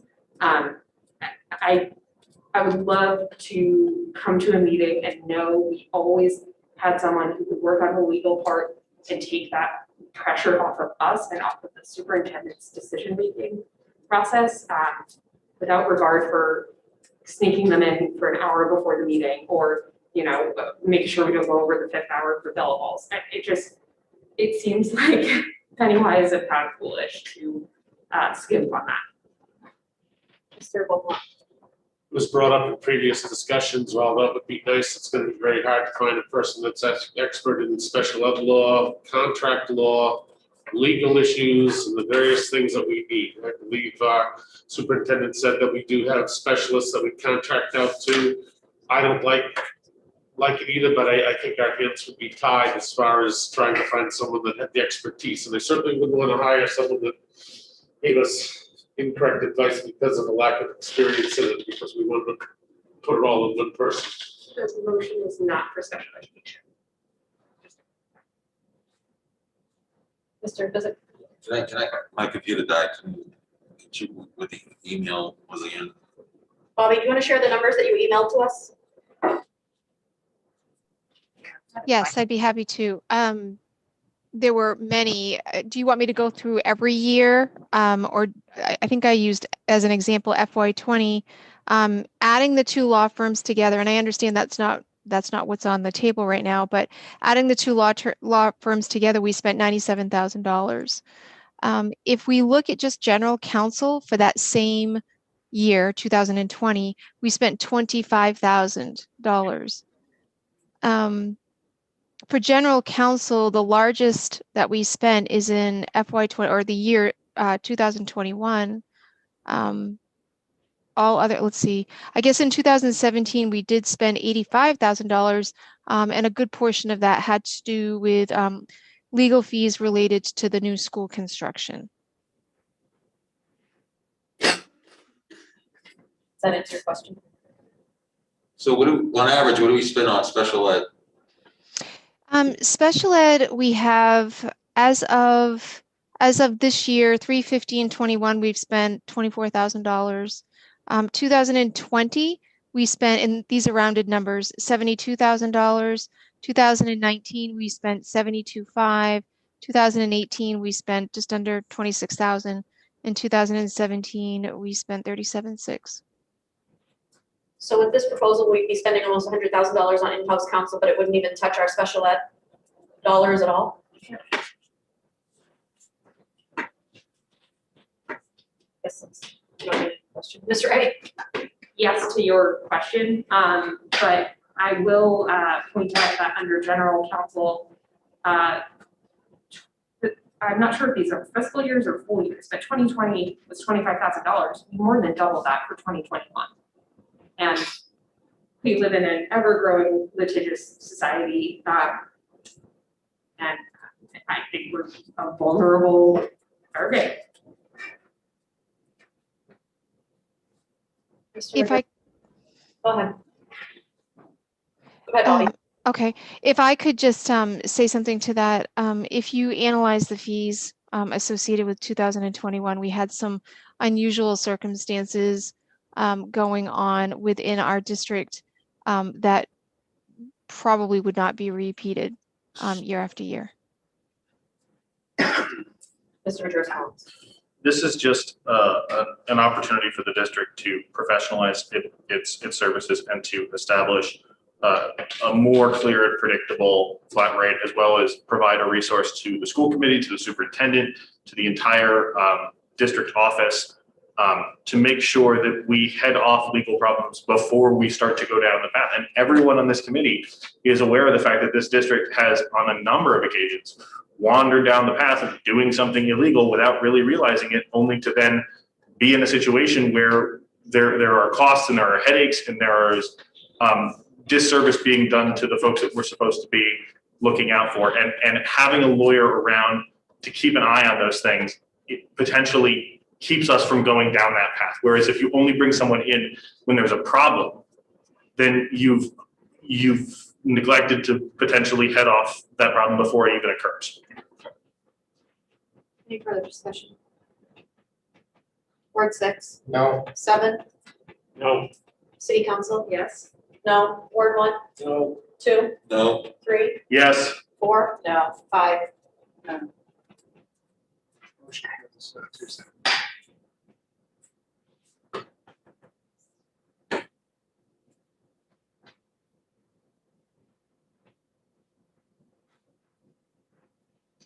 Next up, we have district historian stipend.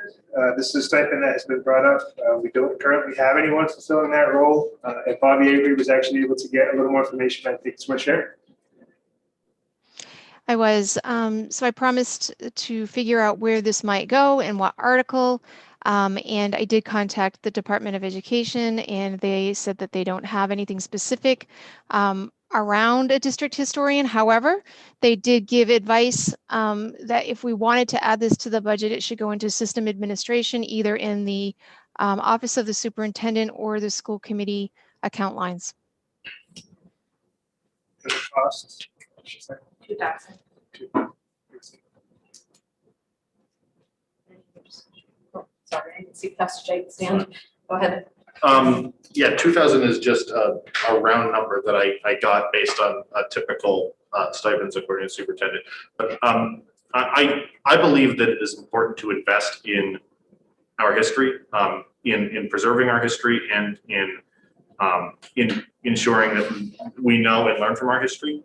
I think that we live in an era that is far too willing to disregard what has come before us and act as though the only thing that has ever existed is what is in our own living memory, and that's simply not not reality. I think that the value of having a historian and really committing ourselves to preserving the legacy of this district and the records that demonstrate this community's saga when it comes to public education going back more than 100 years is well worth an investment. And I think this is a position that has the potential to expand learning opportunities for students at the high school who are particularly passionate about history. This has the potential to work with other institutions in the community to advance historical knowledge of Lewiston and education in Lewiston, including Bates College, including the Androscoggin County Historical Society. I just think it's worth doing. So I'm moving that we add it. Is there a second?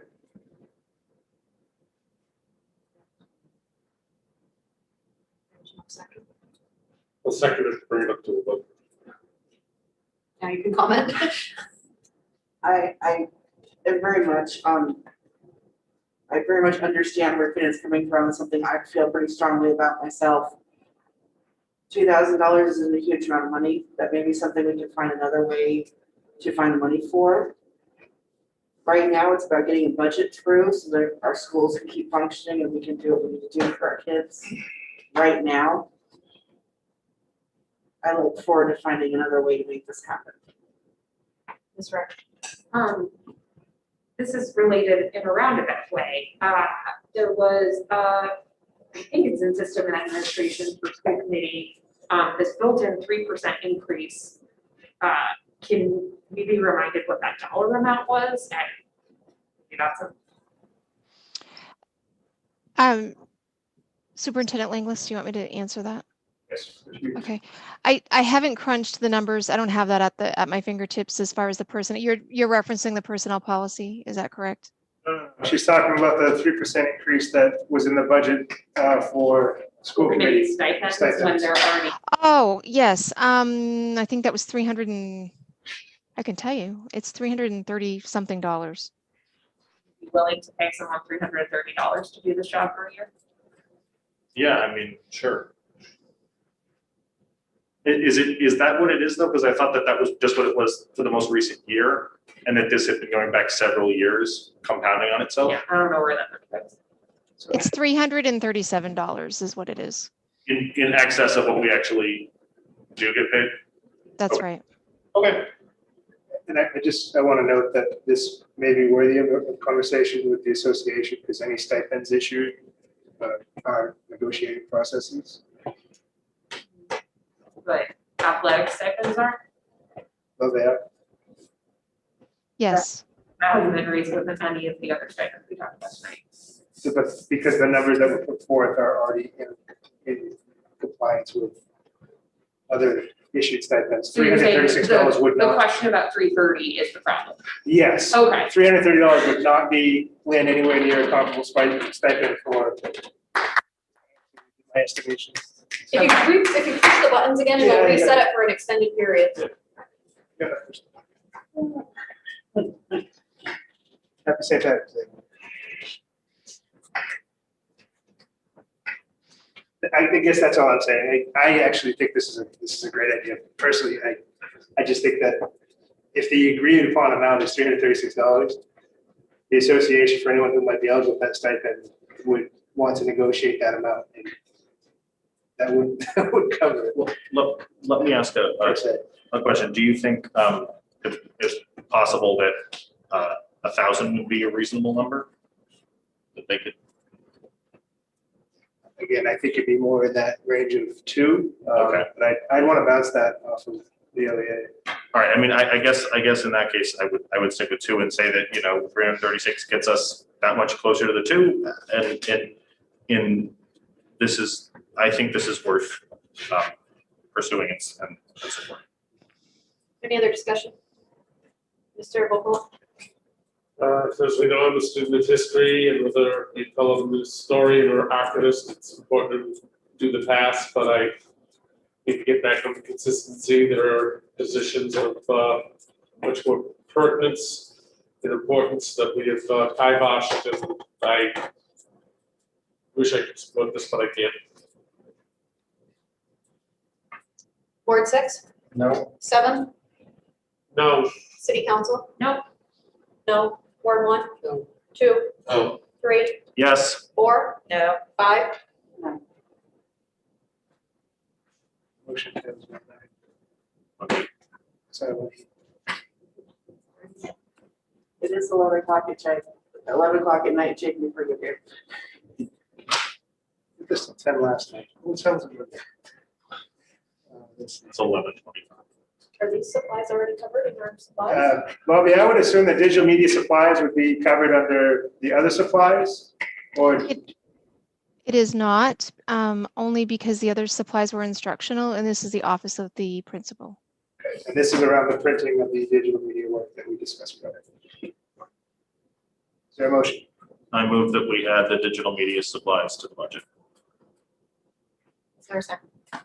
The dollar amount? Barbara, do you have the dollar amount? $1,500.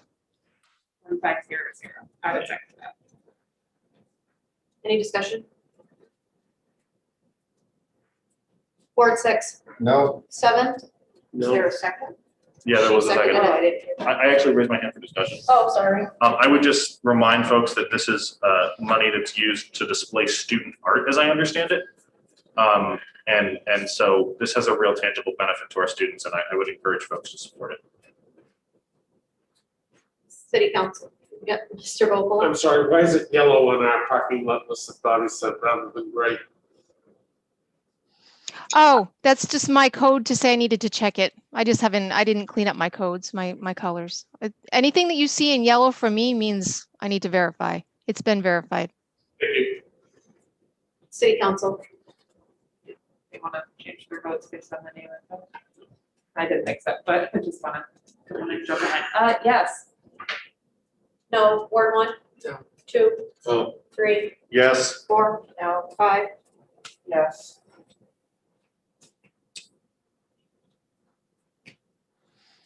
Motion. Yes, 3, that's all right, 3, 2, 7. 1, 2, 3, 4, 6. 5, 6. My word. 3, 6. 3, 6. I'm gonna get the next one. I have faith in you. Number 61, Office of the Principal Supplies, LHS only. There are no other cuts. Bobby, do you know the amount on that? $10,000. And what does this consist of, for example?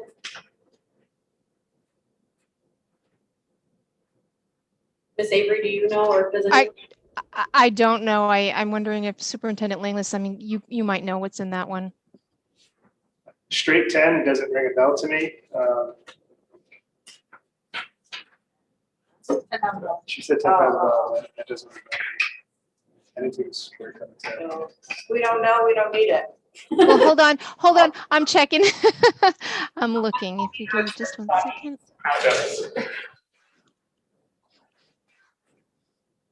Which prompts a reminder for me. I mean, Bobby, it says office supplies. That's an awful lot of paper. Are we all digital now? You're talking about Supplies. furniture. Was this a flat cost for furniture for the new addition by chance? I'm trying to get there. Let's see. Inside the budget. There's FFE for the addition, but not necessarily for the renovation. My computer is working very slow. That, I think they'll have it. $1.2 million upgraded.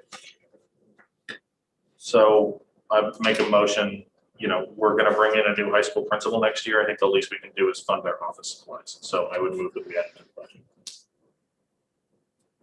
there a second? Second, so we can discuss it. Your Bobby a second defense, enough reasoning. Let's see.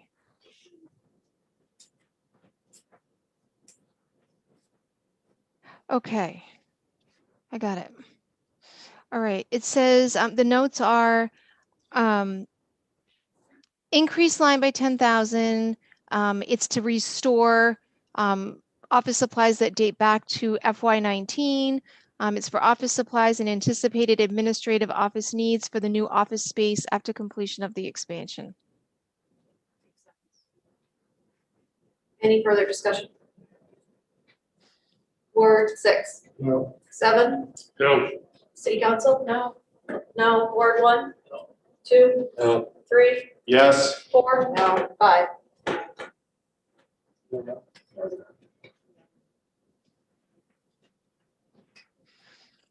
Motion failed, 1-8.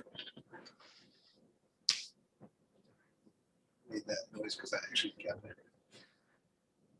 Article 8, transportation. There's a line here for attendance coordinator. We've had some fair amount of talk about what that is and looking at that position, but it was reduced from the budget.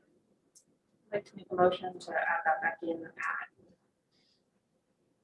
a part-time $20,000. Second. Ms. Rare? I think we've talked about it so many times about truancy and about that we need students back in school, and I truly do believe in that when it's safe to do so. And so even if we have a half-time person running around trying to coordinate that and make some calls, so nurses aren't doing it and school administration isn't doing it, I think that's worthwhile.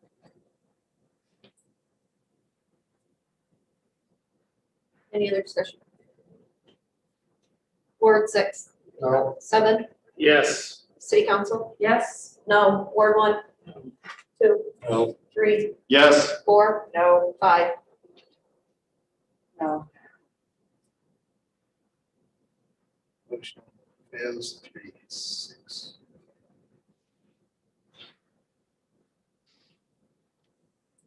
Line number 70. Oh, you skipped the telephone costs. Oh, sorry. Line 66, telephone expense. Make a motion to add $1,500 back in. Again, if we're gonna ask people to track down our students to get them back to school, we should at least let them make the calls they need to. Second. Is this telephone expense tied to the coordinator position that we just? It was tied to The dog office. work, is my understanding. Done reports.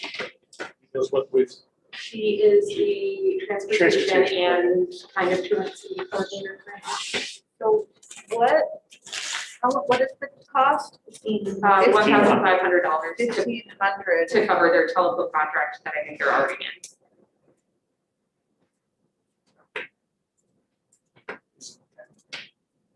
is it more complex than adding an extra line? Are we buying her a cell phone? I'm not quite sure with that price. Bobby, do you have the detail of the 1,500? Yes, it's for the coordinator and the transportation director to do, and I think I'm having a hard time hearing a little bit, but I think you were mentioning about truancy and making those phone calls. That is what it's for. There aren't phones in the office to use to make those phone calls? They're actually on the road all the time. They're outside of the office a lot. So is this cell phone plan? related? Yes. Yep. Any other discussion? Ward 6, No. 7, No. City Council? Yes. No. Ward 1? 2, No. 3, Yes. 4? No. 5. No.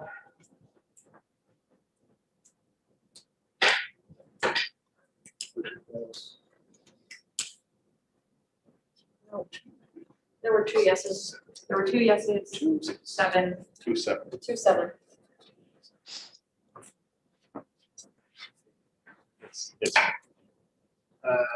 Article 9, facilities. It says add the facilities cuts. It was talking about adding back facilities cuts. Bobby, do you have a dollar amount on that? I do. So the total is $707,910. And I have it broken out based on category if you're interested. Yeah, I move that we add it back. I think we need to invest in our facilities and shortchanging that now is just leading to greater costs and misery down the road. Are any of these expenses things that could be taken up with the COVID funds? there's some possibilities, but the infrastructure rules are built around space and ventilation, and so there's a number of possibilities, there's a number of restrictions in this area as well. Mr. Vaughan. There's nothing in Mr. David's argument that I can disagree with. I took the tour of the Dingley building, assume it would be in this, how people work under those conditions, I don't know. But we're not in that perfect world, and I think there are other priorities, so we can all hit my nose and vote on this one. Don't have a second. Oh. I'll second it. Thanks. Further discussion. I didn't think we would want to break it down. Dingley is just a swamp that's just never going to solve the problem there. I just think that putting money into that particular building at this point in time is a waste of resources, so. Dingley or Longley? Some of that stuff is, we should, I don't know if that's part of this, I would say, 200,000 of that, is really added, off those dollars back out of the budget, or put it someplace where it's gonna do some real value. This 708,000 have the project manager, or that was already in the approved budget? That's in the budget. That's it. Excellent. Bobby, do you want to share some categories with us? Yes, I'd be happy to. The big category out of the 700,000 is projects, district-wide. They're spread out all over the place. Remember, Damon, was it you that was talking? Were you referencing the Dingley building? Yes. So I can see as I look at this, and I admit that this is quick. I see a few projects in here that total roughly, let's see, 6, 7. So $11,000 for Dingley. They are add cooling AC to our conference room in the basement. We do not have heat in the basement bathrooms, and it's to add exterior lighting to Dingley, and it looks like that is it. There a roof replacement for that too? So that's not inside the general fund. That's an LCIP. Well, I guess it technically is, but it's an LCIP project that's very much underfunded. About half. How long have we needed this roof on? Years. Because I know that one Every day we day. were in negotiations and all of a sudden, I know Bobby was there and there's water leaking down into our normal conference room. And Yep. we just had to come and get buckets and come on. Years, many years. I think the challenge with a space like Dingley is when you're talking about these really hard cuts, it becomes very hard to put money into a district building that it's not a schoolhouse. Right. And so when we look at it every year, those very tough decisions, and I wouldn't disagree that we need to invest in our facilities, but what do you pull? Yeah. And how do you spend the money on a building that doesn't have students in it? When we're not spending the money on students or teaching and learning. And Dingley's a particular building because of the age and the historical value of it. It makes the work that it does need that much more difficult and expensive to do. Something I've learned from Mr. Damon in a couple of conversations. I love the building. It's a great historical reference, but at some point, it's somebody with bigger pockets needs to take care of this. We ain't got it. Mr. Richards, comments? I'm a big believer in protecting historic buildings and preserving what we have. And I think that it's a chronic problem across, frankly, our entire society of shortchanging basic maintenance and repairs and keeping things up. And we are much more willing to tear something down and build something new than we are to pay the boring and mundane costs of preserving something that has served us well. And so I think that is the spirit in which this is offered, is that, we have the facilities we have, and I would like those facilities to be in better shape 20 years from now, not worse. we hear about some of the other projects or? Other categories or details, Bobby? Yes. All right, let's see. We've got, we do have one, and David, I think you can probably speak to this too. I think this is a legit reduction. There's $63,910 in facilities, and that is for printer and copier maintenance that we have since shifted to the technology budget. David, do you agree with that statement? Yeah, copy and printer maintenance should definitely be in the technology budget. And I thought we covered that pretty well this year. So, yeah, as a matter of fact, we actually saved some money from not printing as much last year when we were out in the spring. So we had a little. So we got it covered in our, I made sure to cover it in our budget. So does that mean that we could reduce the facilities ask without compromising? I think we got it covered. Yeah. Yes. And I do want to make sure that we state this. This actually was in the it's been in the facilities budget for many, many years. We've been working at, getting all of our coding in the correct places. And this was one that has been on the list to reduce legitimately, like no hands down, like you don't even have to vote on it. I mean, it really should come out because it is in Dave's budget. Okay, any other discussion? Ward 6, No. 7, No, city council, no? No. Ward 1, Yes. 2, No. 3, Yes. 4, Yes. 5. Yes.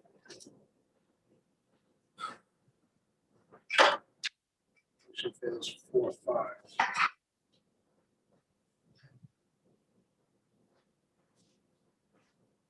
what was the one on it, please? 4, 5. 4-5.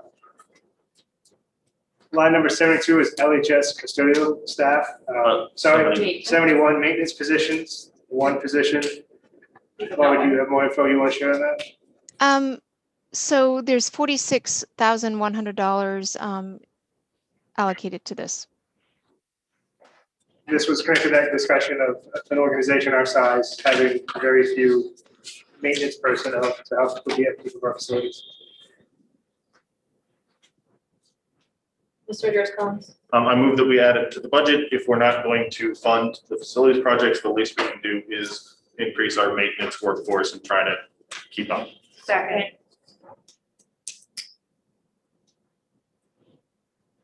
Any other discussion?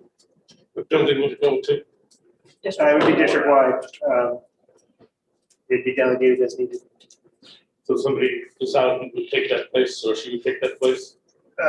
So Oh, I'm this, sorry, this is maintenance, so. yeah, this is not Yeah, custodial to a building. This would be Gotcha, something gotcha. broken. I'll go fix How many it. maintenance people there? 4. Was it 4 maintenance Yep. folks now? And one Yes, we're dedicated bed. we're severely understaffed with maintenance folks in this. I think it was Member Majerus Collins. You had indicated that we're a very big district. I agree with you. And 4 maintenance folks for a very large district is not enough. Ward 6, Yes. 7, Yes. city council, yep. Yes. Ward 1, Yes. 2, Yes. 3, Yes. 4, Yes. 5. Yes. Maintenance position passes 9-0. Number 72, LHS custodial staff. This is that one that I mentioned earlier in the slide. It's about the expansion, and we have not yet plugged in that additional custodial staff that's going to be needed to maintain that space. Member Majerus Collins. I make a motion that we add it to the budget.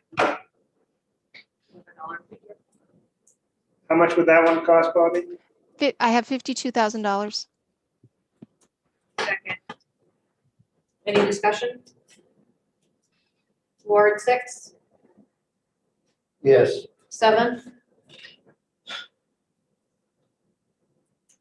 Yes. city council, yes. Yes. Ward 1, Yes. 2, Yes. 3, Yes. 4, Yes. 5. Yes. This is 9-0.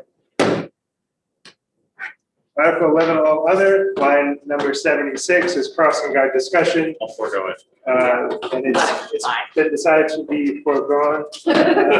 Foregone. And Can I just check my total number against Bobby? $1,162,000.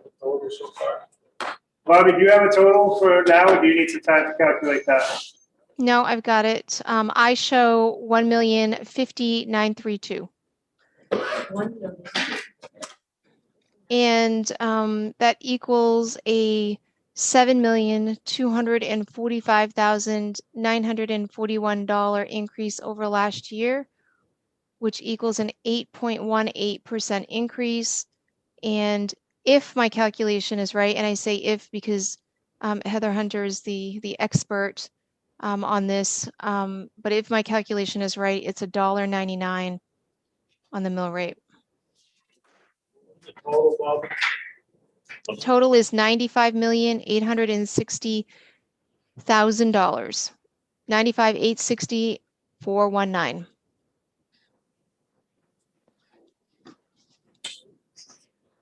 Now we all need to have conversations. So we added how much? 1.1. 1.5 million. 1.5. No, 1,050,000. 1,050,932.